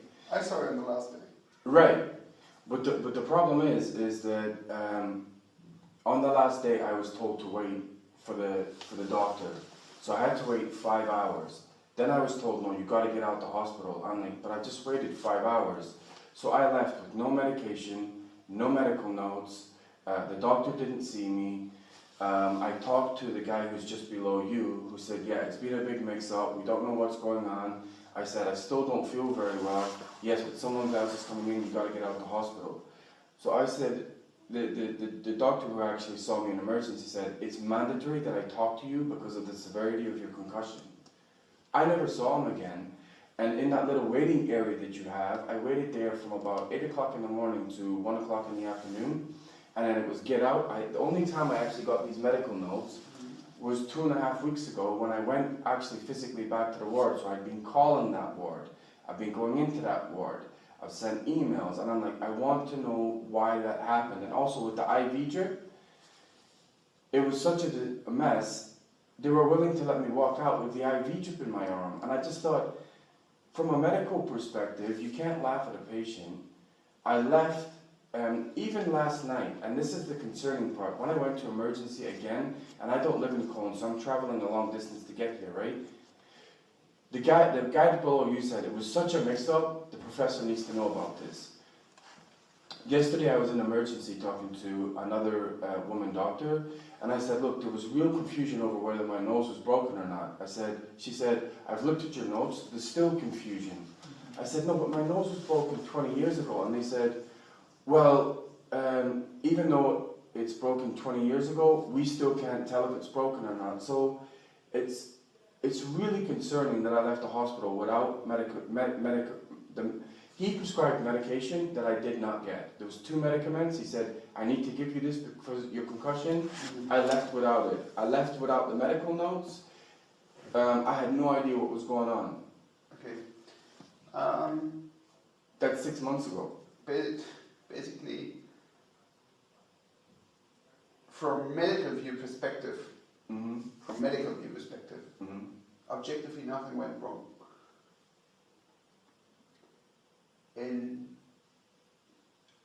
Out from your view's perspective, the communication was bad. The two parts of it. The one is what is objectively, what have we done with you objectively, and what reached of our objective medical reports in the communication at yourself. difficult to I would no, I know what you mean, but on the medical part, medically I should not leave a hospital without the medical notes. Medically I should not leave a hospital without the medication. And to be honest with you, because I've had so many concussions, I've actually gone, it's still a problem for me. And I'm not directly relating it to this. All I'm saying is I've had so many concussions, right, that I have a problem with headaches if I get very tired. Medically, if that doctor says, these are the 2 medicaments you need, well, hold on a second, because he did say that. These are the 2 medicaments you need. Do not leave this hospital until I talk to you because I need to give you medical advice. And none of that happened. Medically, that can't be correct. From your position, on the day of your discharge, I visited you. I saw in the morning, yes. I saw asked the standard questions. You have headaches. How are you? What are you feeling? Yeah. And then we said, okay, we had 48 hours. We had it here as an inpatient. We had a daily report where we look at you, ask you questions. The nurses asked you that, how it is, and everything was fine. You had a CT scan, no bleeding. That's right. You had in this CT scan of the face, and that shows an old fracture of your nose. And furthermore, due to your bluing and the brush and the contusion of the eye, there was an eye doctor here. They visited you. That was another thing that was totally incorrect. Okay, then all of that, yeah, and we did our points. What was necessary if somebody has got a concussion. That eye doctor came in on vacation, looked at me for about 30 seconds and went, your eyes are fine. Pre to that, and after I met her, I actually have medical reports from eye doctors saying this eye is badly damaged. And I've had eye medication for numerous months. Okay, this is... After I saw you, and then I'll stop talking. After you left, and the guy that was my doctor, I think was to your right-hand side, right? After you left, I told him I'm still getting bothered by headaches. That's why he specifically said, do not leave this hospital until I talk to you and I give you the medication. This is the medication we gave you, or we probably not gave you, 2 medications, ibuprofen and pantoprazole. Pantoprazole is nothing for or against concussion, and ibuprofen is just Yes, but I don't know what medication he was going to give me because he never turned up. But to be honest, okay, I got your point, and I apologize for every inconvenience you have during your hospital stay here. But I can tell you that medically, there was no dangers, and you don't have an injury what we did not recognize or what we did not treat appropriate. So I apologize for all inconvenience you had during your hospital, and we still work on communication between young doctors and patients who came in. We still work on it. This is still work in progress. 7 times since. To be honest, at the beginning of this week, I got an email from our official and I answered already the email. You got it to your Munich address. And yeah, but the point is, I've gone to that 2nd floor numerous times. Okay, I can't. Only to the point. Okay, so I'm the head of the department. I just can apologize for the inconvenience you have. Now you're talking to me. We had still a talk about 10 minutes. You already. I have the letter of recommendation from 6 months ago. I had for you. I had already answered your email. My concern is yes. Communication-wise, it was wrong. Medically, you're saying it was correct. When I've gone to concussion in Canada, medically it doesn't work like that. You don't, when you have a concussion, doctors don't tend to laugh at you. I then had to wait a long time for the MRI. The other point is, just on a medical note, if you have been prescribed medication for a broken arm, concussion or whatever, and the doctor has to give it to you and doesn't give it to you, I don't understand how you can medically say that's correct. Okay. This is an optional medication, but to be honest... You don't even know what he was going to prescribe me. Huh? Because we spoke, after I spoke, there was 3 people in that room. Yes. You saw all of us. You're basically going off the notes of what that junior doctor says. You also asked me about 3 questions. We spoke again after you left, because I was due to leave, and he was the one that said, because of the severity of your situation or concussion, medically I need to talk to you again. Okay. I don't understand how medically that can be correct. Okay, good. But what's your point today? Well, my point is I want to know what happened. I want to know who the doctor is because I'm very...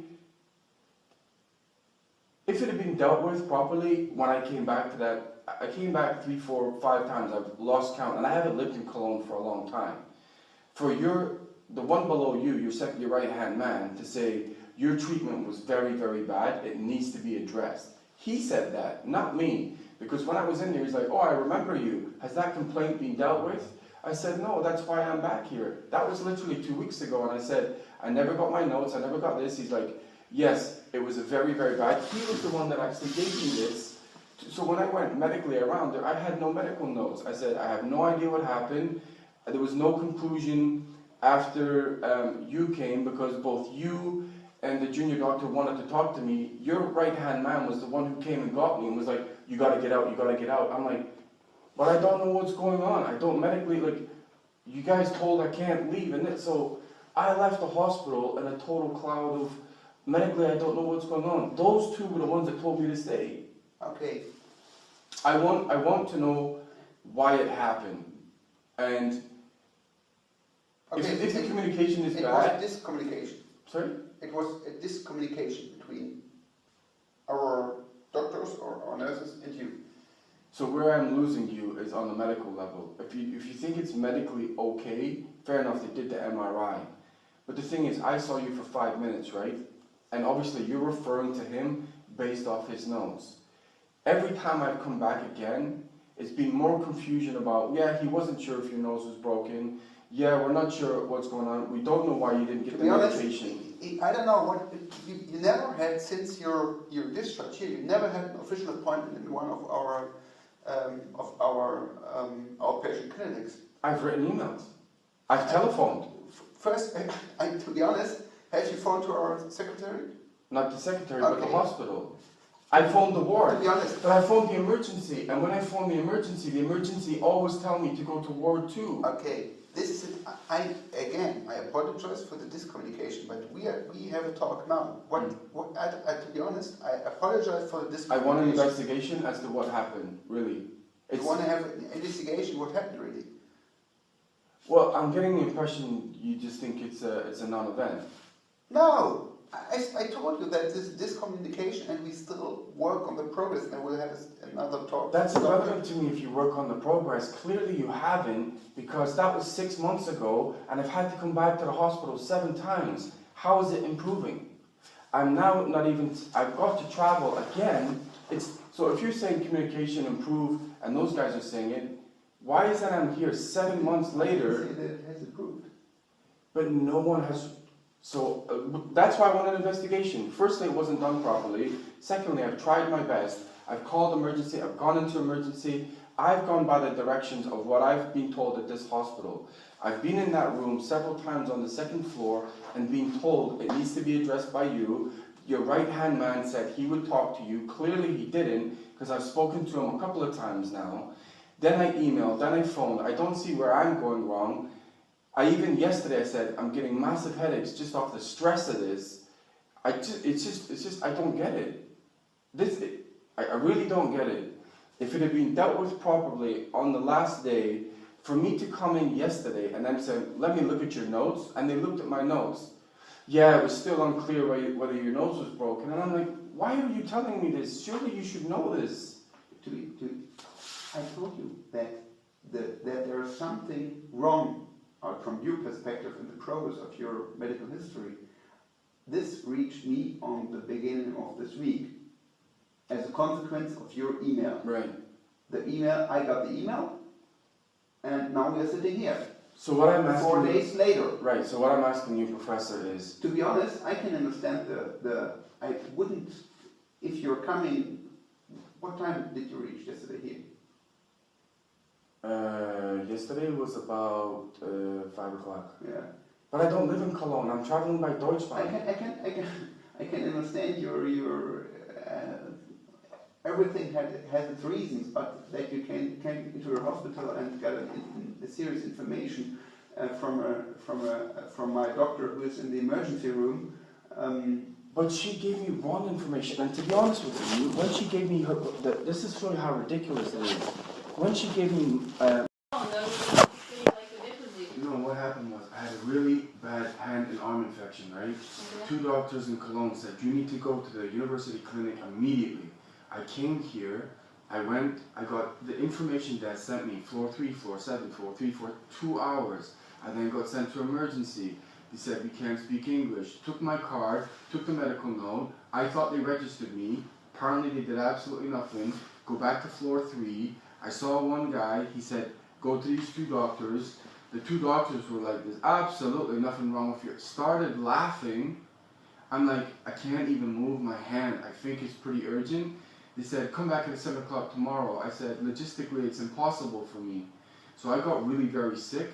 I came back 1 week later. I went to emergency again. They're like, sorry, we can't speak English. Can I have your card on that?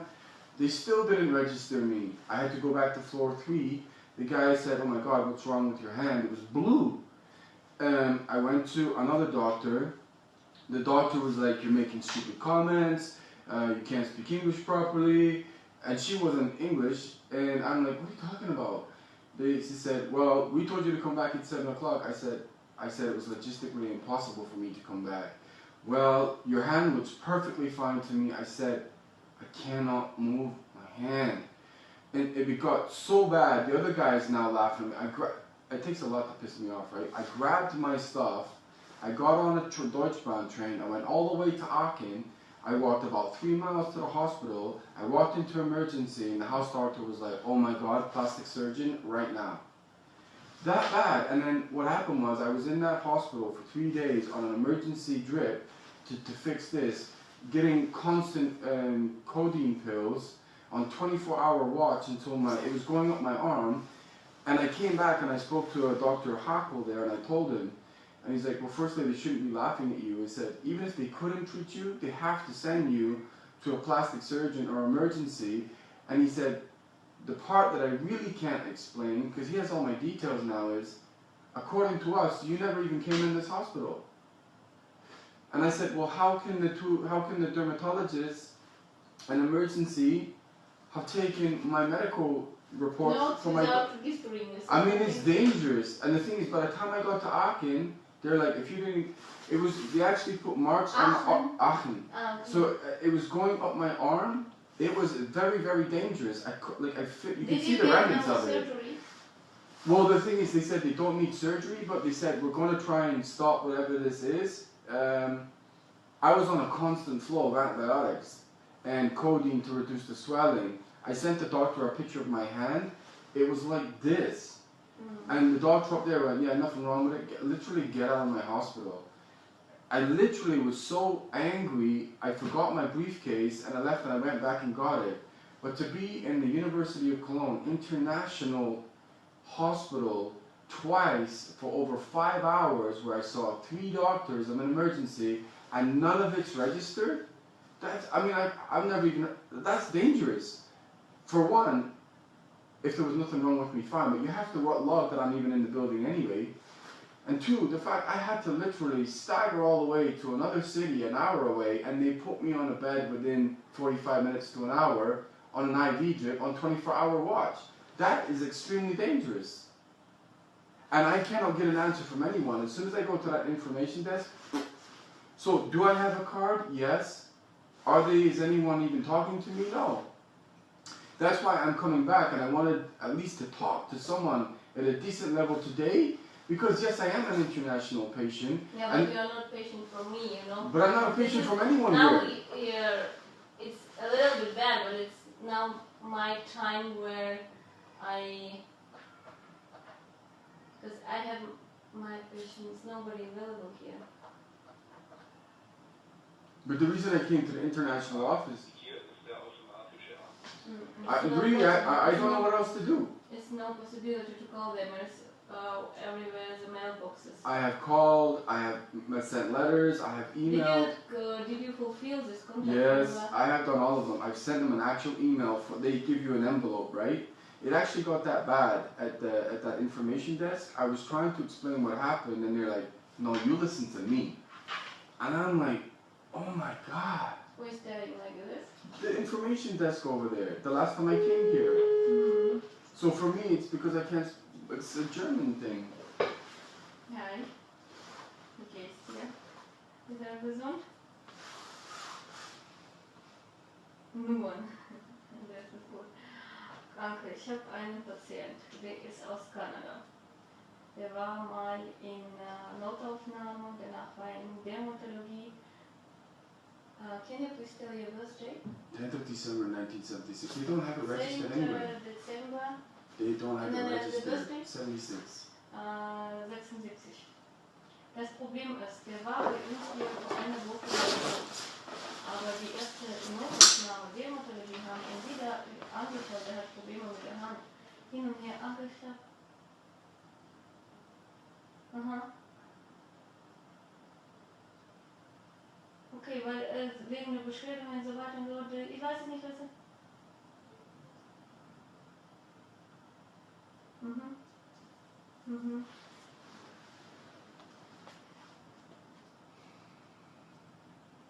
Mhm.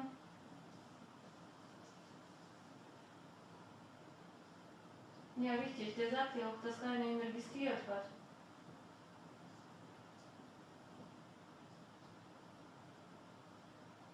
Ach so, das noch.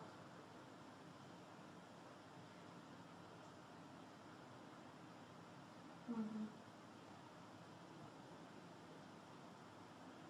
12.10.76. Der ist angeblich nicht im System. Und der Beschwerde mir, your name is? Barry Fraser. I've been trying to make a complaint for 3 weeks. Fraser. Ich denke, der versteht sogar Deutsch, wenn er jetzt antwortet, was ich sage. Aber ich bin überhaupt nicht zuständig. Mhm.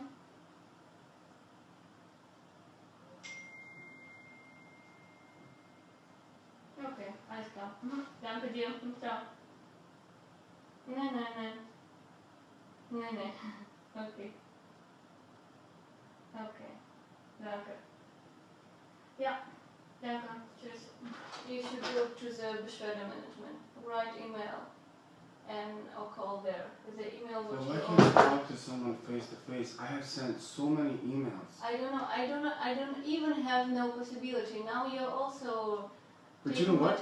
The emergency guy, I said, if you're not going to deal with the dermatology part, who can I talk to? You know what the answer was? Find it out yourself.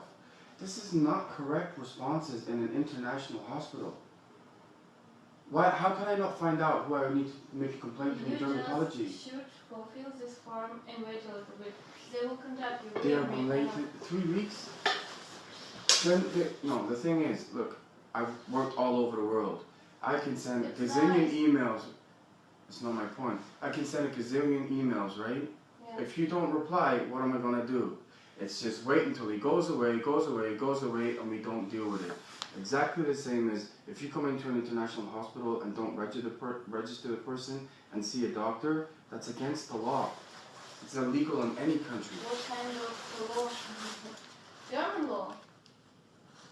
Can you? Well, you're laughing as well. No, I'm not laughing. You're just telling me a law of Germany. You can't go into a hospital and potentially have surgery, see doctors, and it not be logged anywhere that you're even in the building. The police would be all over that. If I died in this hospital, or something horrendous happened to me in this hospital, and I'd be here for 5 hours seeing doctors and I hadn't been registered, this hospital would be toast. Maybe. No, it's a fact. Millions.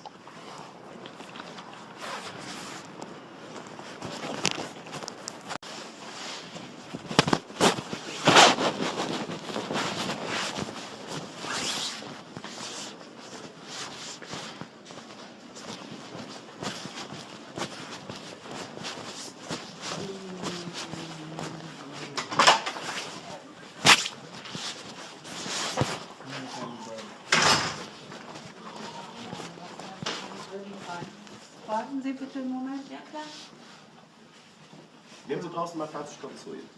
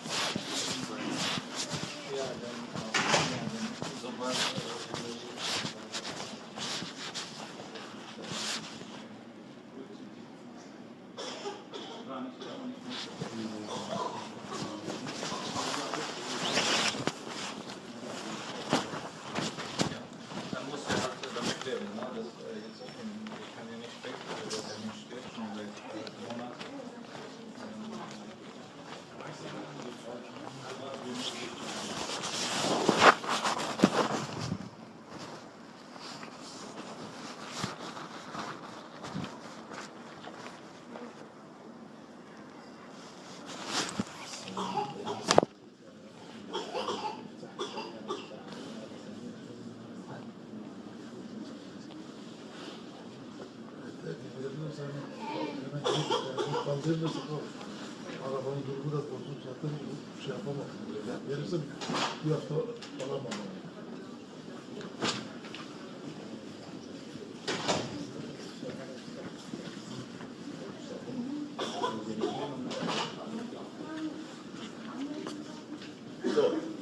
Jürgen, I spoke to you before. I've gone back to the doctor. He said this is actually now extremely dangerous. Extremely dangerous from the doctor. He said, why did the hospital send you away? It's going up my arm. I have a big problem now. Big problem. I told him I came to the hospital. He said, he can't believe you guys sent me away. He said, it's extremely dangerous. Extremely dangerous. Really?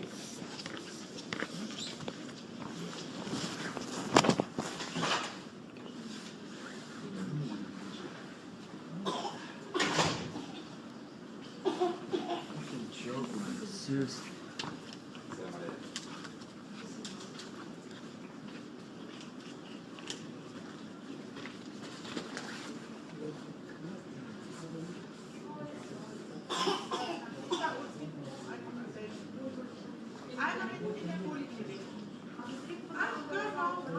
Genau, aber hier ist keiner mehr heute.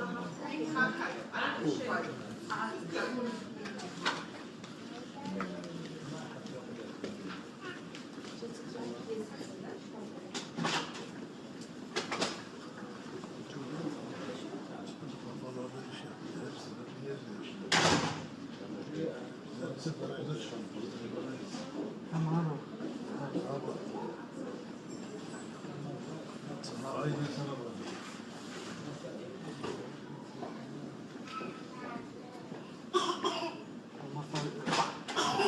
Ben sana bak. Çiviler sesi taşlarını zor çıkıyor. Almanca anlamıyorsun. Ne bak gider. Almanca anlamıyor. O kadar öküz müsün? Mantıda mı görmüyorsunuz? O kadar öküz. Hollanda yok mu?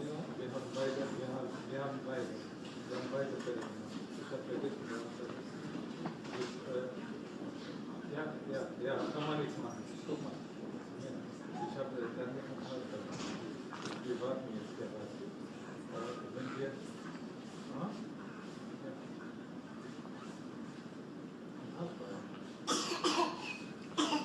Wir warten jetzt.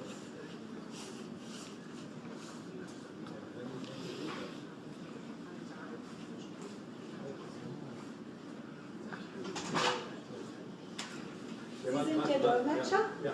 Ja, okay. Also es gibt da ein Verständigungsproblem. Ja? Dieser Termin von heute war verschoben worden. Auf den 15.01. Wir haben das alles dokumentiert. Ich weiß nicht, mit wem das besprochen worden ist, weil das Kind muss in der Wundambulanz mit unserer Wundmanagerin zusammen angesehen werden. Und die ist heute nicht da. Ich habe den Termin nochmal gebraucht. Vielleicht hat es ein anderer Dolmetscher oder aus der Einrichtung ein anderer irgendwie. Also ich habe mit der Einrichtung. Ich habe mit der Einrichtung. Die Termine verschoben.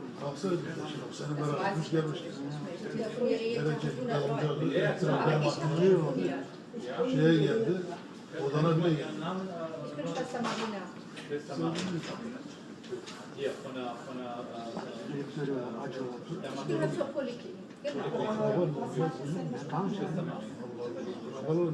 Sen de işte ona göre akrabalarını seçeceksin. Tut mir leid, dass du uns das gefragt hast. Biz olsa gitmeyecek bunlar.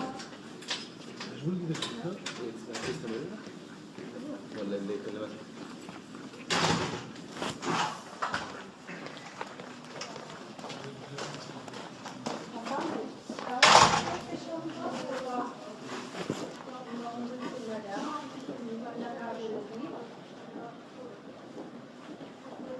Haben Sie irgendwas in der Hand?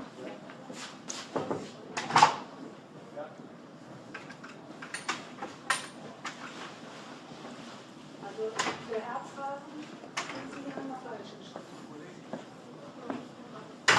Mit dem Kopf da unten und die Füße hier unten.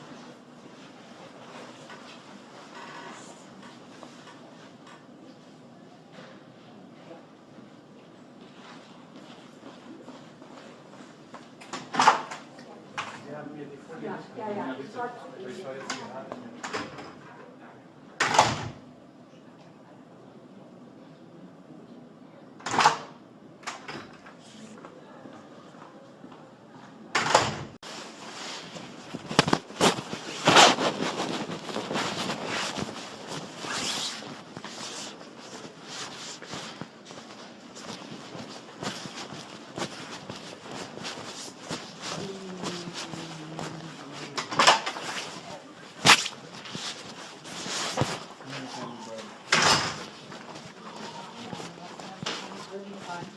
Warten Sie bitte einen Moment, ja klar. Nehmen Sie draußen mal Platz, ich komme zu Ihnen.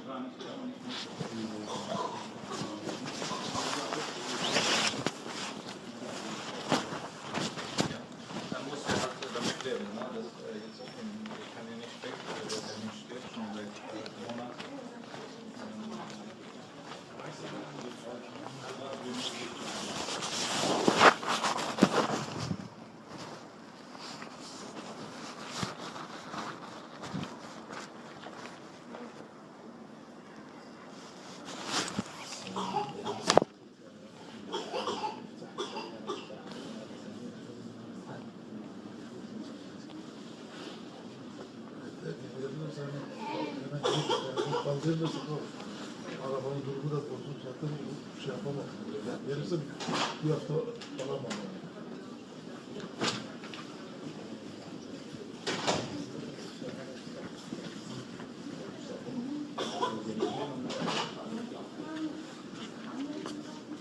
So, Jürgen, I spoke to you before.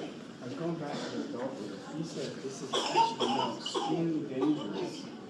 Extremely dangerous from the doctor. He said, why did the hospital send you away? It's going up my arm. I have a big problem now. Big problem. I told him I came to the hospital. He said, he can't believe you guys sent me away. He said, it's extremely dangerous. Extremely dangerous. Really?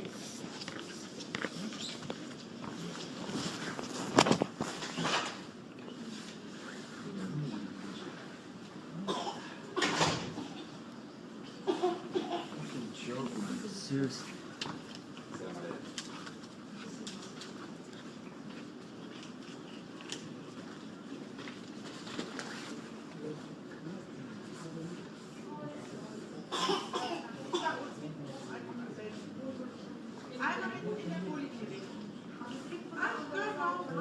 Genau, aber hier ist keiner mehr heute.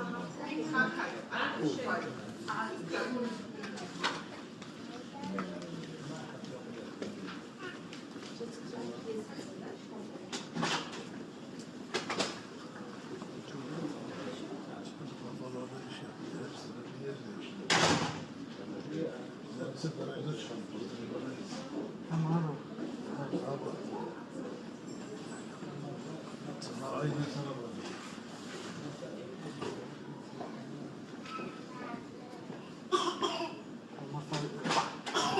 Gideriz einfach.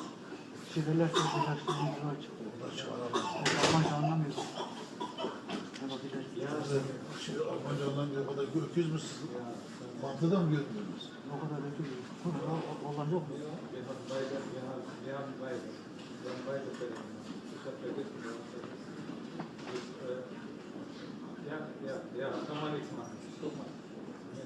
Ich habe dann nicht von Hause. Wir warten jetzt gerade. Wenn wir. Ja.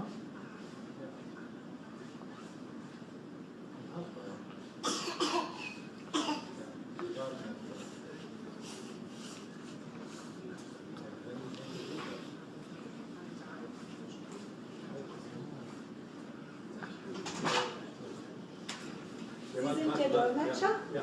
Ja, okay. Also es gibt da ein Verständigungsproblem. Ja?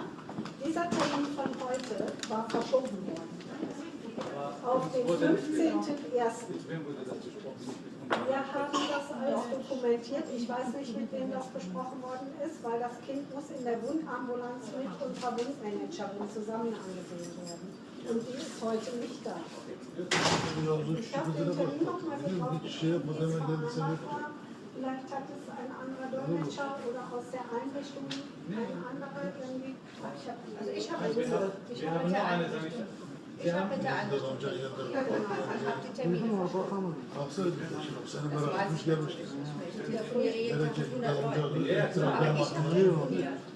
Şeye geldi, odana bile geldi.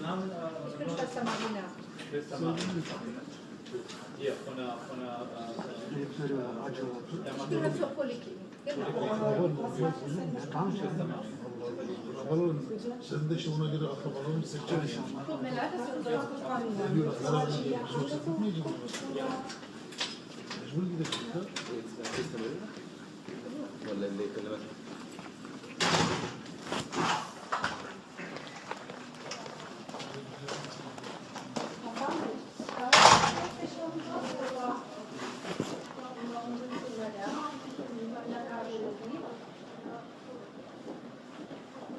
Haben Sie irgendwas genau?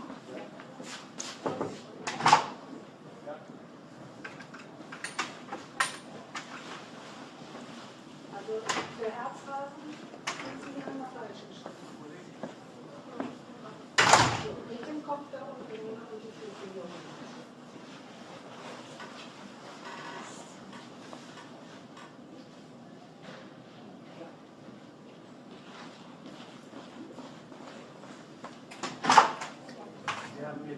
Ja. Ich schaue jetzt gerade.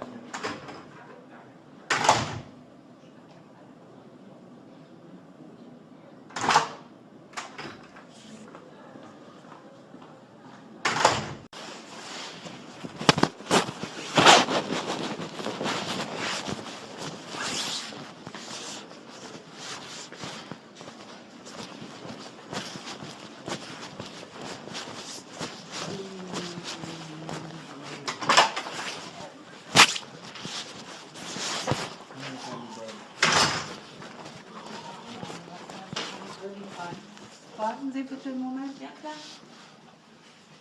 Nehmen Sie draußen mal Platz, ich komme zu Ihnen.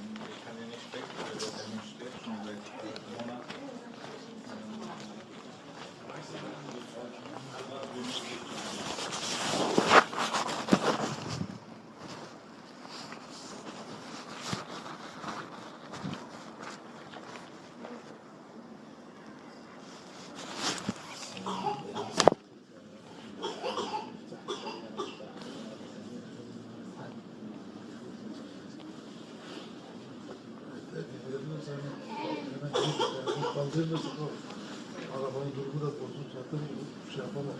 Verirse bir hafta alamam.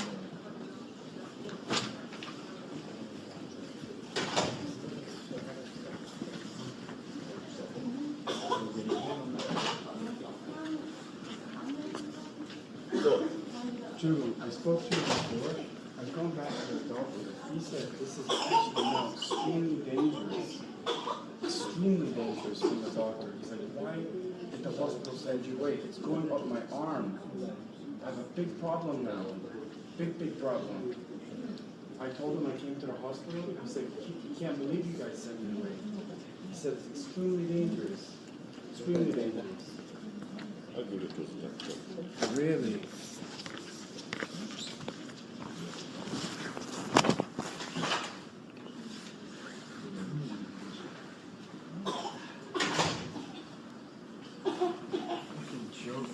Seriously.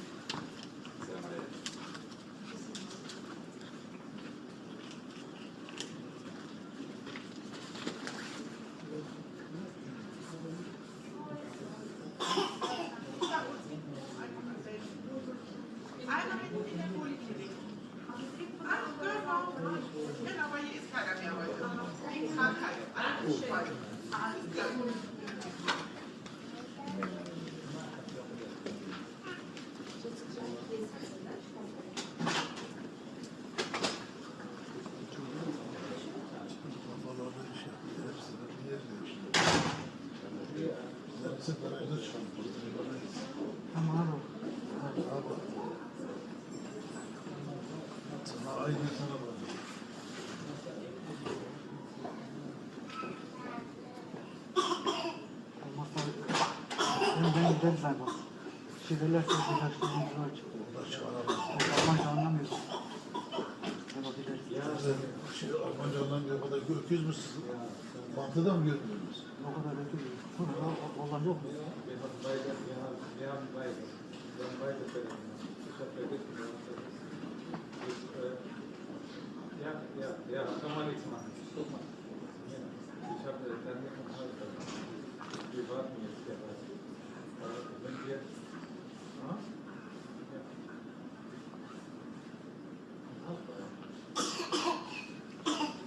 Wir warten jetzt.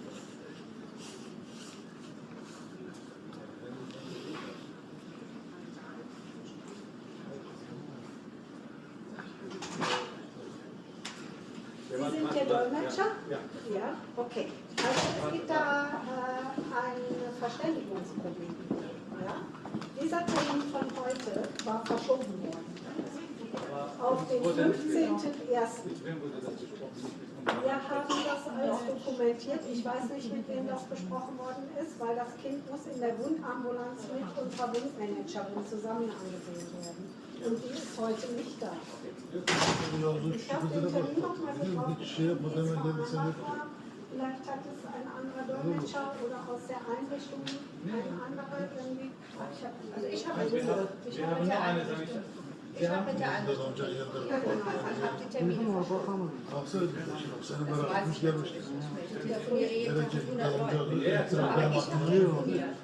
Şeye geldi, odana bile geldi. Ich bin Schwester Marina. Schwester Marina. Hier, von der Ich gehöre zur Poliklinik. Arabaların, sen de işte ona göre akrabalarını seçeceksin. Tut mir leid, dass wir uns darauf gesprochen haben. Diyorlar, herhalde biz yoksa gitmeyeceğiz. Mecbur gidecek ya. ولا اللي كلمك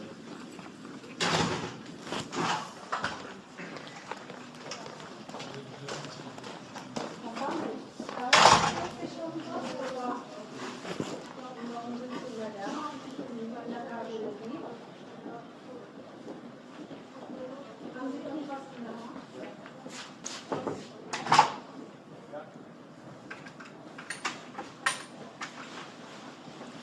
Also für Herzrasen sind Sie an der falschen Stelle. So, mit dem Kopf da unten und die Füße hoch.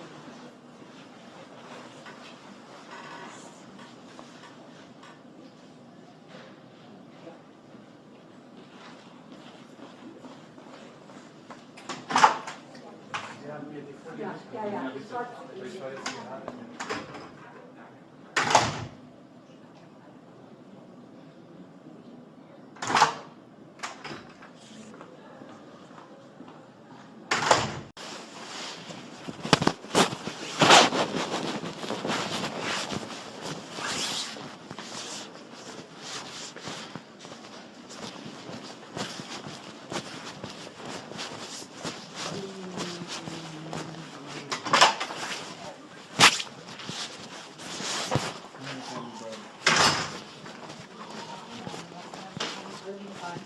Warten Sie bitte einen Moment. Ja, klar. Nehmen Sie draußen mal Platz, ich komme zu Ihnen.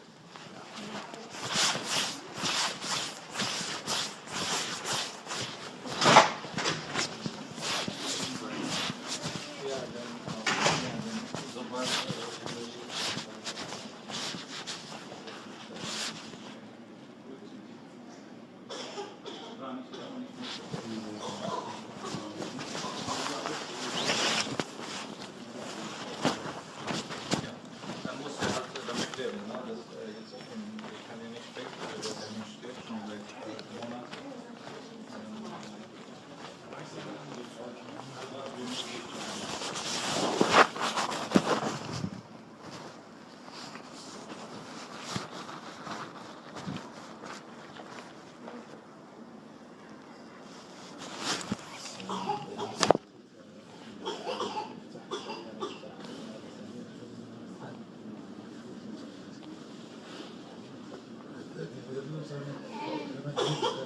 vermesi kalır.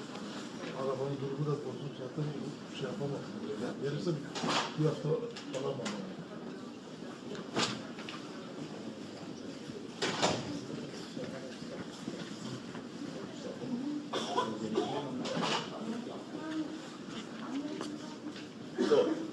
Jürgen, I spoke to you before.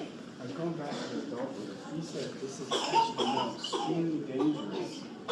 Extremely dangerous from the doctor. He's like, why did the hospital send you away? It's going up my arm.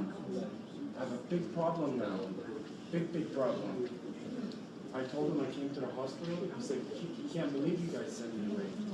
He said it's extremely dangerous. Extremely dangerous. Really?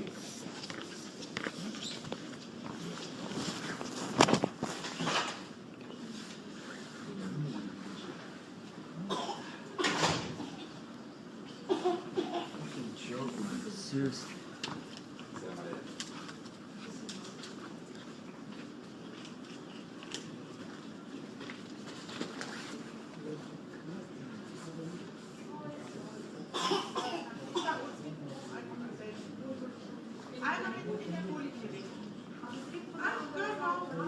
Genau, aber hier ist keiner mehr heute. Krankheit. Alles schön. Alles klar.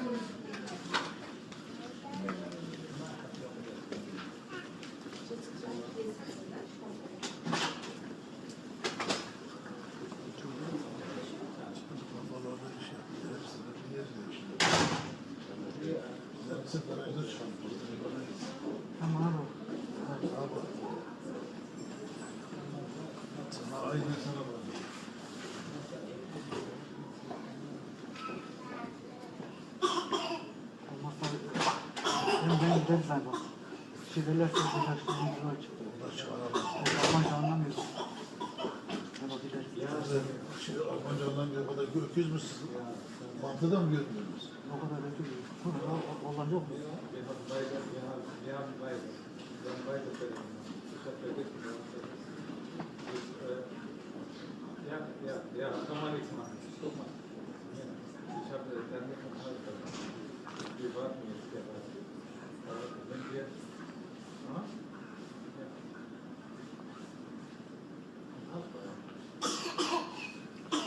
Wir warten jetzt.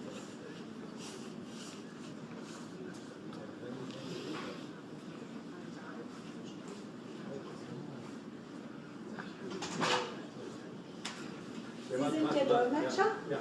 Ja, okay. Also es gibt da ein Verständigungsproblem. Ja? Dieser Termin von heute war verschoben worden. Auf den 15.01.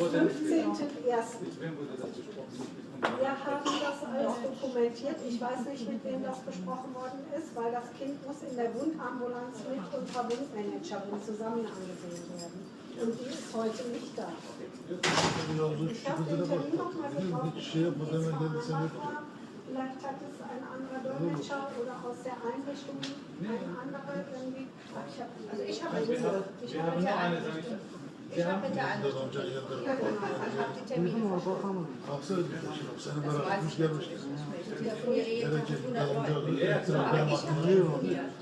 Şeye geldi, odana bile geldi. Ich bin Schwester Marina. Hier, von der Ich gehöre zur Poliklinik. Arabaların, sen de işte ona göre akrabalarını seçeceksin. Tut mir leid, dass du sowas gesprochen hast. Diyorlar, beraber biz yoksa gitmeyeceğiz. Mecbur gidecek ya. ولا اللي كلمت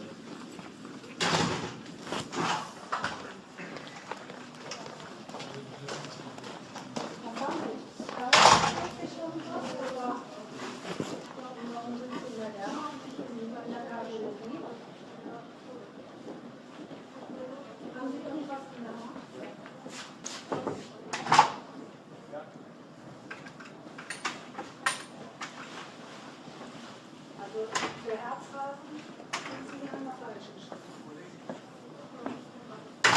Mit dem Kopf da unten und die Füße hier unten.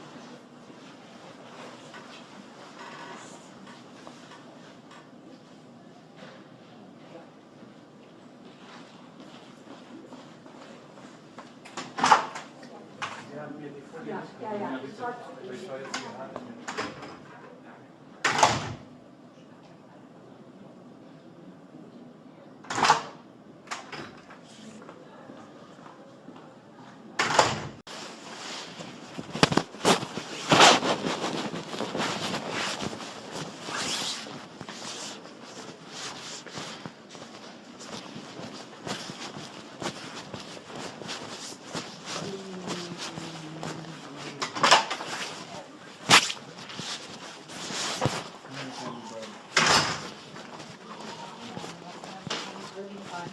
Warten Sie bitte einen Moment, ja klar.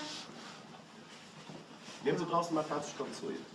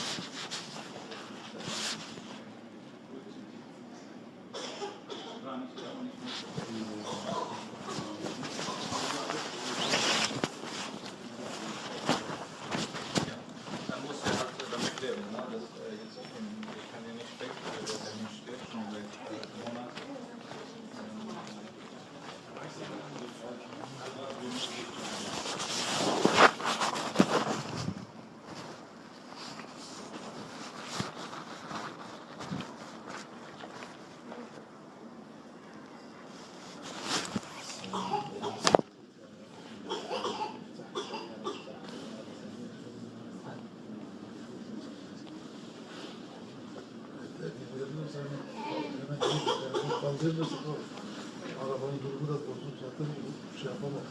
Verirse bir hafta alamam.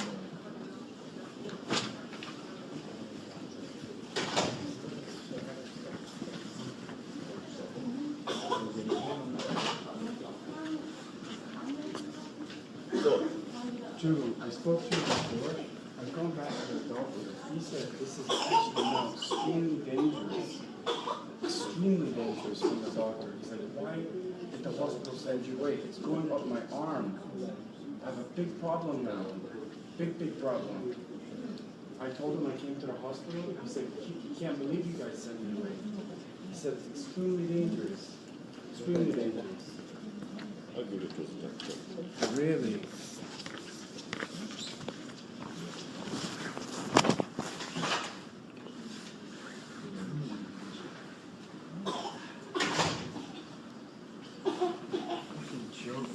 Seriously.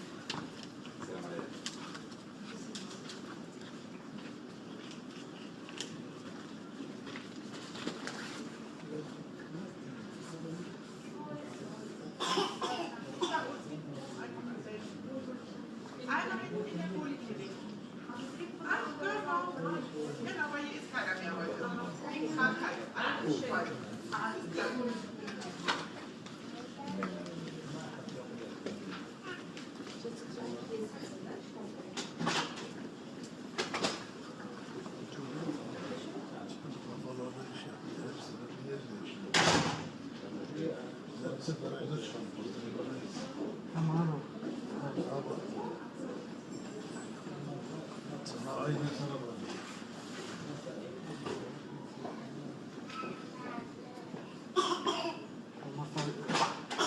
Gideriz abi. Şivelerse birkaç tane yol çıkıyor. Almanca anlamıyorsun. Baba gideriz. Almanca anlamıyor, o kadar öküz müsün? Mantıda mı görmüyoruz? O kadar öküz. Olan yok mu? Wir haben beide Fälle. Ich habe vergessen. Ja, kann man nichts machen. Guck mal. Ich habe dann nicht mehr Hals. Wir warten jetzt gerade. Wenn wir.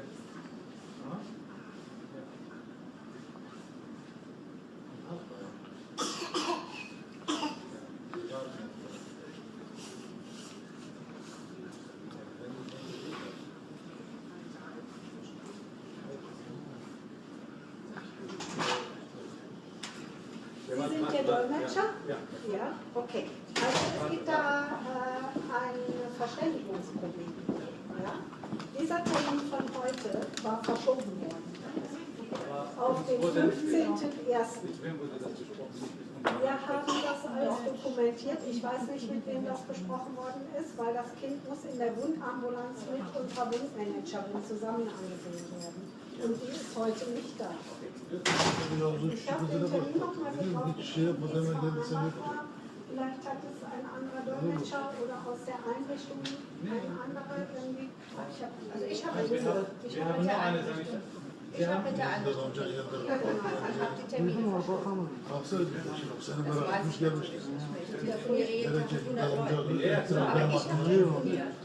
Şeye geldi, odana bile geldi. Ich bin Schwester Marina. Hier, von der Ich gehöre zur Poliklinik. Arabaların, sen de işte ona göre akrabalarını seçeceksin. Tut mir leid, dass du uns ausgefallen Mecbur gidecek ha.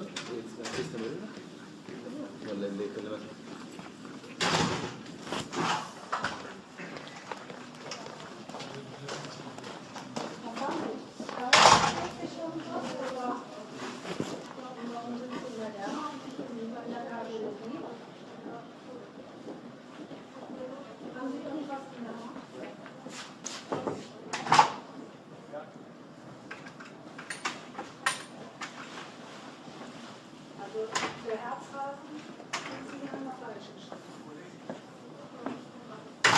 Mit dem Kopf da unten und die Füße hier unten.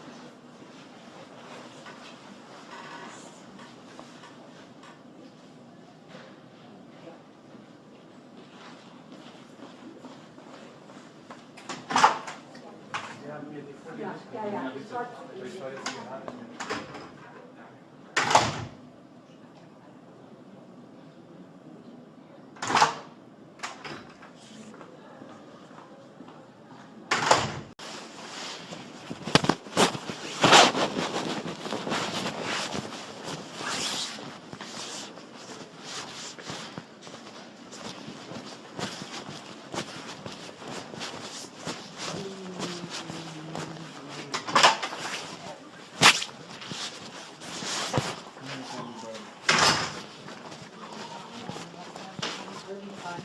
Warten Sie bitte einen Moment, ja klar. Nehmen Sie draußen mal Platz, ich komme zu Ihnen.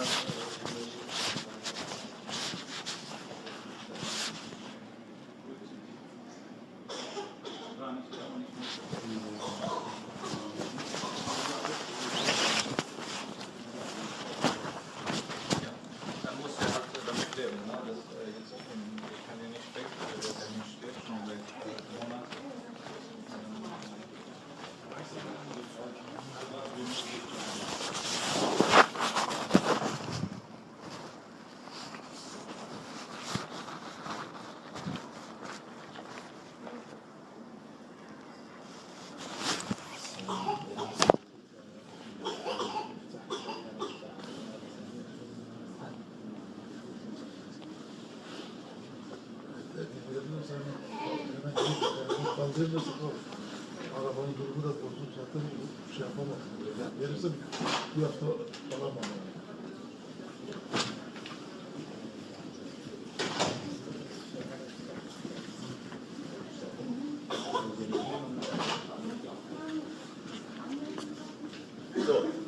Jürgen, I spoke to you before. I've gone back to the doctor. He said this is actually now extremely dangerous. Extremely dangerous from the doctor. He said, why did the hospital send you away? It's going up my arm. I have a big problem now. Big problem. I told him I came to the hospital. He said, he can't believe you guys sent me away. He said, it's extremely dangerous. Extremely dangerous. Really?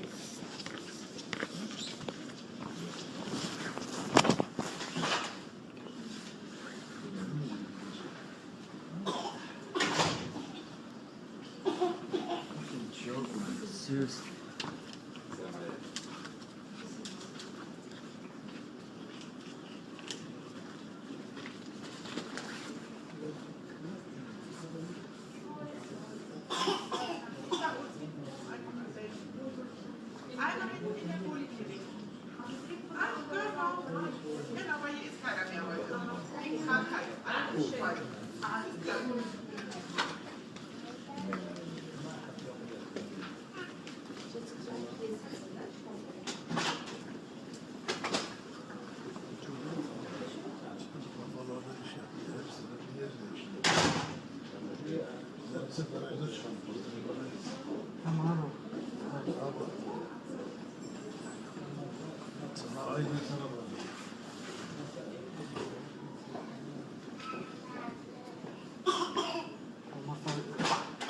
Ben gideriz abi.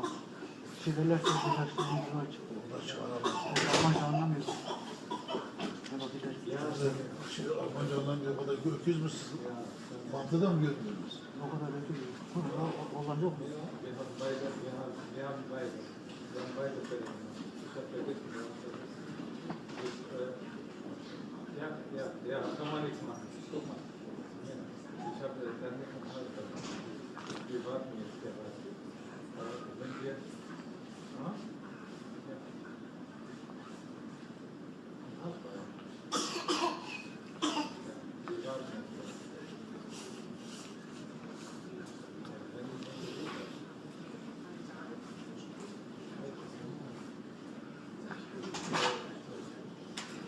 Sie sind der Dolmetscher? Ja. Okay. Also es gibt da ein Verständigungsproblem. Ja?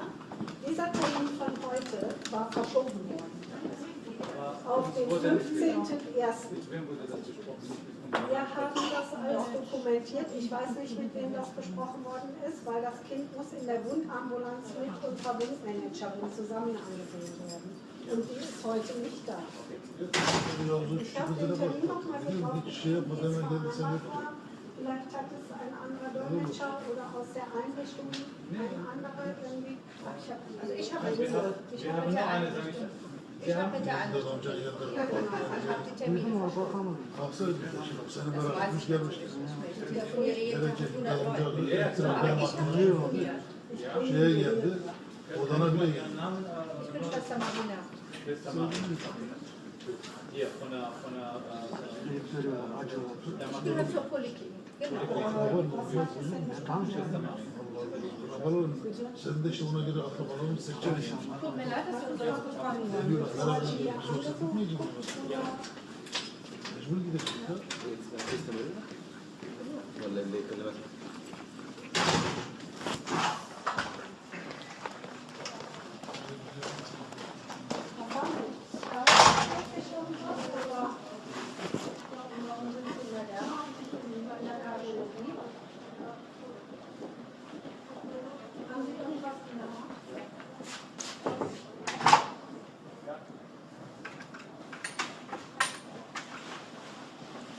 Also für Herzrasen sind Sie an der falschen Stelle. Mit dem Kopf da und dem Antifusion.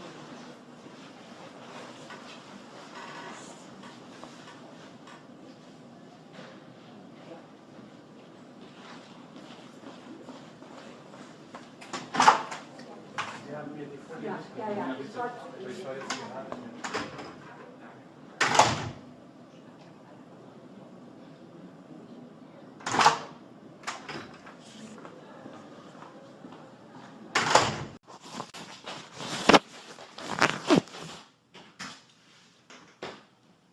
How dangerous is that hand? That's been like that for 3 weeks. I can't even move my wrist.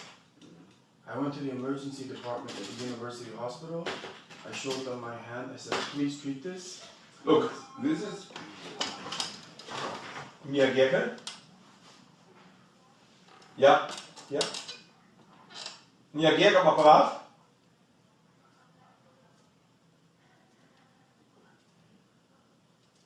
Ja.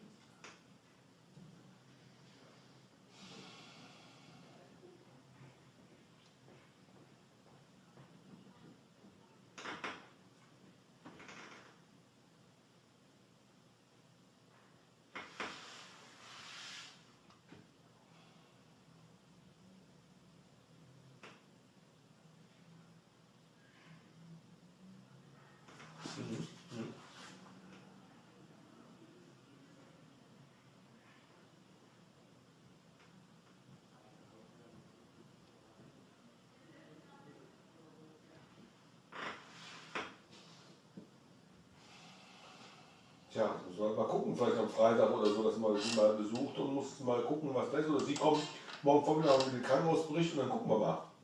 Also wäre vielleicht am besten. Also sie kommen morgen Vormittag mal in die Praxis und dann gucken wir uns, sie bringen den Krankenhausbericht mit und dann besprechen wir es. Ja, das ist ja kein Problem. Ne? Genau. Und ich gucke vielleicht am Freitag dann mal. Hm? Ja? Okay, bis morgen. Ja, tschüss. The problem is I have with this hand. You have an infection in this hand. There are bacteria inside. That's so what I said. You need antibioticum, cefuroxime. But I've been to a dermatologist and the hospital in KOLN, Yeah. and neither of them will You help me. need this antibioticum 2 times a day. One is the morning, one is the evening. Right. You must take your hand here, not to do much things with this. So, and cooling, cold, and this tablets, and this gel. Gel, yeah. Yeah. Can you write something that I can take to the hospital to say, look, can you please look at that? Like, I'm No, sick. you can go in all hospitals. But they won't, dude, I've been there. I went to the university hospital. I don't know. They refused to treat me. So soll ich mal Uniklinik schreiben? Uniklinik Köln? Yes, it's an emergency department. I said my hand is, I couldn't even move my hand, and they still wouldn't treat me.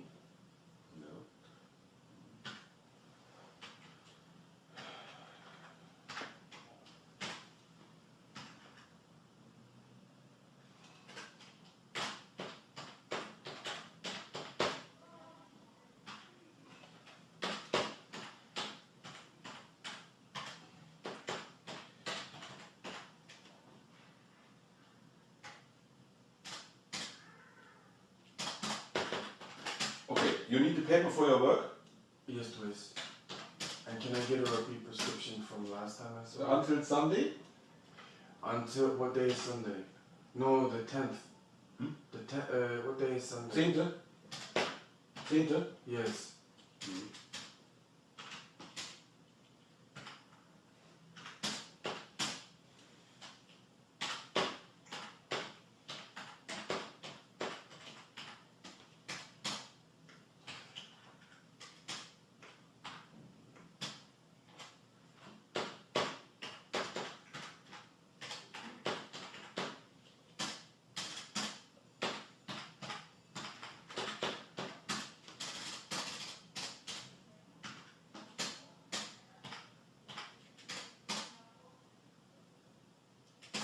Okay. And just the other 2 medication you gave me before. What? It was, well, the Zopiclone and the Nasonex.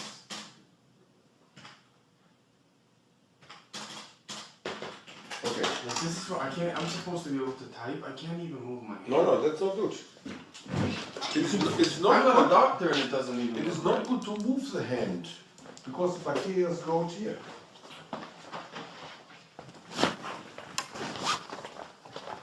That's so much. I can't believe it's infected.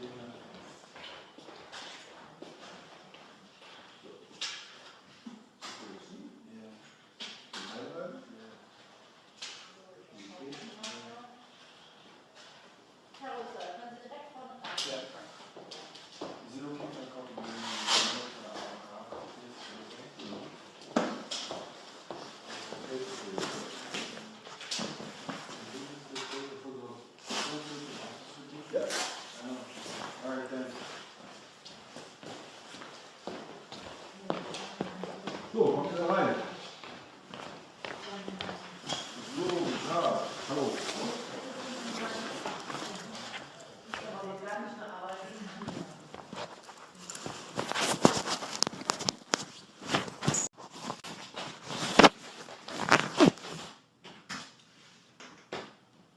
How dangerous is that hand? That's been like that for 3 weeks. I can't even move my wrist. I went to the emergency department at the university hospital. I showed them my hand. I said, please treat this. Look, this is Miyageke. Ja, ja. Miyageke am Apparat.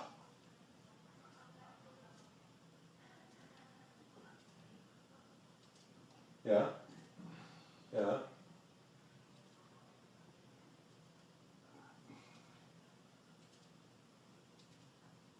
Ja.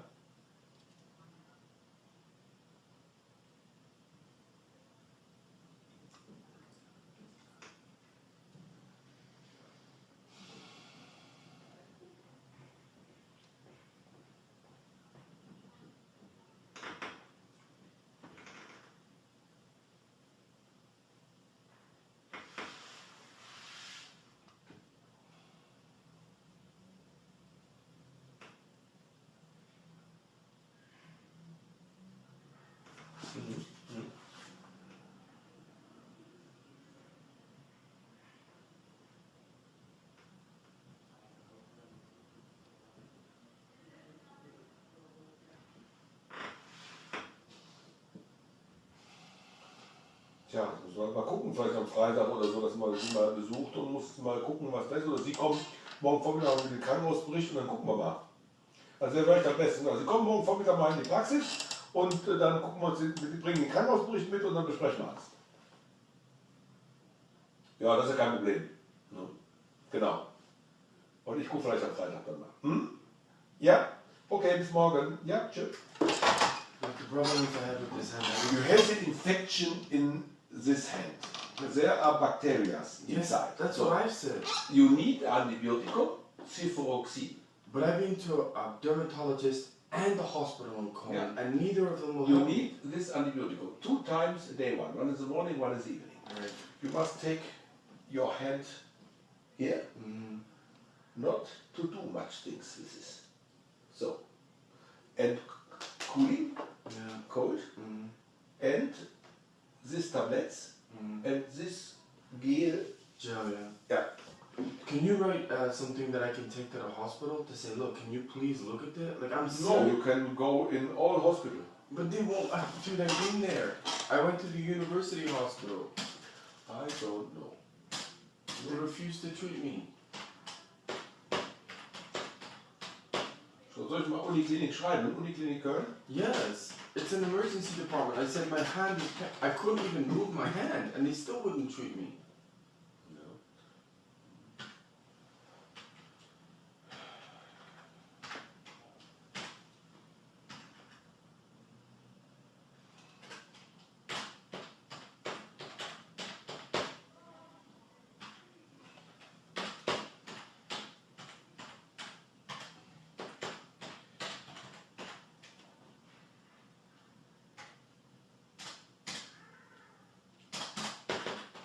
Okay, you need the paper for your work? Yes, please. And can I get a repeat prescription from last time I saw Until Sunday? Until, what day is Sunday? No, the 10th. What day is Sunday? 10th? 10th? Yes.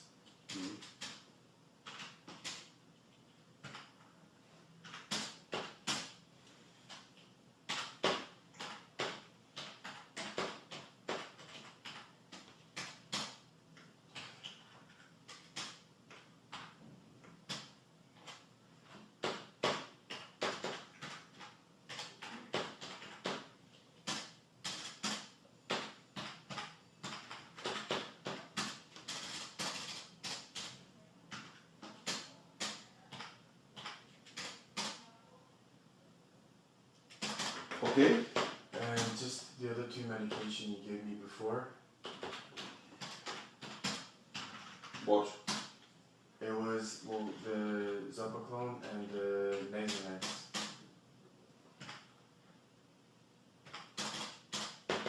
Okay. Like, this is what I can't, I'm supposed to be able to type. I can't even move my hand. No, that's not good. It's not I'm not good. a doctor and it doesn't even It is look not right. good to move the hand because the bacteria go here.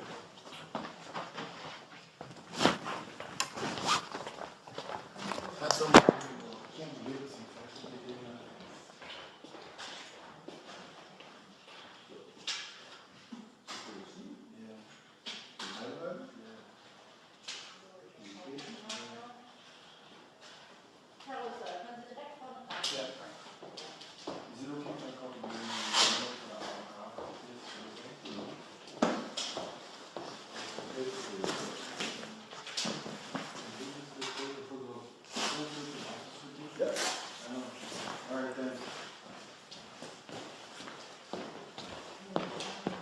So, kommt ihr da rein?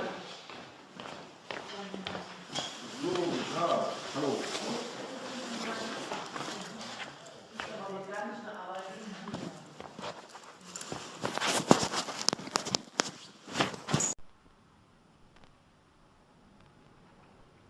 That's fucking 2 Helios Hospital now. I've been treated like absolute fucking shit. I mean, it's terrifying.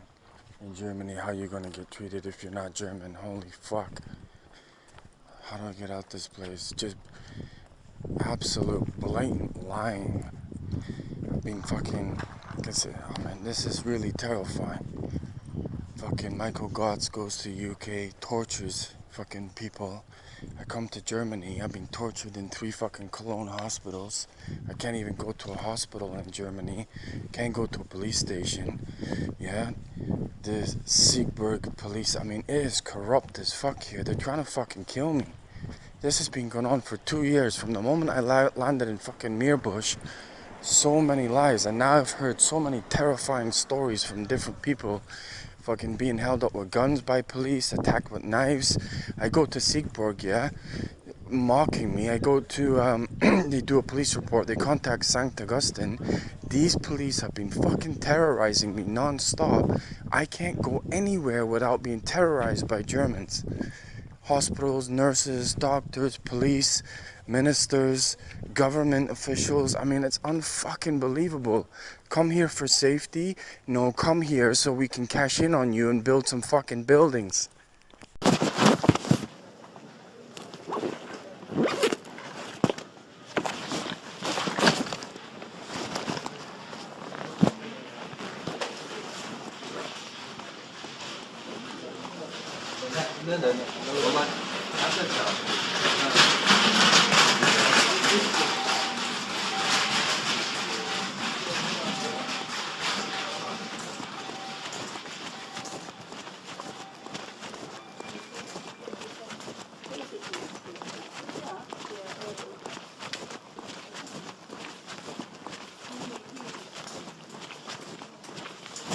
I have to report to this stuff. Okay.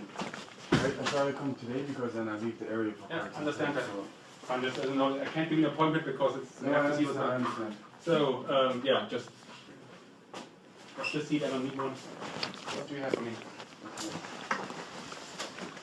So look, I went back and forth with some of the things that you wrote an email back. The key points. So basically, you wrote me an email saying you want what exactly was it you needed? The dates, at least when you have been here. I can give you that. Exactly, that would be. I can give you the times. Yeah, would be that. Yeah, I can also give you the medical notes from the other hospital. It would be great to have that. And I think what I wanted was why it happened. So is it possible to type this? Or do you want to type it up, or you can take the seat to do it? No, it's right now. I don't have enough time. You can either give me some things now, and I will take them and whatever you have in written reports. I will so can you pull up the calendar, and I can point it out to you? It's fine. I just write me an email saying that it's easier because right now all the notes get lost. But do you have the report from Aachen? Yes. So the first time I came in here, I went to information. Both were Wednesdays. Yeah. Wednesdays. Which so I was treated. So I just. What's today's date? Today is January 15th. Can you pull it up, please? That's December 15th. So I was treated last week. So it would have been the 10th. No, they were both Wednesdays. So yes, 10th and 3rd. So the first time I came in, I went to the main reception. I was sent for 2 hours. So I arrived here around 3 o'clock, about 2 to 3 o'clock.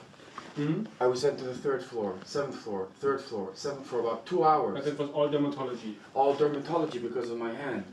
They refused to accept me, and then that's when I got sent to this emergency. The emergency woman. But you also the first time you have an hour front desk. Yes. Okay. Yes.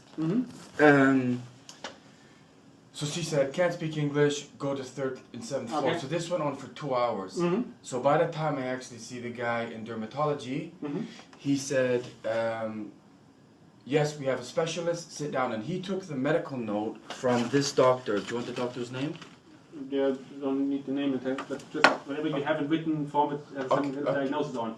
So I mean, we trust that the okay, doctor so said it was correct. he took the doctor's note and my AOK card. Yeah. At no point was it registered. I then went round, spoke to 2 lady doctors who In were dermatology? specialists. Correct. 3rd floor in the Correct. Okay. So basically, they said it's not an emergency. I explained to you, and you saw last time it was still bad. Couldn't move the joints. Emergency. They said it's not an emergency. There's nothing wrong with your hand. It's perfectly fine. Please leave. Yeah, I know. They then said to come back on the Thursday at 7 o'clock in the morning. Which you could not do. I said it's logistically impossible and then for me. You came back the 2nd time? Because I got very sick. I came back the very following week. Same day? On the Wednesday, yes. Wednesday, 10th of January? Yes. Which time? It was in the morning. 8, 9-ish? Just give me a roughly. second. Not just a rough estimate is fine. Just about 11-ish. 11-ish, okay. And basically I was very angry. I spoke to the same guy. I handed him another doctor's note from another guy. He said, okay, your hand is clearly not right. Please sit down. I waited. I then went around to 2 other female doctors. As I said, one was very short blonde. Actually, no, she was by herself. She was by herself. Very short blonde with a cut above her lip, like you know, someone has a lisp. And immediately was saying, you didn't turn up Thursday, it's your fault, there's nothing wrong with your hand, you're making stupid comments, you're giving stupid answers. And all 3 doctors, both the blonde one and the 2 doctors the first time, were actually laughing. That was the disturbing part. Remember I told you? I know. At what happened. So what I did was I then grabbed my jacket Went out. And I was actually in such a rush that I left this briefcase. And I actually got all the way to the Hofbahnhof, came all the way back to get my briefcase. So the hospital reports, just give me a second. Please tell me I brought them.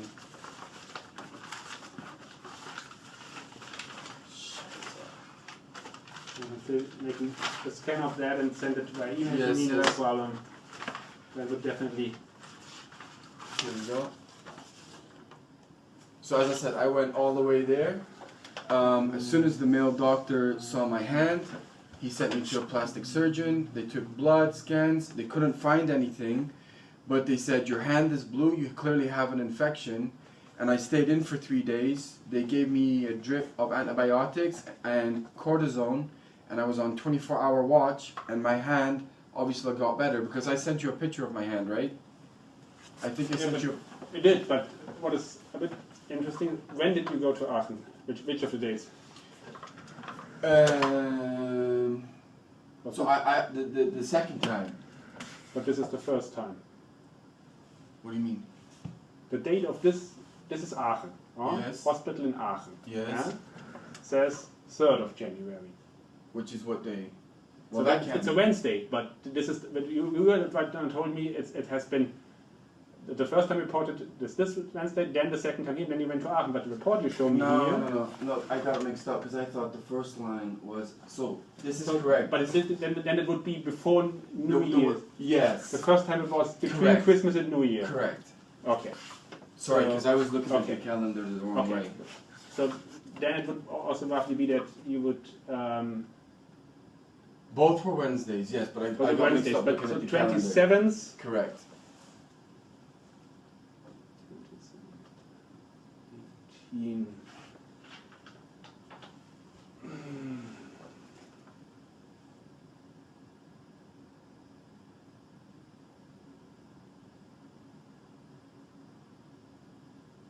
And obviously when my car was never registered in this hospital, which I don't know what happened.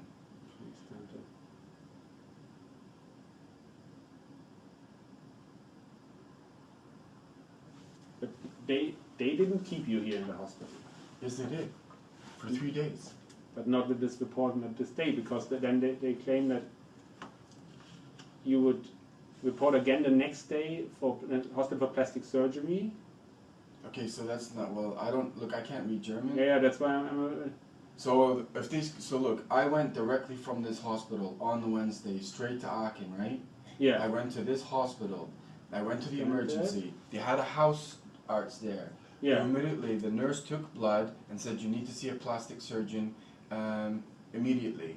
So I basically went to the plastic surgeon. He said, I can't totally figure out what it is because it's totally bizarre. He said, do you either want to, we treat you here and you go and sleep home, or we keep you in? I think it's best we keep you in. And I was in there for 3 days. In which hospital? In this hospital. At this state, because this doesn't tell they would have kept you or they would have treated you. That's what I'm wondering about. I was on 6B, ward 6B. In the Luisen Hospital. Correct, 6B, and they had me on a constant drip for 3 days, and I had to take cortisone tablets like every couple of hours.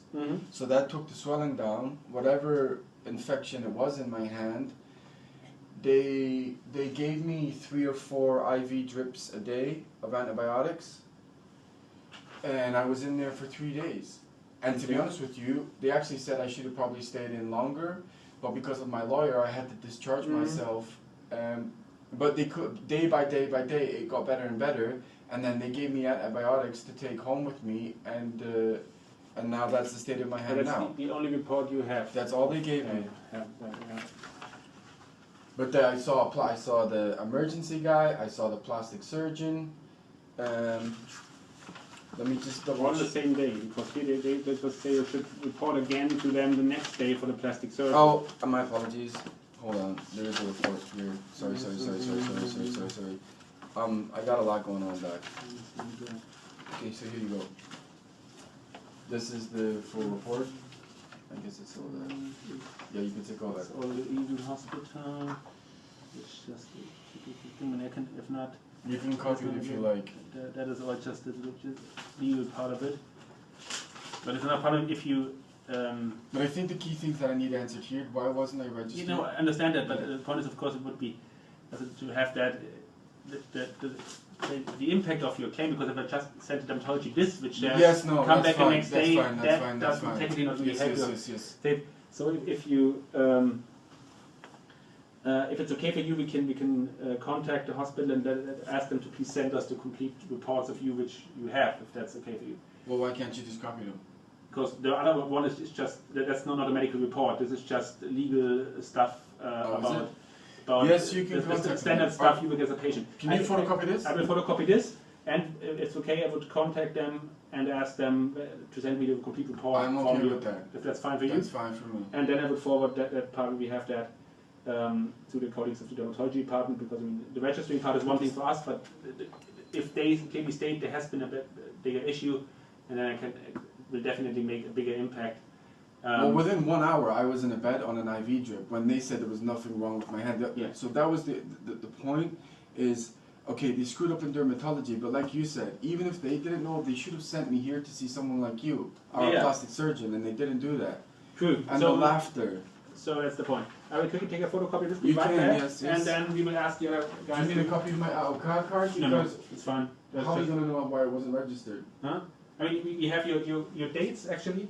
We already used your AOK card to check. You have never been in our system, so then nobody used your AOK card to put it in our system, which is weird, which I can explain. But we tried it already, even with your card, and nothing showed up. So those medical reports are written by my GPs in dermatology. Where did they go? I guess you're gonna have to find out, but yeah, but the point is, obviously, for now, even if you would, I mean, normally the dermatologists don't write digital reports most of the time. They just write on paper cards, but still. You've been seeing here, and actually starting a patient file, you would need to be in the system. And as far as we could figure out, even with your AOK card, you have been never registered in our system. So in order for me to actually see a doctor, I have to be registered, though, normally you would have to be registered. That's what I can explain. That's why we need the dates and everything behind to look into that. Because otherwise, it's even if they tell you I was getting terrified. It's not an emergency and go away. Even then, you should clearly see you have been at the dermatology department because you have been registered before. That's why I don't understand exactly. But that's why I need reports. I get a photocopy of this, we write that. You need anything else? For now, not.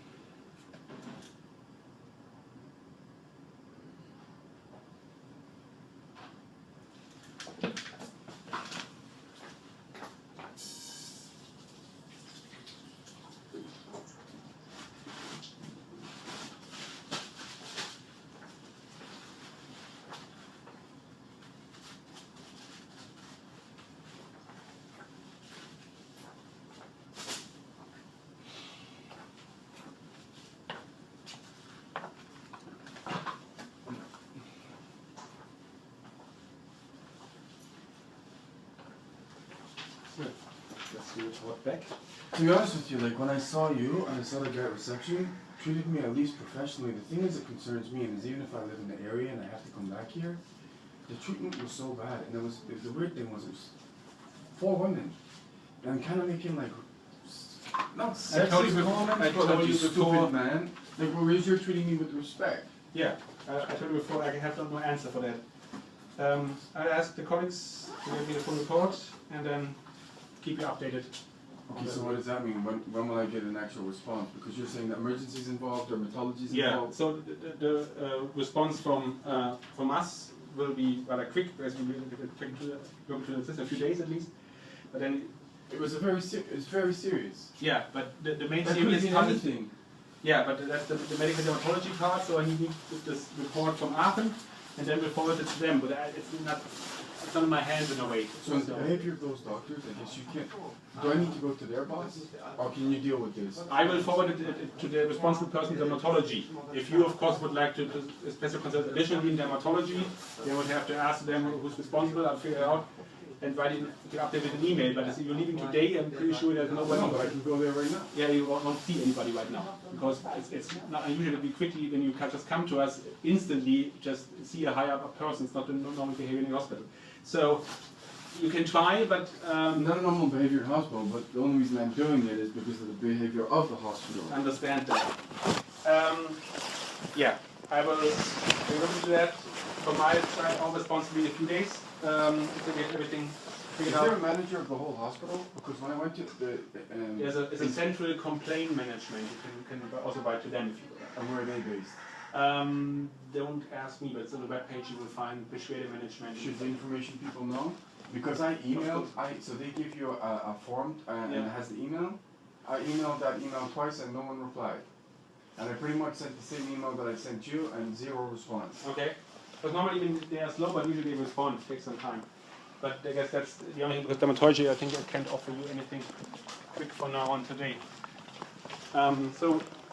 Well, I don't want this to go on forever.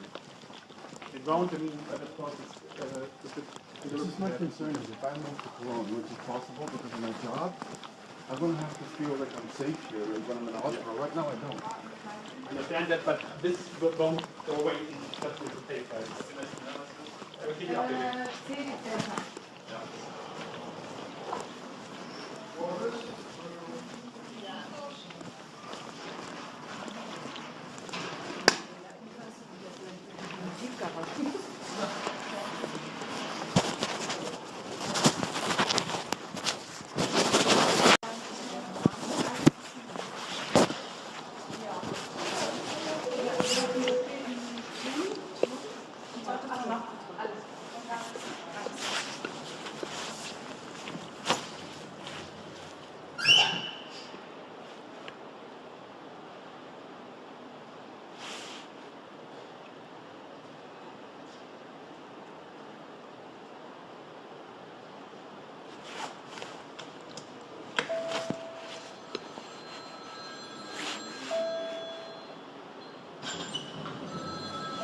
Hello, speak in English? Yeah, what? I need to speak in English? A little bit. Okay, I have a gross problem. I've been to the director of emergency with regards to something very bad that happened in dermatology. He is going to deal with what happened in emergency, but it is very, very bad, legal. So I need to talk to someone at a senior level. For dermatology? Yes, No? it was a big, big problem. Big, big problem. Why? You are a patient. I was a patient, but it's been a disaster. I wasn't registered anywhere. There was massive... Tell me your name. Barry Fraser. I had to go to another hospital over 2 hours away, and they put me on an emergency drip where I was walking out of dermatology here. Emergency doesn't know what's happened. I was in this hospital for 2 days, and I'm not registered anywhere. And it was very bad. Very bad. So you know how the chef of emergency trying to find out what's going on? The chef of dermatology needs to find out what's going on. It was horrific. So someone at a senior level, a secretary, someone who can deal with this, and email, because I have sent about 4 emails, phone calls. Sorry? I was sent from the 7th to the 3rd to emergency, from the 7th to the 3rd to emergency. I spoke to 3 doctors. I'm not registered anywhere, and they make big mistake. Thank you.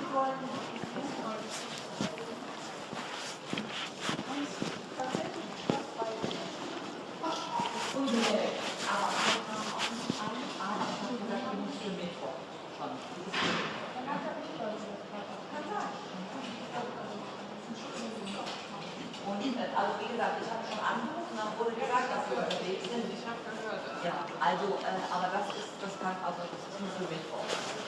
Aber da ist noch einer, der fehlt. Ne? Genau.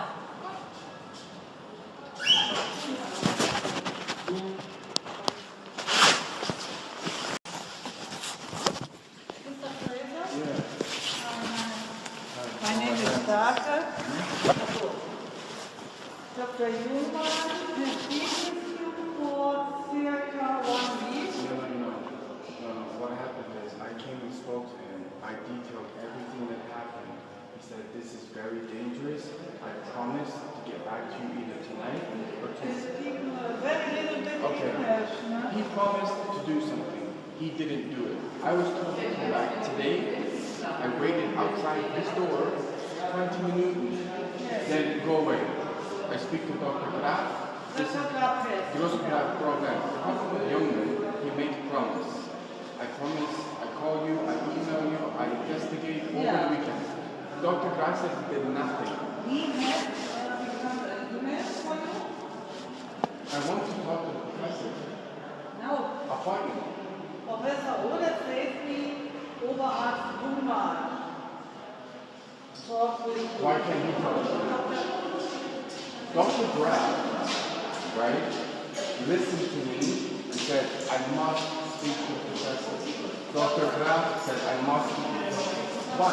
I have talked to Professor Oder and he says Oberarzt Human. Hat mir gesagt.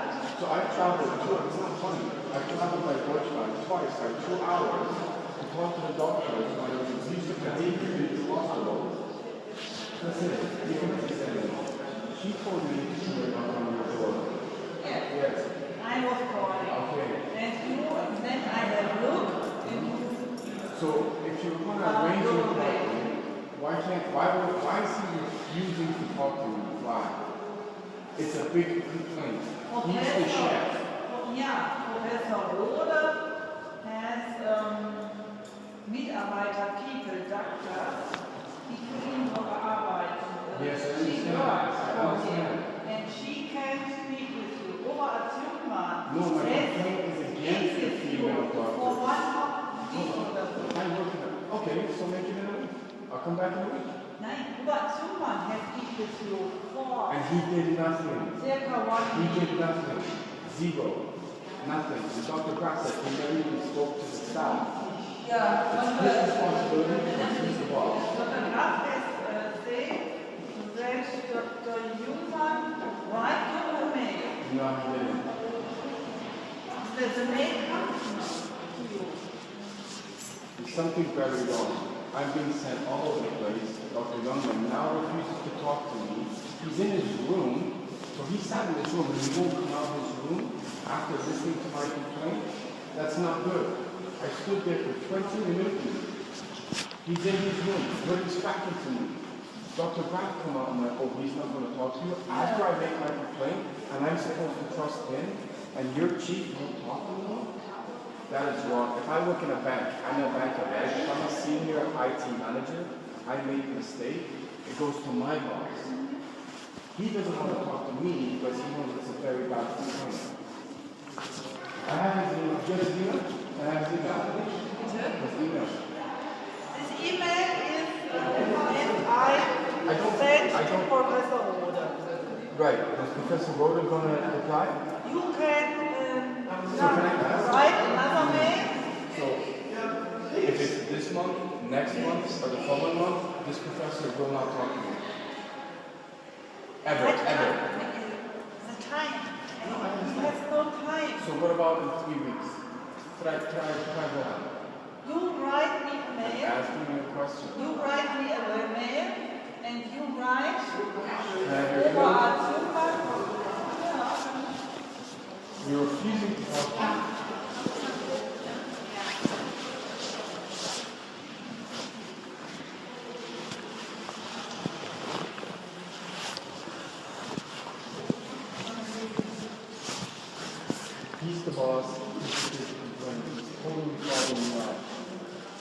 Do you remember when I came here last week, right?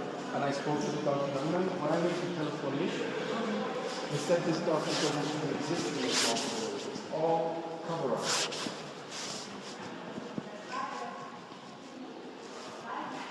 You can read it? Yes. Yes. You write a mail and you talk that over us. When I spoke to the doctor the first time, oh my God, those programs I fixed. When I telephoned him, they said, this doctor doesn't work in this hospital. I said, oh no. I said, what? No, he works. So I traveled another 2 hours by Deutschland. I go to his room. Oh, alles klar, one moment. He said, wait, we will talk to you. 20 minutes, nothing. I go back around, only Dr. Graf talked to me.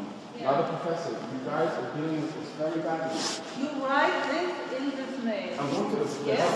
And I send this mail to Professor Wolfgang. Yes? After I've been dealt with this, you guys don't even talk to me. Travel for 4 hours on Deutschland and you're treating it like it's a joke. I'll go to the hospital. He's doing nothing. He promised. He did nothing. You write, yes? You write. Why are you laughing? You write. Dr. Graf just spoke to me, right? And said, Dr. Grundman, Yeah, Jungmann. hasn't taken any notes. He forgot what to do. He just told me now in the room. I just spoke to Dr. Graf. You write that?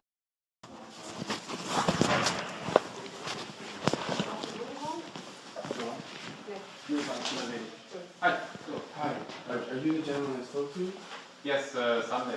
Okay, the problem is, I obviously spoke to the doctor, right? Der hat mit Oma Zimmer letztes Mal gesprochen. Der Oma Zimmer wollte sich per Mail mit ihm in Verbindung setzen und ihm dann Bescheid sagen. Ich habe ihn gerade angerufen, er hat es nicht gemacht und er will jetzt auch nicht mit ihm sprechen. Er hat gesagt, er meldet sich per Mail. Okay.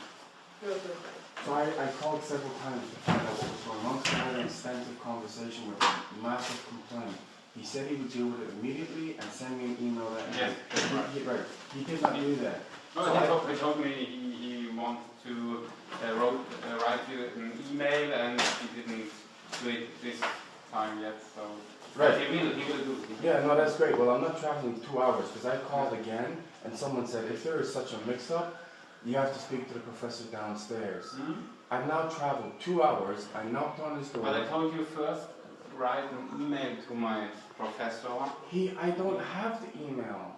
But I You gave me the name. Yeah, the secretarian email. Right. Starke. And I got no reply. So Okay, so maybe, but we are doctors. sir, we have to work every day. Yeah, but I can't come into the operation. hospital and We be are in the assaulted. operation room, so we Why have did no he time. ask me to wait outside his door for 20 minutes and then not open the door? Who? I was stood there. There's a guy came out, I said, can I talk to him? He said, yeah, no problem. I'm stood there for 20 minutes. To the point, I then go back down for the information. They say, no, you have to go to the secretary's door for Dr. Rodolph. She wouldn't open the door. I'm sent back up here. I've already been here for an hour and not spoken to anyone. But do you have an appointment with my professor? Or? Yeah, but the point is, I called several times. He didn't do what he said he's going to do. When I arrived here, he said, wait outside my door. So I waited outside his door for 20 minutes. I knocked again, so someone came out and spoke to me and said, yes, he'll talk to you. Okay, so I'm just stood like this for 20 minutes. I then go back down to information. Information's like, I don't know what's going on, this is a disaster. Go back to the professor secretary. She won't even open her door to talk to me. She's a secretary. Yeah, but if you don't have an appointment with Oh, my come chief, on. he's in the operation theater, so... There's got to be someone here to talk to. The complaint I said to him was horrific. Even he said it's horrific. I've traveled 2 hours to get back here. I'm leaving the area. What's your problem? What's yes, but it needs to be talked to a doctor in privacy. He noted down several horrendous points that happened whilst I was here and promised me an email, which he did not deliver. I'm not leaving with just a case of, oh, we'll give it to you whenever. It was a very serious complaint. Very, very serious. To put my health in jeopardy. So he also agreed to that. And he didn't do what he said. I just stood outside for 20 minutes. It wasn't a case of I don't have time to talk to you. I stood there for 20 minutes doing nothing. You can talk to me today. One of them can. I'm not leaving.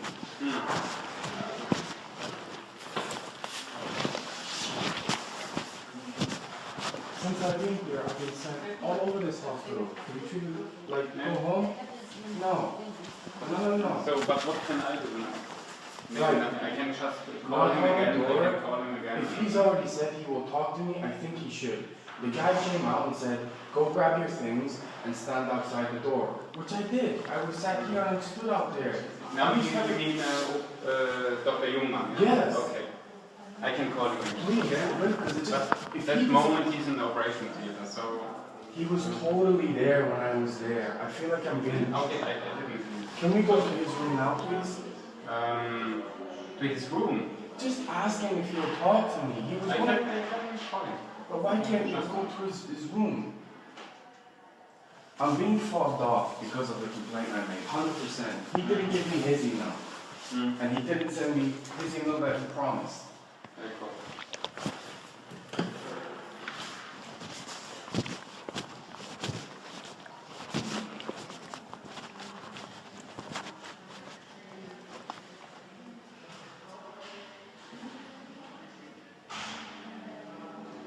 Ja, mein Lieber, ich muss mal ganz kurz anrufen wegen dem Herrn, was ich und ich bin auf dieser Tabelle.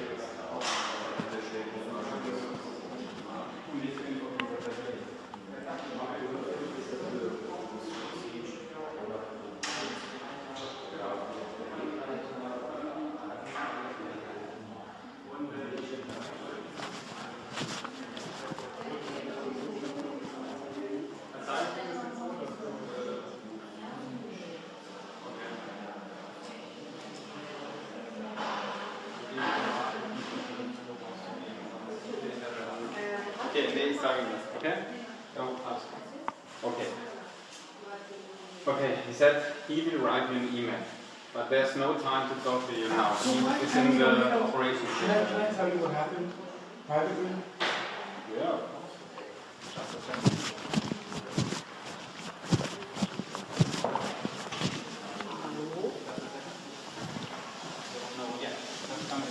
But I also have to go to the operation theater. And I also have my life to get back. So, you know what I mean? So, are you the chief nurse? No, I'm a doctor. Oh, you're a doctor, okay.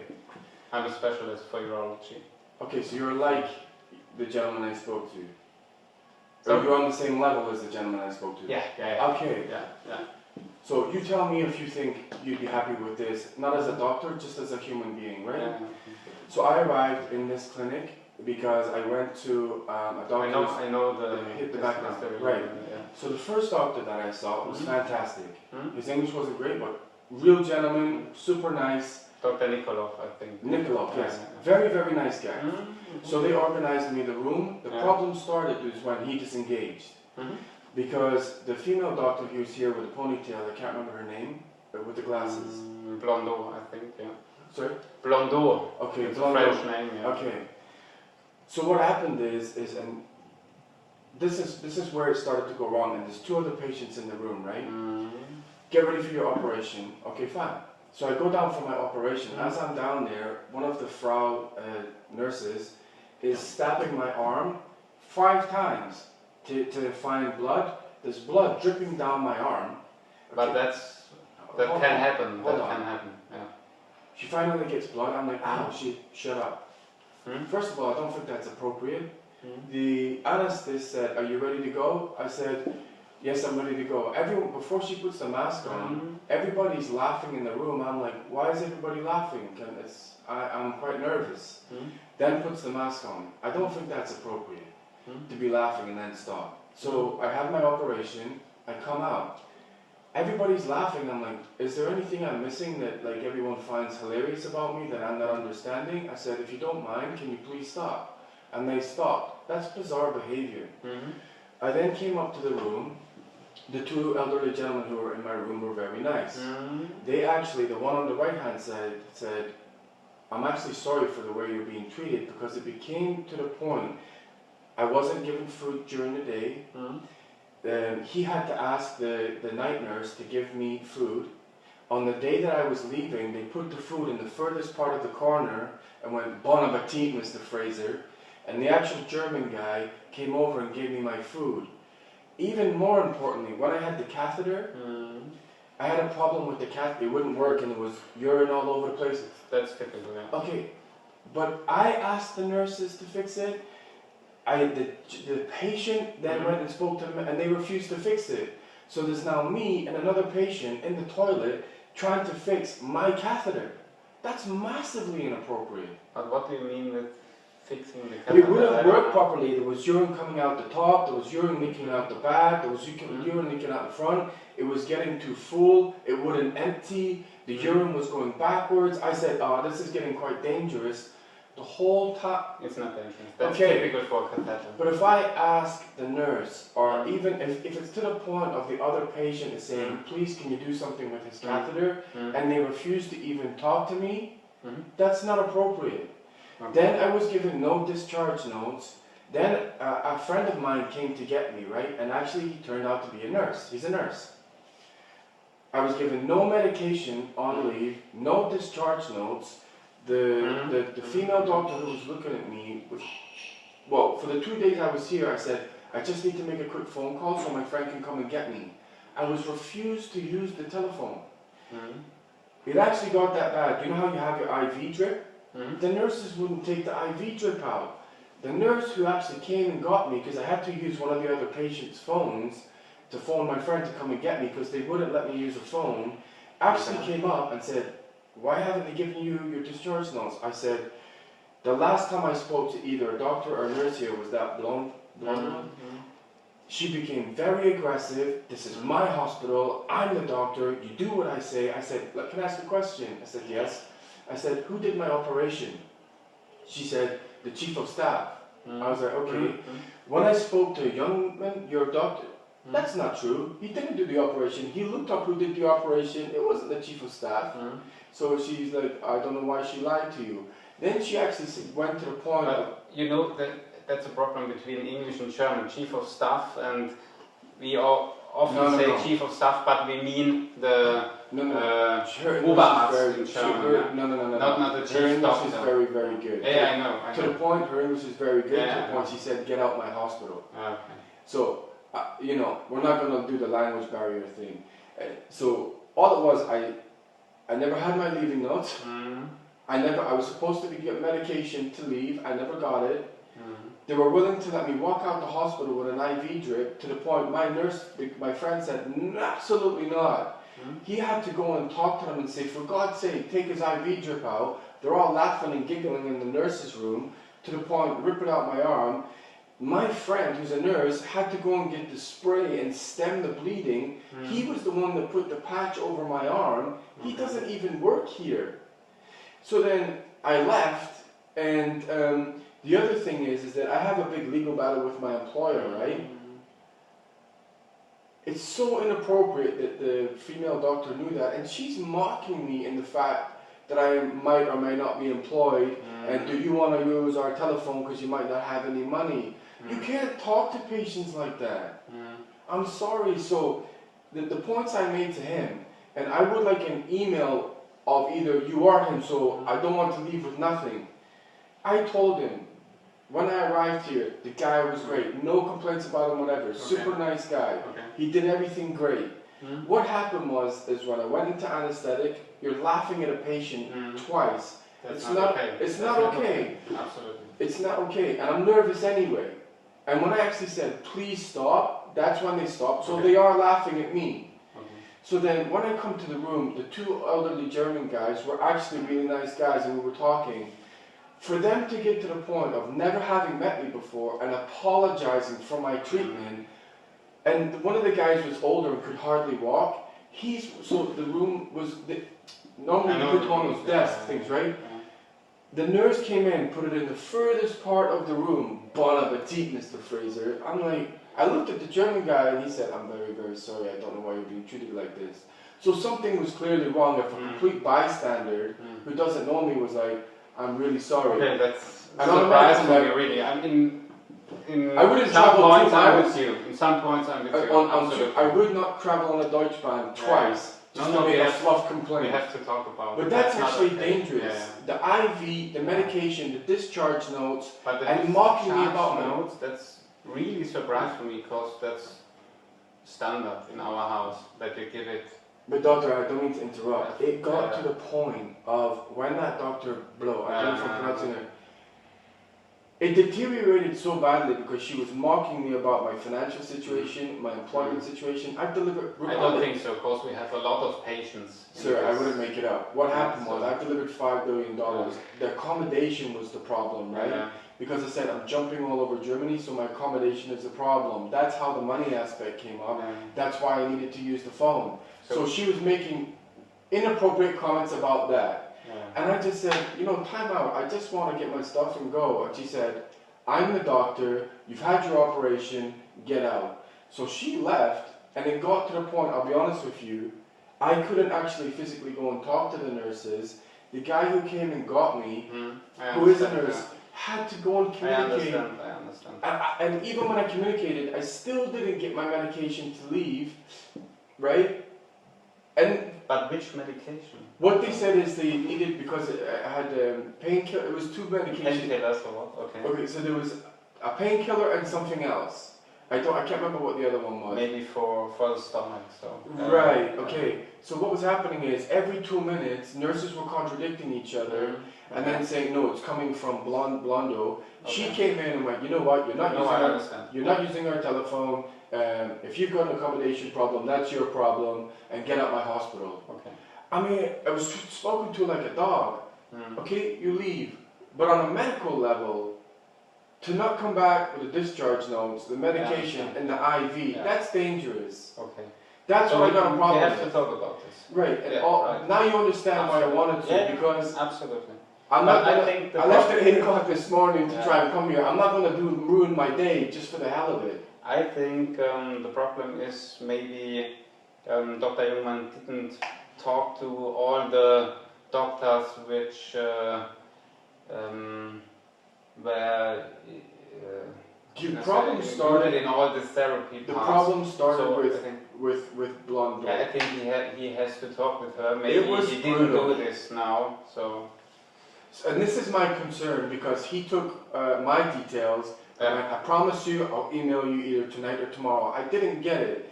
That's why I then made the phone call. I'm already under a tremendous amount of stress with my legal battle. Okay. The last thing I need is to even have this conversation. But it became so aggressive and abusive. What happened was I went and spoke to a nurse and a doctor anonymously in another hospital, and I explained what happened, and they're like, 100% you have to make a complaint. Not only on a personal level, but medically that can't happen. So, I understand. right, Okay. now you understand So, me. Yeah. I'm I not will making talk to noise him. just for the sake of it. I will talk to him. He has to talk to Dr. Blondeau and to the nurses and I don't know these anesthetic people. nurses, I've never of met them course. before. And then I think we will have to get better and better every day. Maybe there's No, really but I really want to make a written complaint though. And the thing is, he has all my details. I would like to be, well, either if you have a card or he has a card or an email, so I can start the process, because the last thing I need is for nothing to, he promised me, he's already broken his promise. I'm quite happy to just list what happened on an email to you or copy him in or whatever, and please start the process, because I don't, with all due respect to you, I don't work here.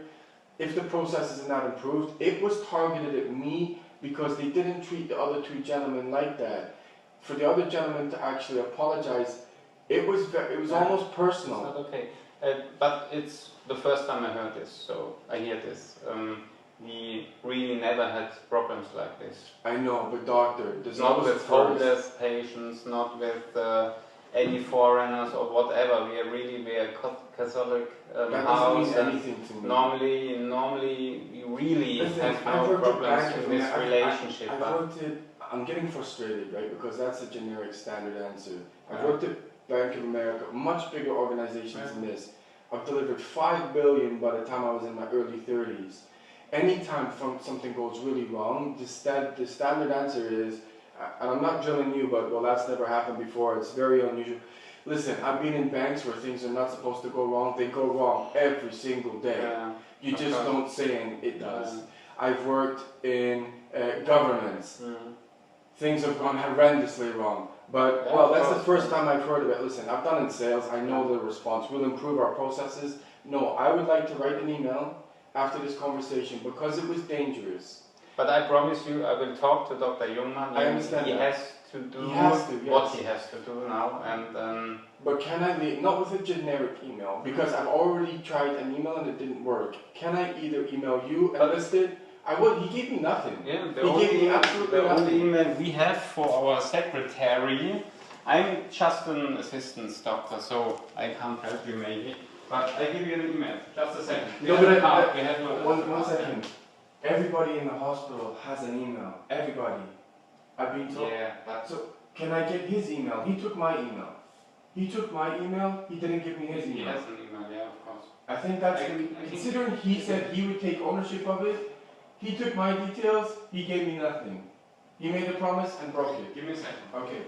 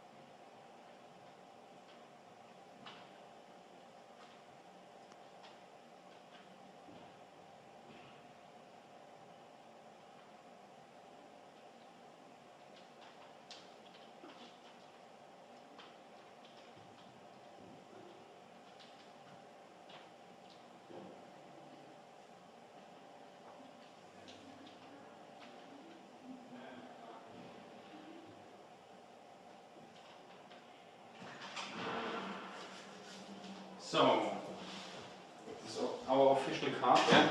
This is my chief doctor. Yes. This is the name of Dr. Jungmann. And you see, it's always here, the name at Malteser.com. Okay? So one last thing I'll say is, you understand why I was getting frustrated in there, because I told him pretty much what I told you. Yeah. His response was, "Oh my God, I'm with you on a lot of these points. It's horrendous. We have to do something." Yeah. He made a promise. He then didn't keep his promise. I then made a few phone calls, told to come back, made to wait outside his door 20 minutes because he'll talk to me. Then I'm sent to the chief force, and now the reason I became angry was it became clear to me like I'm getting fobbed off here. You know what I mean? If you make a promise, break it. Don't give your details. Say you'll talk to me outside your door, and then you can't talk to me. When he knows I've traveled 2 hours by Deutschbahn, it doesn't give you a great impression, does it, that he's going to deal with it? That's why I need the email, and I'll be honest with you, this is a hospital. Right? Yes. It doesn't matter where you are. In a hospital, you cannot be treated like that. Purely on a medical perspective,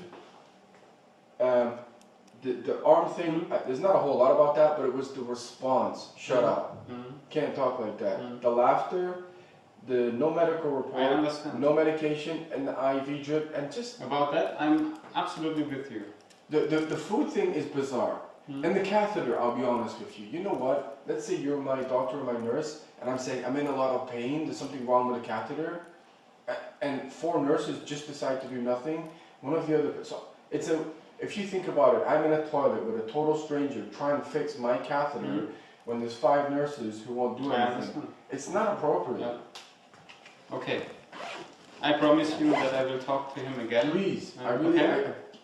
Okay. I'm on tens of thousands here, not that this woman needs to know that, but it's none of her business who I work for, what my work situation is. Can't do that. I understand. Would you be happy with that, if that happened to you? I wouldn't be happy. Right. But, yeah. You just can't do that. I've been in hospitals around the world, you can't behave like that. So, like, a personal attack and the medical side of it. I really don't know what happened. The guy that I know who's a nurse said on a medical level, well, let's say your friend turns up and I'm going to go. Let's say you've been to the hospital, you're a doctor, you know what goes on, right? Let's say you're about to leave and you don't get the medication, you don't get discharge notes. You know that's wrong because you're a doctor. If you have the IV drip in your arm, they rip it out your arm to the point it's bleeding, and your friend, who's a nurse, is asking for swabs and disinfectant to dab down your arm because the nurses wouldn't do that, would you be happy? Just that one aspect alone. I wouldn't be happy. Right, that's what I'm talking about. Like, there's no way I would travel all this way I for understand nothing. the problem, and we have to talk about it, and that's not the... That's not how we like that. Treat anyone. No, anyone like that. Yeah. Okay. I understand. That's okay. And all I can do is to talk to him. Okay. He's my chief, so I have the problem. I can't. Okay, but let me first ask a question. You said anyone who's not there. What if we make it apart on this level? But we also have to talk to him. Hello. My name is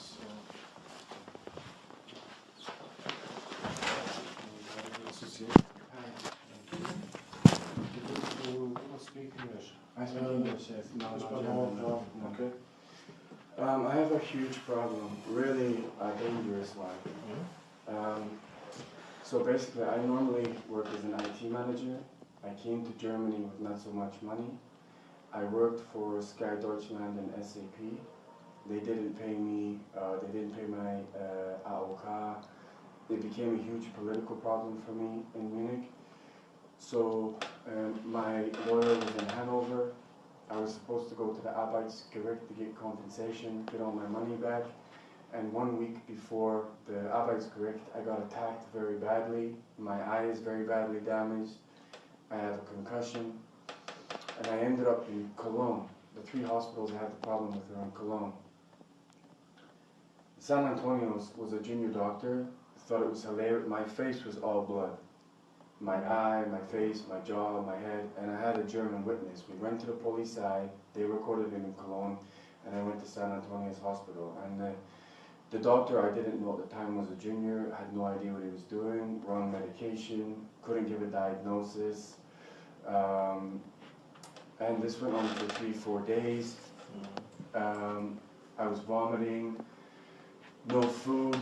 The German guy was bringing in food because the hospital wouldn't provide food. They had me on the wrong medication, and then they said, "Oh, you have to leave." I said, "But I still don't feel very well. A concussion is very dangerous, and I have 3 or 4." And what happened is, he said, "Before you leave, I need to talk to you because of the severity of your concussion." So on the day that I leave, he didn't turn up. I waited 5 hours. They refused to take my IV drip out. I had to go to another hospital to get the IV drip taken out. They gave me medical notes for Mohammed. I said, "I'm not Mohammed." They gave my medical notes to someone else. And I'm like, what is this? This is a joke. So I went back 4 or 5 times, and one of the senior staff there said, "Yes, you were treated really horrendously." And I said, I emailed, I called. This was like last summer. Then I ended up talking to the professor. He's like, "Yeah, well, I'm a professor. I'll make sure it doesn't happen again." I said, that does nothing for me. I said, I want to be compensated, I want to know why I was treated like this, and they kind of tended to fob me off. Then in the uni clinic, and this is really unbelievable, because Commerzbank, SAP, AOK, and Sky Deutschland all froze my money, so I couldn't go to court to get my compensation. I've been surviving on very, very little money, like virtually nothing. Actually, you're living here in Trier? Yes, for 3 months, yeah. So my hand got really badly infected, And I had a doctor in Bonn and 2 doctors in Cologne say, you need to go to hospital immediately because this is now dangerous. So I went to the uni clinic 4 times over the period of Christmas, December, and the doctors there kept saying, nothing wrong with you, belittling me, go away little boy, and it got worse and worse. So I had to take an emergency train to Aachen, and they said plastic surgeon, immediate antibiotics, 24-hour watch, and it was so painful, and it's still painful, but they managed to stop it. And the crazy part is the 4 times that I was in the uni clinic, they never registered me. So I gave them my AOK card and the medical certificates from the doctor saying medically treat this person urgently. And then when I went back and I said, why did you treat me like this? They're pretending like I was never in the hospital. I said, I have an apology from the emergency doctor, the professor, saying, I've never seen anything like this. You were in this hospital 4 times and we have you registered nowhere. But I saw 4 doctors who gave 4 wrong diagnoses. There was no documentation in the hospital. I was being given medical advice and they had me recorded nowhere. Not at the emergency and not at dermatology. And the thing is, dermatology wrote a letter of apology, and then when I started to ask a lot of questions and I want to be compensated, they're pretending that I was never there and they won't give me my medical notes. The other one was when because I've been subjected to so much, I had to have an operation down here. And not so much a medical thing, but they were mocking my financial situation. I've lost tens of thousands of euros from this SAP Sky Deutschland thing. They were laughing before I went into anesthetic. They refused to give me food. They wouldn't let me use the phone. And it got so bad that I had a catheter. The catheter was broken. The nurses wouldn't help me. The German gentleman opposite me said, I'm very sorry you're being treated like this. I'm in the toilet with a German guy trying to fix my catheter. And then as I leave, they refused to take the IV drip out. And my friend who was a nurse had to take the IV drip out from the hospital. I mean, it's just unbelievable. So what I did was, I put all this evidence together and I had emails going back and forth with all the professors. And they pretty much said, yes, mistake, mistake, mistake, mistake. I said, you could have killed me, like it was that bad. And then when I started to say, you need to compensate, the concussion thing is the worst one because I don't know how bad my concussion is. It was really, really bad. And my hand has not been the same. Like it's almost, I have to have cortisone cream almost all the time now on my right hand. And when I started to ask more and more questions, they just shut down. So I contacted the Artskammer for that region, and they wrote a letter which he just read, saying we're going to investigate these hospitals. I mean, these are the medical reports. I'm not Mohammed. You know what I mean?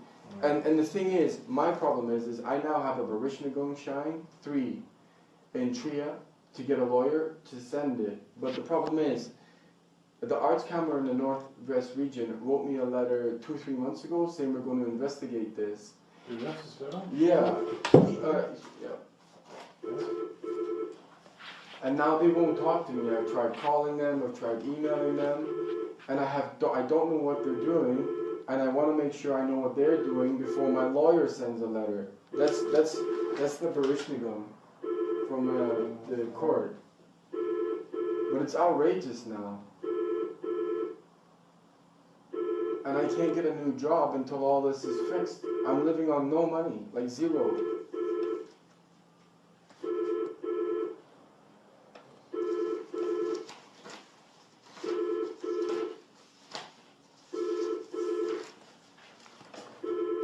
And just one last thing. This is the, so if you look at here, we apologize to you for the way we treated you. This is the hospital, the Uniclinic, that is now saying you weren't even there in the hospital. How can I not be in your hospital if you wrote a letter of apology? That doesn't make sense, does it?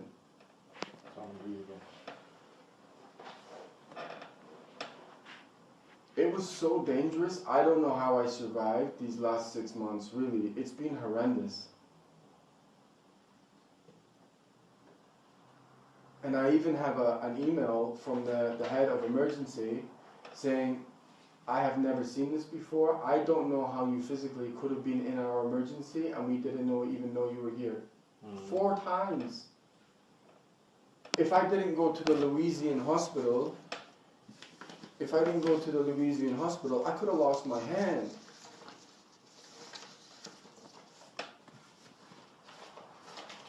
That's the San Antonio's hospital.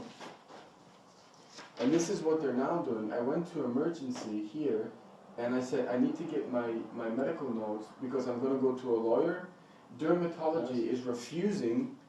The emergency said, it's by law, you have to give them his, and they won't do it. They won't give me my file. That's completely illegal. Not just in Germany. So I can take a phone call with. Please, because yes, because I don't know what's happening. What's happened? What happens there? And the thing is, I have medical attests from doctors saying this guy is being treated horrendously, like from all over Germany. Like, why is he being? This is the Louisiana hospital that saved my hand. But if you look, like, I don't know exactly how much damage they've done to me. And then you have hand infection. These are all copies, right? But it all proves migraines. I have a massive problem with my eye now, all because of what these 3 hospitals did. I'm running all over Germany with no money, trying to save my life. I can't even see properly out this eye now. They had just one last thing. In San Antonio's, I said about my eye, they had a doctor come in who looked like she was just back from holiday. I'd seen 2 eye doctors before that who said, okay, you got a big problem. She looked for 10 seconds and went, you look fine, go on. I said, how can you possibly say that? It was just horrific. And I just want to find out what they're doing before I get a lawyer to... Perhaps it is necessary to take a lawyer. But what I mean is I'd like to, they just all contacted me. They said they would investigate the hospitals and now they do nothing.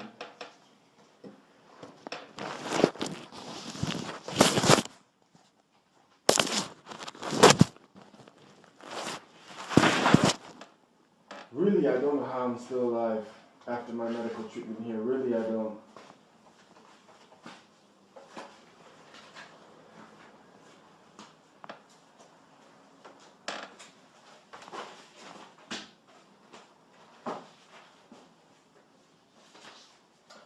Schild von der Ärztekammer in Trier. Guten Tag. Ich habe hier einen Herrn Barry Fraser sitzen, der spricht noch Englisch und der hatte sich mal beschwert für ein Asylband. Und er hat auch eine Eingangsbestätigung vom 5. März. Ich würde Ihnen mal das Aktenzeichen von dem Herrn sagen.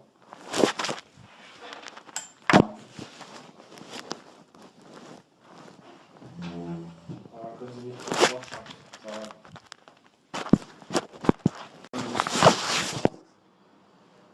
Can you sit in? Because I had a massive complaint. Can you speak in English? Yes, we can. Okay. So I had a very, very bad hand infection. My right hand. Yeah. It had gone on for several weeks. Yeah. 2 GPs in KOLN said this is now becoming very, very dangerous. I came to the Uniclinic and I spoke to the gentleman with the longer hair. He sent me to 2 doctors, two female doctors, to diagnose the hand. They started laughing, there's nothing wrong with you, you big sissy. And I'm like, whoa, whoa, whoa. I said, I can't actually move my hand. All these joints had become solid. I took pictures of my hand. I said, I can't move my hand. I mean, you could see the remnants of it, that's right. No, nothing wrong with your hand, come back at 7 o'clock in the morning. I said, logistically, it's very difficult for me to get here for 7. Can I come back for 8 or 9? No, if you're not here for 7 o'clock, we will not see you. So I became very sick. The next week, which was both of these times were on a Wednesday, so I'd been to information, emergency, 3rd floor, 7th floor, 3rd floor, emergency. At no point was my AOK card registered, which is, you can't do that. The second time I was here, I saw the same gentleman again. I said, my hand is getting worse by the day. It's extremely painful, and it was blue. My hand was blue. So he came in along with and one other doctor. She's short, blonde, with a scar above her lip. And she said, what's your problem? I said, excuse me? What's your problem? I said, I was here last week. Yes, I know about you. I said, yes, it's getting worse. Well, I'm a doctor. I'm telling you it's fine. I said, clearly it's very, very swollen. It's discolored. I can't move it. It's massively painful. She squeezed my hand like that. It's not swollen. I said, she said, did anyone take any blood? I said, I'm not quite sure who took blood. Where it? Well, she said, well, that's a stupid answer. And at that point I said, I'm not going to be spoken to like this anymore. I'm not a 5-year-old kid. I grabbed my stuff. I went to Hofbahnhof. I took a 1-hour train journey to Aachen. I went to the emergency in Aachen. I saw a house doctor. He immediately said within 2 seconds, plastic surgeon immediately. I was taken straight to plastic surgery. They were like, I have no idea what's going on with your hand. You need to stay in overnight. I was on 24-hour watch because whatever it was going up my arm on daily antibiotics through an IV drip and codeine. I couldn't move my head. It's still not perfect, but it's better. But 3 of your doctors not only misdiagnosed it, nothing was registered anywhere in this hospital. So now the chief of staff in emergency is like, this was handled very badly. I told them what happened in dermatology, and they said, one thing, you can't laugh at a patient. 2, even if they diagnosed it, they thought there was nothing wrong, you should have been sent to a plastic surgeon to diagnose it.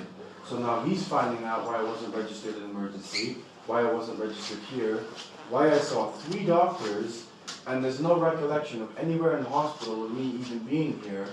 I have to travel 1 hour to Aachen, who put me on an immediate IV drip for antibiotics, and it slowly got better, and codeine practically every hour, or the one that reduces the swelling. And I actually had to discharge myself. They said you should probably stay in longer, but I have a legal case with my employer. So I would like to make a complaint. I've gone to information. I've written the email. I've saw the chief of staff twice in emergency, and he's also emailed me back. He's like, this can't happen. I said, not only was it dangerous, at no point should doctors be laughing at a medical condition of a patient. You can't do that.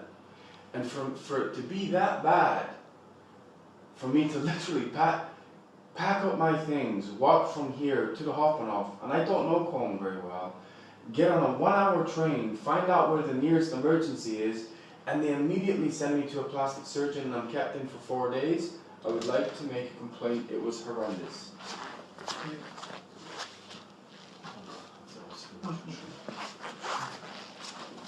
The house doctor in the Aachen hospital looked at it for 2 seconds and immediately took blood and said, go straight to the plastic surgeon straight away, who said, you need to be kept in overnight. They checked it overnight. They said, there's obviously a massive infection. I was getting antibiotics every 3 hours for 3 to 4 days. Yet 3 of your doctors laughed at me and said, basically, called me stupid. I mean, on a human level, you can't do that. That's right. Have you got any report from the Aachen clinic? I gave it to Dr. Backel. He's not the chief of staff in emergency, but he's the second in command. He's the one that wrote me an email last night, and that's why I've traveled, again, 2 hours to get here. Because I'll be honest with you, I was getting terrified, because I'm like, what the fuck is going on with my hand? This report, did you... It was in Louise. I can give you... yes, will be fine. It's not the report, but it gives you access to the information to get to the report. Okay. But the thing is, I talked to the emergency, and they said, even if they did think nothing was wrong, you should have been sent to a plastic surgeon, minimum, to check it. And the weird thing is, let's say if I'm in Canada and I go into a hospital, and I'm seen by 3 doctors, over a period of a week, and I'm not even registered. Can you imagine if I'd have died in the hospital? This hospital would have been toast. You can't do that. So that's the hospital that I went to. You can photocopy it. The doctor was who was really, I can't remember the plastic surgeon's name, but the doctor who was treating me was a Dr. Jansen. He was a very nice guy, treated me with respect. It obviously got better. I still have to go back to a dermatologist. They even took an x-ray. They were that worried, they took an x-ray. The 3 of your female staff thought it was funny and actually said, get out of the hospital. You can't treat patients like that. And I can send you the picture of my hand, the way it was. It was black, purple, blue, and swollen.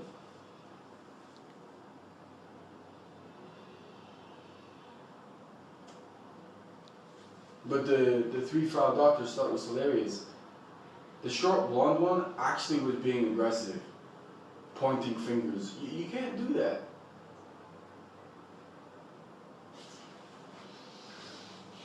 On that report, it actually says, oh, come back the next night. It's not quite right, because what they initially said was, when I saw the plastic surgeon, he said, I can't quite figure it out visually looking at it, but something is very badly wrong. And they kept me in for 3 nights. They said you should stay in longer, but I had to discharge myself to go and see my lawyer. So if you call them and photocopy that, they will give you the report. Actually, you know what? I might actually have some more of the information as well. Just give me 1 second. This is the other.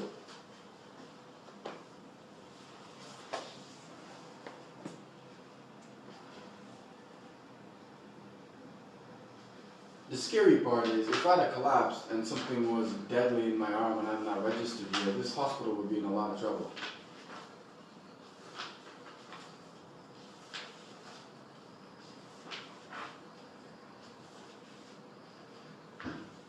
And I gave him, that guy that came in here with that, my AOK card and the medical notes from my GP. How it's not even possible that I'm not registered anywhere in this hospital at information here, or Dr. Baco did a search on me. It's as if I was never even in this hospital. That's not good.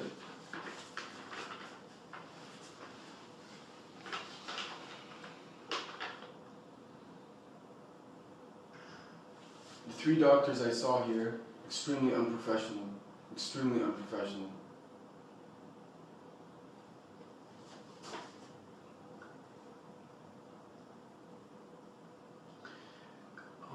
Doctor asked you whether there was blood drawn in order to perform an investigation, and you said, I'm not sure because I'm not a doctor.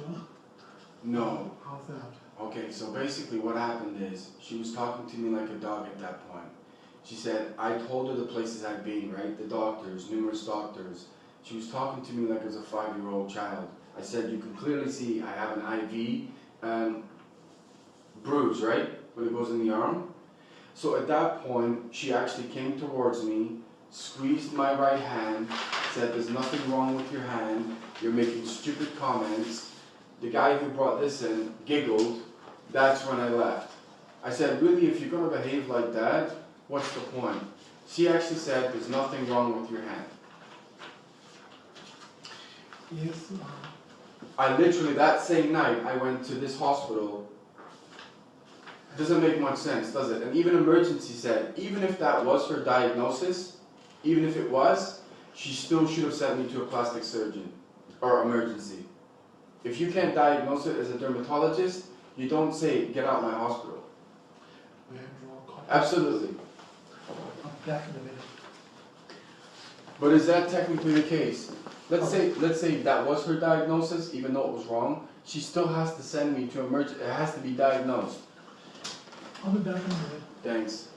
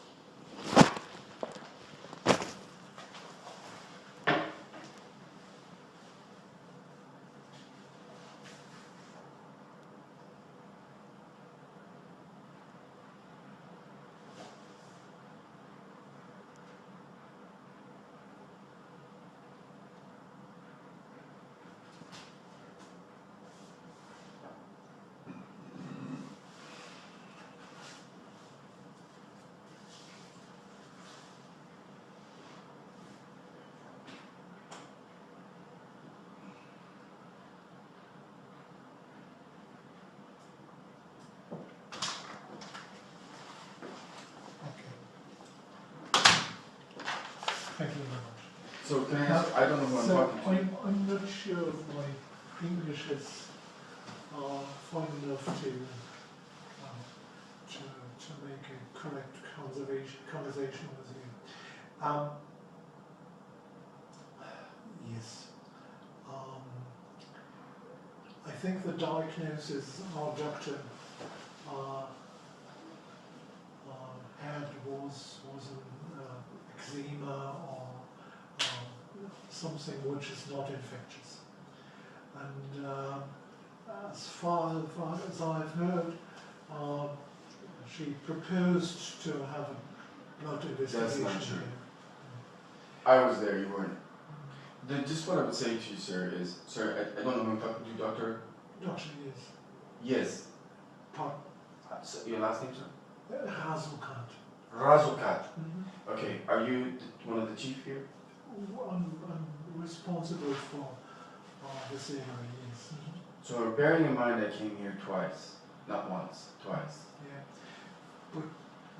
But there's another point that our emergency doctor proposed that you should come the next day, and that was not possible, or? Okay, so it's really not that complicated, but I arrived here. I gave the note from the GP to that guy. He let me see 2 female staff. They asked a few questions, they looked at my hand, they specifically verbatim said, there's absolutely nothing wrong with your hand. It's not an emergency. I said, what do you class, please let me finish. What do you class as an emergency? They said, not your hand. I said, but I can't physically move it. And they said, it's too late now. We're not going to send you to anyone else. Come back at 7 o'clock. And I specifically said, logistically, that is impossible for me. I said, can I come a little bit later? And they both said, if you are not here exactly at 7 o'clock, we will not see you. So I said, well, what am I supposed to do? You know what they said? Go to another hospital. I said, but you're supposed to be one of the newest, most... The conversation became ridiculous. So I was that flustered even on that day. I think that's most probably the point, is I think it's hard to tell it. We're not going to pass this off as communication or the behavior was absolutely outrageous. Yes, I see that. What I'm saying is, for me, so I'm an IT manager, delivered $5 billion worth of IT budget, right? I'm not a stupid person. For them to act in such a way, the thing that really got me was, if you start laughing at a patient, doesn't make you feel overly great, does it? I'm clearly in pain, you're laughing at me. That's when I grabbed my bag, and you can actually ask the guy, I was so angry, I actually came back half an hour later because I left my briefcase. So what I would say is, I couldn't come back the next day. I became very right. So I became very sick. I came back the next Wednesday because a doctor in Cologne said, this is not only a skin problem, it's now dangerous. He used the word dangerous. He said, you need to go to the Uniclinic immediately. I said, I've already been refused medical care there. He said, get your ass back there right now. So I walked all the way from Neumarket to here. Both of them came in, and you know what it is, doctor? I apologize because I interrupted you a couple of times, but you're very relaxed. This woman's attitude was brutal, and it takes a lot to piss me off, but she was in my face from the start, interrupting every single sentence I made. Just as an example, you shouldn't be here at 7 o'clock. I said, can I explain that logistically? No, you can't explain. I'm the doctor, I did that, and this is how the conversation was going. So right from the start, I couldn't say anything, I was stupid, and the thing is, the last comment she made was about the blood. She did make a comment about the blood, right? And I said, look, I'm not bam-bam. At that stage, the conversation was... I deteriorated so badly that I said, I'm not really sure I want to answer your questions anymore. What I can do is I can apologize. I'd like to make a written complaint. I can hear that, and I can try to improve our doesn't mean anything to habits. I want to know why I was specifically treated like that, because it's all very well, you know, look, I worked in big companies. Your answer was a fluffy one, I'll be honest with you. I would like to make a written complaint because I've made a written complaint to the head of emergency, and he is going to investigate what happened in emergency, why I wasn't registered, why the doctors here took those notes and I wasn't registered. Yes, but I would like to make a complaint against specifically the dermatological department based off the actions of those 3 doctors. So yes, so what I'm saying is, emergency is dealing with this professionally. I don't really need to know if you need to improve that's your job, not mine. I don't work here, it doesn't bother me. What I'm saying is, it was dangerous, the behavior. For me to have to go to another hospital. He has contacted me by email. I've sent generic emails trying to complain. I've now talked to you. I would like you to take ownership of this now that I've traveled over an hour to get here to talk to you. I want to make a written complaint directly to this ward and find out why did what happened. Yes, It's completely unacceptable. You can do that. But I'm not writing it to a generic email. No way. If you have a card, I would like your card to take ownership of this. You don't have to do the investigation, but I have gone on this hospital's website, I have made phone calls, I've sent letters. The only way anything actually gets done, or I even talk to anyone, is they physically come here. Yes. You can write down your complaints, and you can direct these complaints to the Department of Dermatology, of course. You shouldn't use the way of email. It's possible to do that, but I think it's absolutely the only way to do it. You can do it by email, of course. And we have a special Beschwerdestelle. And if you... What does that mean?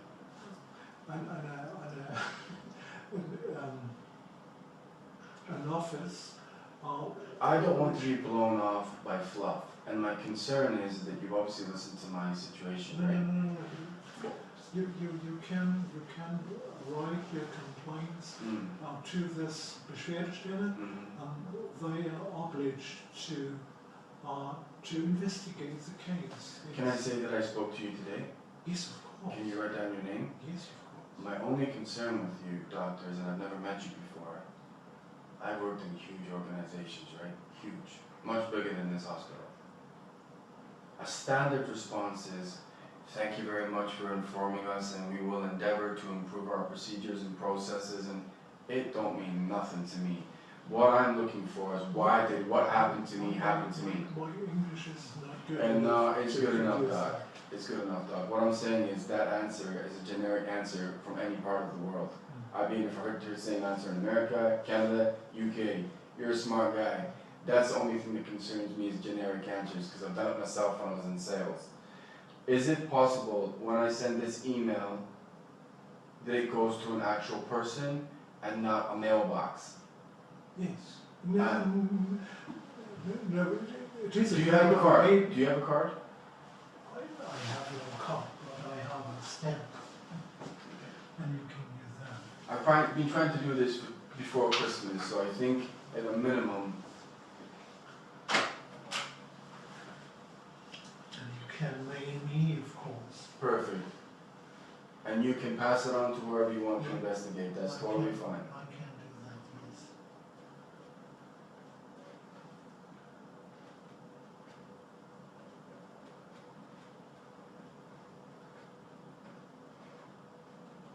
Can I just So double check let's if you try read that? this now.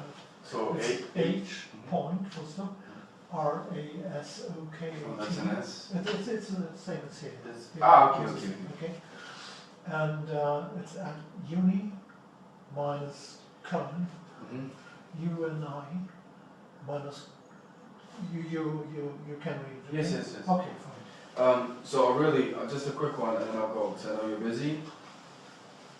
You can give me a mail, and I I will will email you respond tonight. with that I received the mail, and I gave it for the process. That's fine by me. Is that all right? That's fine. The only thing I would say is, and it's any hospital in the world, right? Doesn't matter, any first or second world country.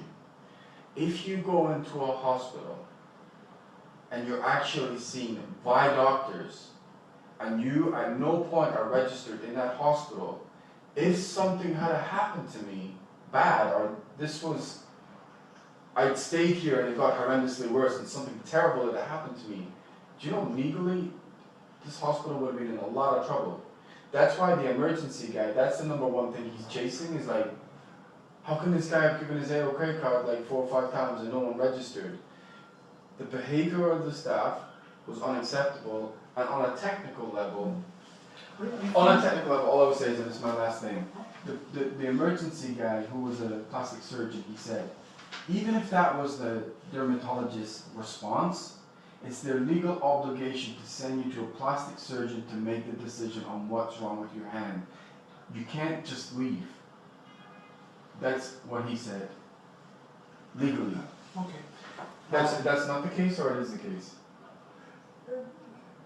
It's right that we have to document every contact with our patients, and I think there is a kind of documentation. No, what I mean is, he said, if the dermatologist said, well, we can't see anything, he said it shouldn't have stopped there, it should have been... Not necessarily. If he is sure or convinced of his diagnosis, so it's not automatically maybe.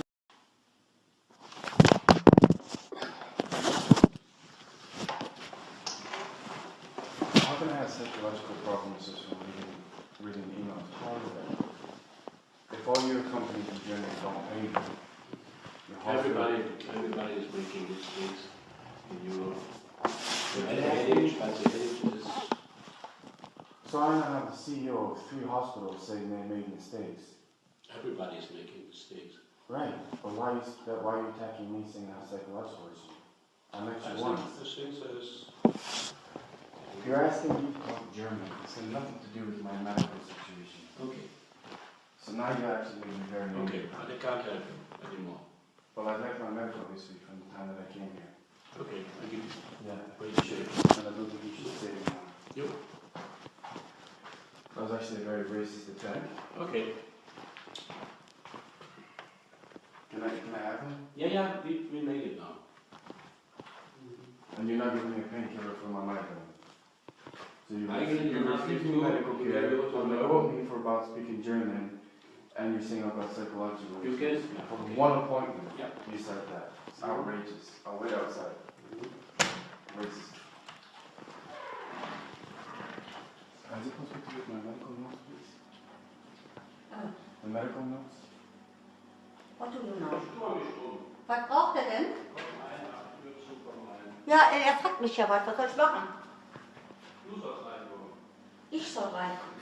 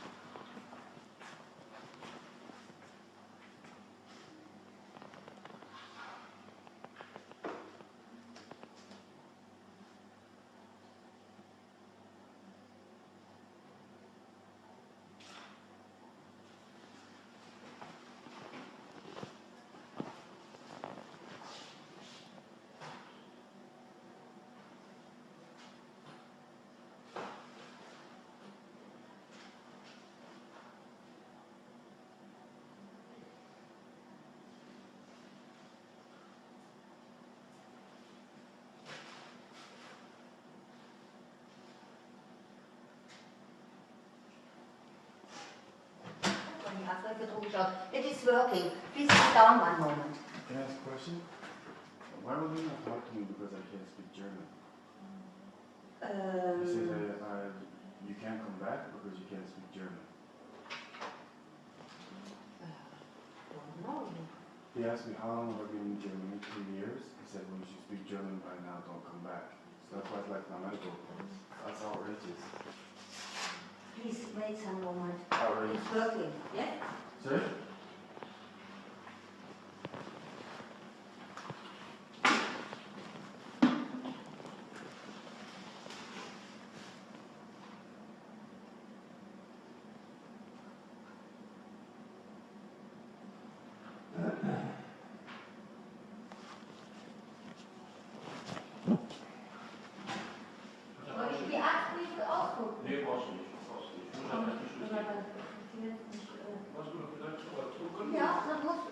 wahrscheinlich da hinten raus. Warte mal einen Moment, Gott.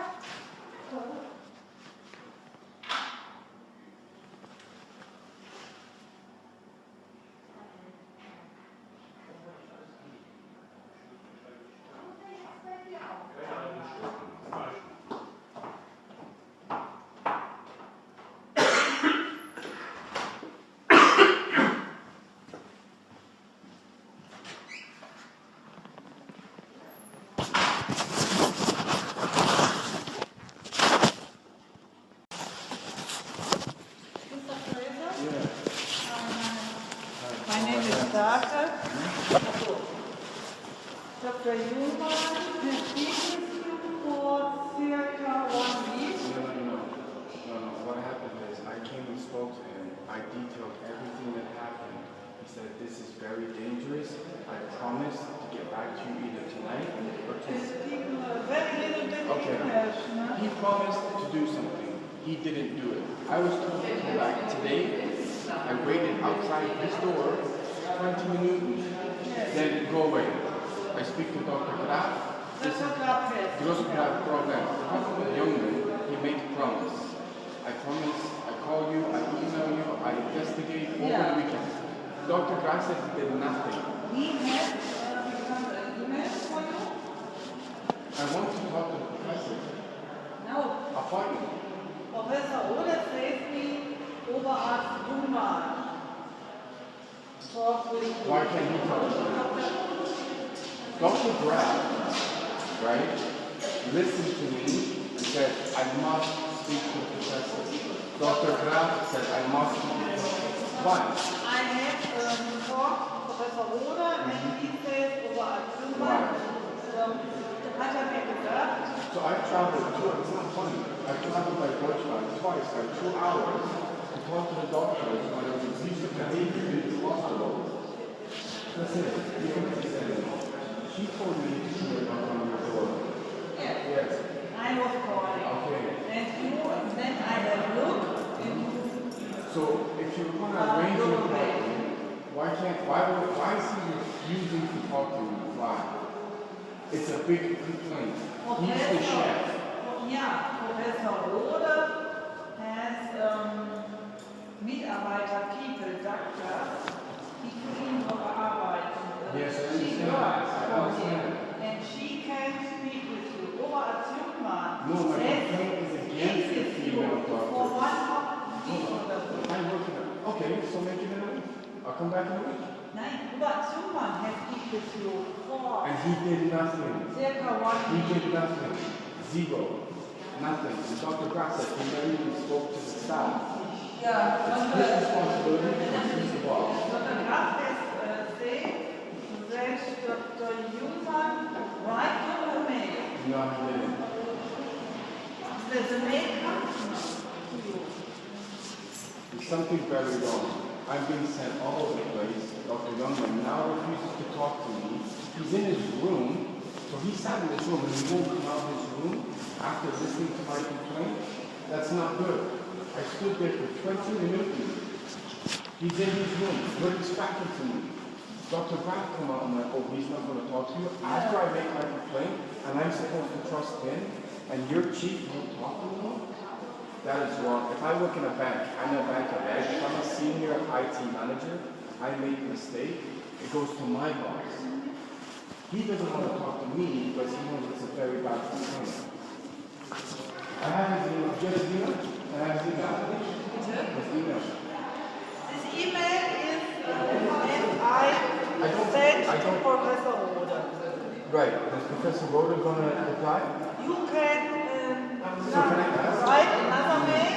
So, if it's this month, next month, or the following month, this professor will not talk to me. Ever, ever. The time. He has no time. So what about in 3 weeks? Try what? You write me a mail. Ask me a question. You write me a mail, and you write Oberarzt Jungmann. You're refusing to talk to me.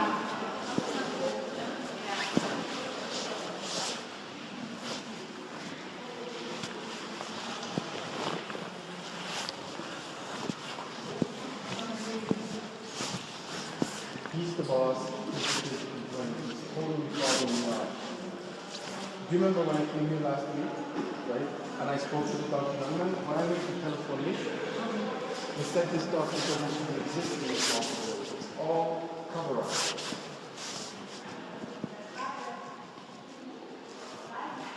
You can read it? Yes. Yes?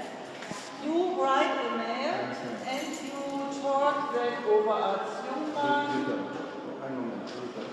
When I spoke to the doctor the first time, oh my God, that was program I fixed.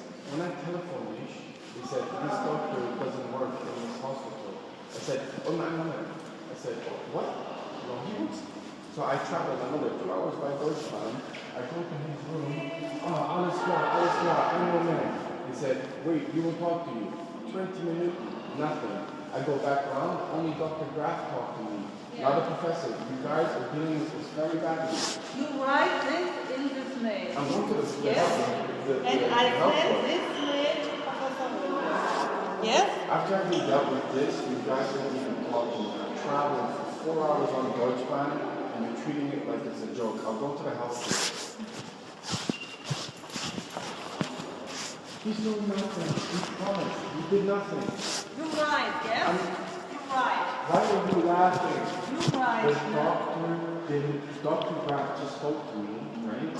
And said, Dr. Gunman hasn't taken any notes. He forgot what to do. He just told me now in the room. I just spoke to Dr. Graf. You write that?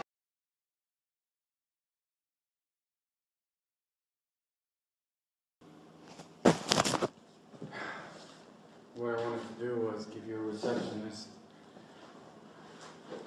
So just so we're clear, I still don't have the money, eh? That's now 8 months with no money. What I tried to get to show you, that's what I've been subjected to over the last 8 months. 27 police reports of beatings, stealings, verbal threats. You can see from Diebstahl, right? Hold on, is that the latest one? No, go here. These are the latest ones, right? Now, if you look at these, again. Who did it? I'll tell you who did it. So, right? Your boss. Was it your boss? No.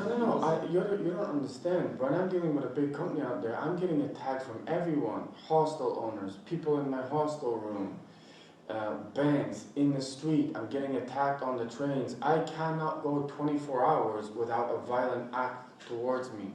Why? Do you want to know why? Do you really want to know why this is happening? I came here as the first political refugee from Canada and the UK. Okay. I was taken to Schweinfurt as the next Snowden. They took all my information. I had a person, you know who brought me to Germany? Anonymous, with the white mask, anti-establishment, because I was a high-level banker in North America. Scotland's independence was fake. They sold me. They're notorious for selling their best people. Germany told me to come here for political protection. All my information was gathered in Meerbusch and Potsdam near Berlin, pretending to be my friend, and will help you. And I got summoned to Schweinfurt and interrogated for 37 hours, and the information got lost. So what I'm saying is, people know who I am, and I am getting obliterated. I mean fucking obliterated. I can't go one day without a knife attack, a beating, my medication stolen. This is all the clothes I have left now. And what's happening is, I knew this was happening, but an African guy verified. So I'm in Trier, right? Now Trier is a very kind of a strange little place, as in you're either accepted or you're not. No one's talking to me, eh? You could tell I'm obviously a very sociable person. God knows how I've kept... Now you understand why I was taking the Zopiclone, right? I have the freaking world on my shoulders. It's not just... That's why what happened at SAP. That's why what happened at AOK. That's why what happened at Sky Deutschland. Because it comes from the West. They already knew who I was before I got there. So this is all political bullshit to cover up an independence that was fake. They basically put about 90 million euros on my head, and I somehow managed to go Canada, Mexico, and where I got tortured was the UK. You open your fucking mouth about this one. Why is it always happening?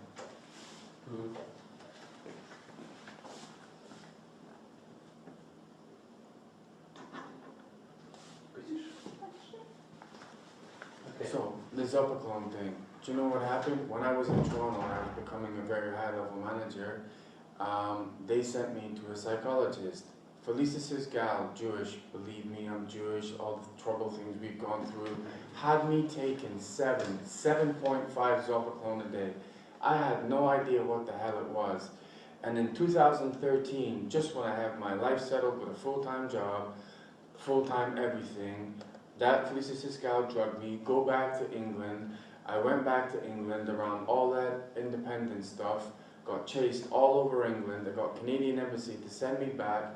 I got caught in the Calgary floods and broke my ankle. So that's why this is happening. What I'm saying is, on a medical level, Yes. I'm going to die. Because as of right the police don't do nothing. Mr. Fraser, you live here in Germany, right? I came here to live a life of peace, yes. Yes, yes. And you want to stay here? Well, does it look like I'm being allowed? I can't do nothing. I have zero money. What I do have is 5 lawyers in Tria, 5, right, that have now proven SAP lied, Sky lied, AOK lied, Job Center lied. The key thing is here, if you look at that, right? That's what they go for. Because all my evidence are on these. USB stick. That's why I'm constantly attacked, which is in this bag.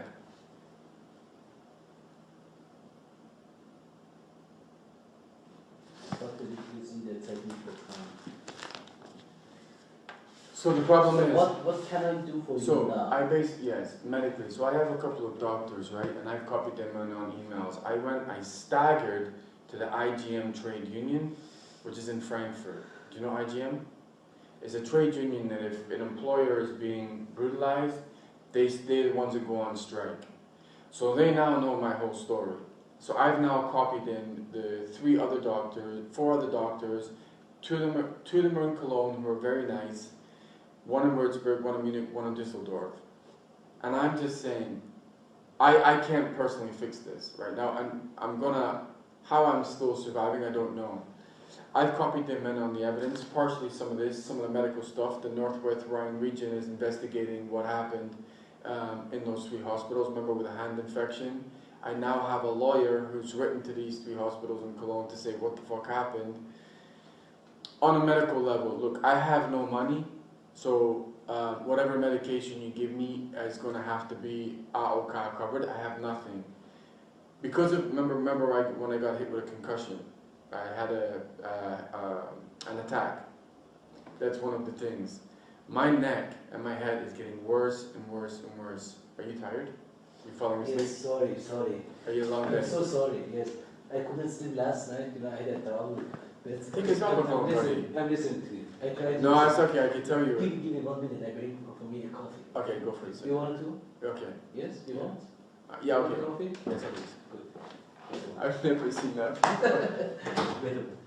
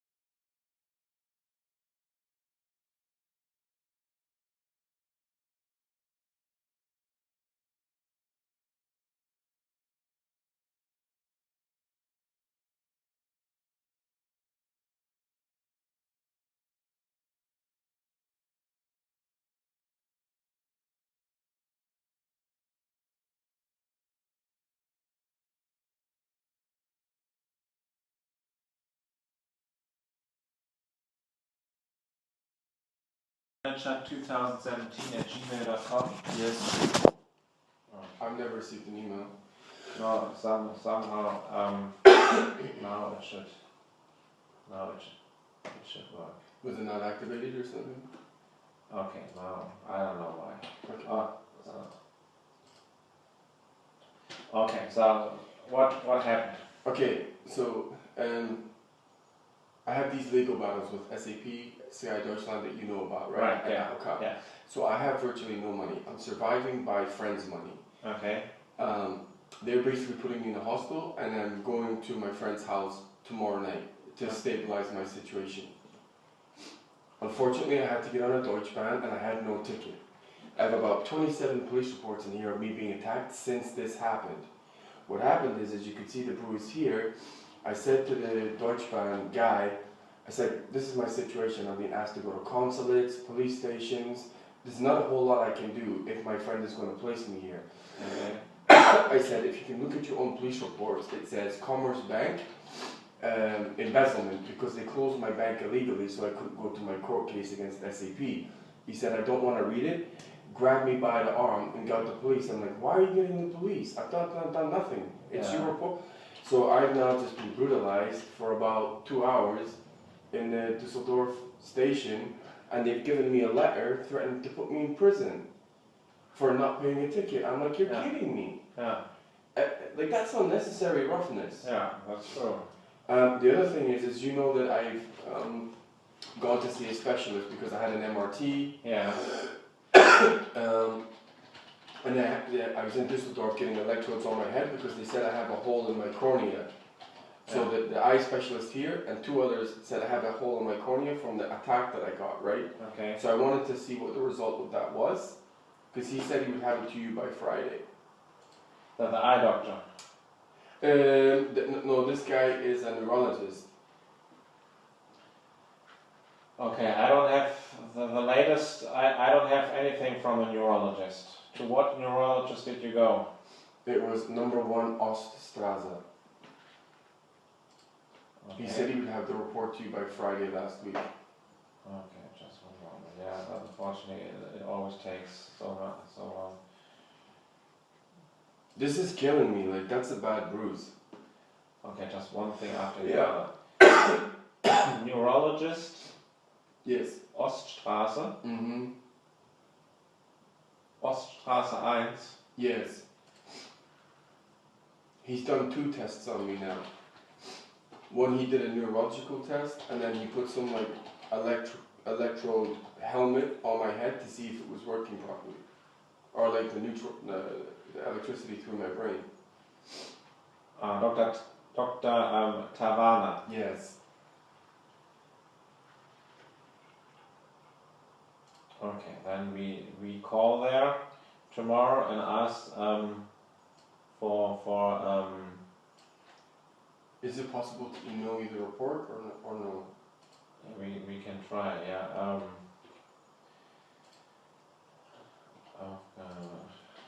Because I need it for my legal case. Yeah.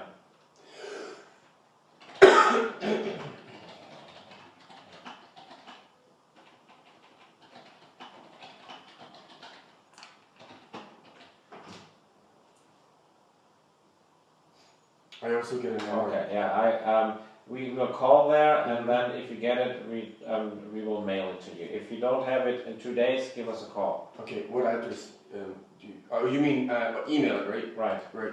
Okay. The other thing is, I'm seeing a neurologist, and I'm getting an MRT in Stuttgart on Friday. Yeah. Because I complained to the neurologist of I'm getting like electrical shocks down my shoulder, and the neurologist said the artery at the back of my neck, which carries the blood next to the spinal cord, has thinned so much it's now dangerous. So she said that could be causing the electrical shocks and also the migraines. Yeah. Because she did ultrasound on the back of my neck, and she's like, okay, that's not good. Yeah. Okay. So I'm sorry, we don't have the result, but we try to call Dr. Tavana tomorrow. Yes. And then when we then if we have it, we will mail it to you. Is it possible to get a painkiller for this? This is absolutely killing me. Yeah, and then they let you go when the police came, or what happened? They were about as violent as you can get. When I was on, and to be honest with you, a German lady was writing down what they were doing. Okay. Because it was becoming so violent, I said, I'm going to turn on my phone for protection. Yeah. And he said, I don't care, go back to your own fucking country. You don't. And I said, hold on. I said, it's your police reports. Can you read them? Yeah. No. The police came. He's like, you ever come back to Düsseldorf? I'm gonna throw you in prison. I'm gonna beat the shit out of you. Policeman said that. In the train station, yeah. So all the policeman, the official policeman, or the man from the. Both. They both were. Yes. And I said, you know what? You're a nasty man. And then he basically said, what is it? I don't care about the fact Commerce Bank have closed your account. I don't care about you. If you go to fucking prison and they beat the shit out of you, I don't care. I said, stay away from me at this point. Then they went in my phones. They inappropriately searched my pockets. And then he's right in my face. All I said was, because I thought, what the hell, what are they going to do to me? Then it got violent. That's a bad bruise. Yeah. And then he basically, all I said was, I just make a picture. Okay. And this is from right now. Yes. I mean, it's outrageous. Okay, can you, I just want to, if that is okay for you, just so prove it's your underarm. Yes, okay, yes. So it's your face, and then it's like that. Okay, I put this in your. Yes. Your it's totally unnecessary. Yeah, that's true. And the thing is, he actually gave me a report that I now have to go to a lawyer so I don't go in prison. All I said was, I've gone to your police station and your police have said it's embezzlement that Commerce Bank closed my bank account. Yeah. I said, how do I get my money back? I don't have any time, don't come back to Germany. And then did that. I'm an IT manager. I'm supposed to be trying to get my career back. Yeah, it sounds. It was about as violent as you can get without really hurting me. I thought this is only possible in the United States, but I never thought that it would happen here in Germany. Honest to talk, yeah. Okay, I can give you a painkiller. Is the eye doctor still open? Because he's closed. Not. Because he's the one that said I have a hole in my cornea. To be honest with you, you know how just slow down just a little bit. I just want to see, just in case anybody will ask. It's 6.5. 4. I've literally ran from the police station here, and I don't even feel well. So you ran away from them? Yeah. You escaped and they didn't run after you? No. Okay. They basically made it about, he was about an inch away from my face. Yeah. And he's like, if we send you to prison, I'll come down, I'll get you in prison.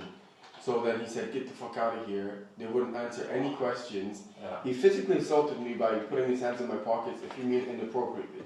Do you understand what I mean? Yeah, I totally understand why it's so hard to believe. I mean, I believe you, but I can't, I'm shocked about our system, how that could be. It's not the first, to be honest with you, you know how I have a hole in my cornea?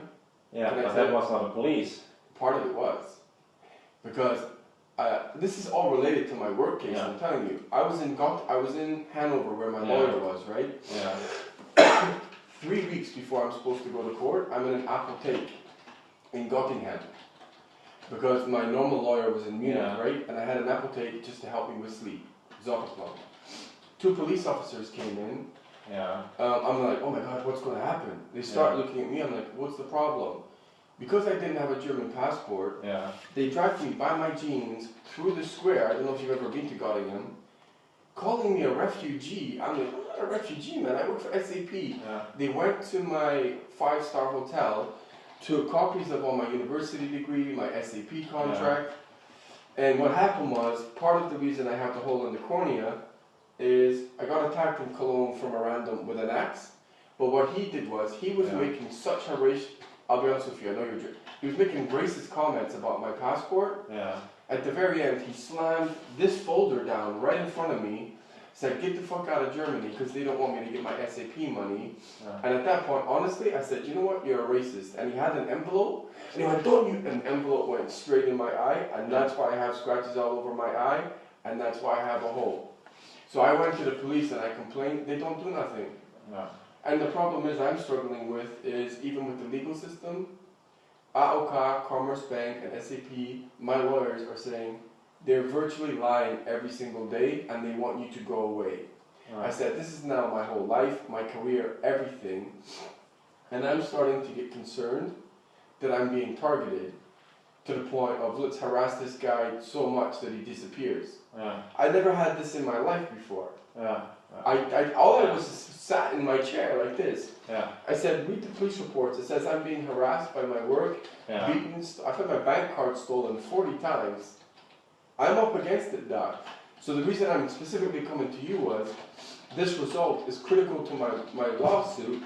If I get my money from AOK, I can stabilize, I go to my SAP, and then I got my life back. I am getting brutalized right now because I have no money, and my friends are supporting me. I don't normally have asthma. I don't normally have sleeping problem. Like, I'm getting smashed here. Yeah, it's incredible. Okay. Let me just check if I have some painkillers I can give you right away, because of course I can give you a prescription, but a little bit you have to pay yourself. I'm afraid I don't have any medication. Do you have any creams? I'm under so much stress, my hands are...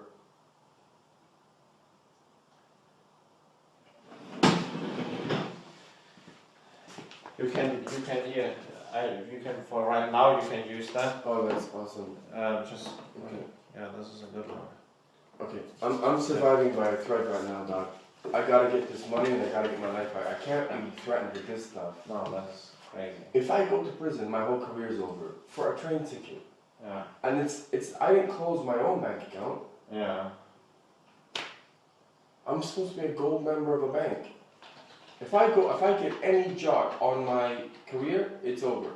My whole 20-year career would be over if he had done what he was going to do. So, but your lawyer is here in Düsseldorf? No, Trier. The reason I'm having to jump around so much is they blocked my money October 17th last year. Yeah. How am I supposed to eat? How am I supposed to buy?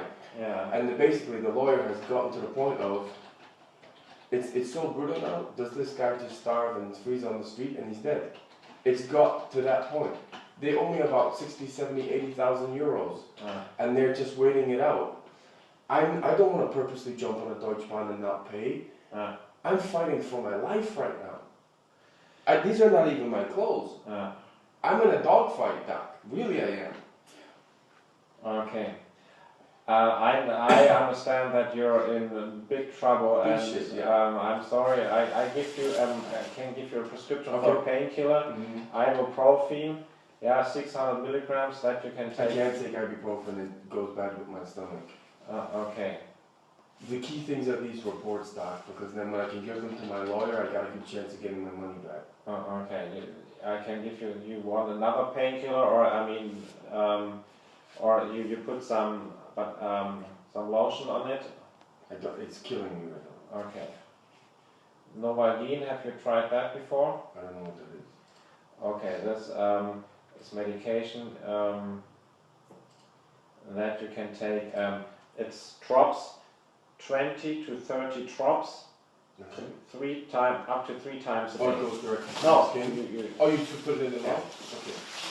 Okay. And what I would say as a doctor, just hang in there with me until I get through this, because this has got to solve in the next couple of weeks, because I can't survive this much longer. So just... I believe you, and I do my best to help you out, okay? And we give them, the neurologist, a call tomorrow, and I put that already on the to-do list for my assistant. If they have that, they will mail it to you. If you don't have the mail until Wednesday, give us a call and we ask maybe that something went wrong with the mail. Okay, and I've gone to 2 neurologists to back it up. The second one was in Stuttgart, and they were the one who did the ultrasound on the neck, so you'll be getting 2 reports. So you told them to send me the report sheet? Well, they can't do anything until I get the MRI, then they make the final conclusion, and then they send it to you. But this one, Tawana, should have sent it to you already. Alright, we will give them a call tomorrow. Maybe, please, send me an email. Yes.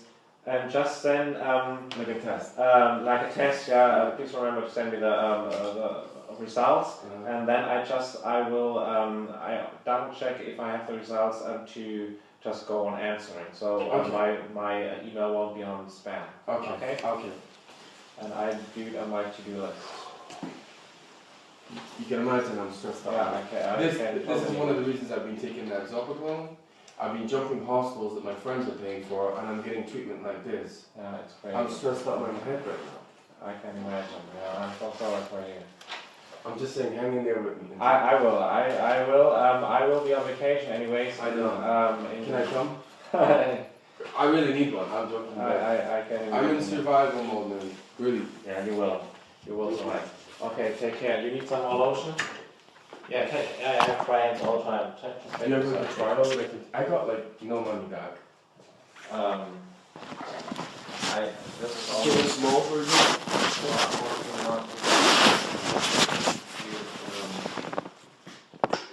You understand, I delivered $5 billion by the time I was 35 and I'm in this position. Yeah, that's crazy. Yeah, I can't totally understand. The only thing it comes down to is money. That's it. That's all this is about. Thank you. Well, I'm sure, and I'll keep my fingers crossed that everything, one day you will come back, and if everything's okay, we go out and drink a beer together, okay? That's a good idea. This has to solve quickly though, because I can't continue like this. I'm sure. I keep my fingers crossed. Take care. Thank you. You're welcome. Yeah, bye.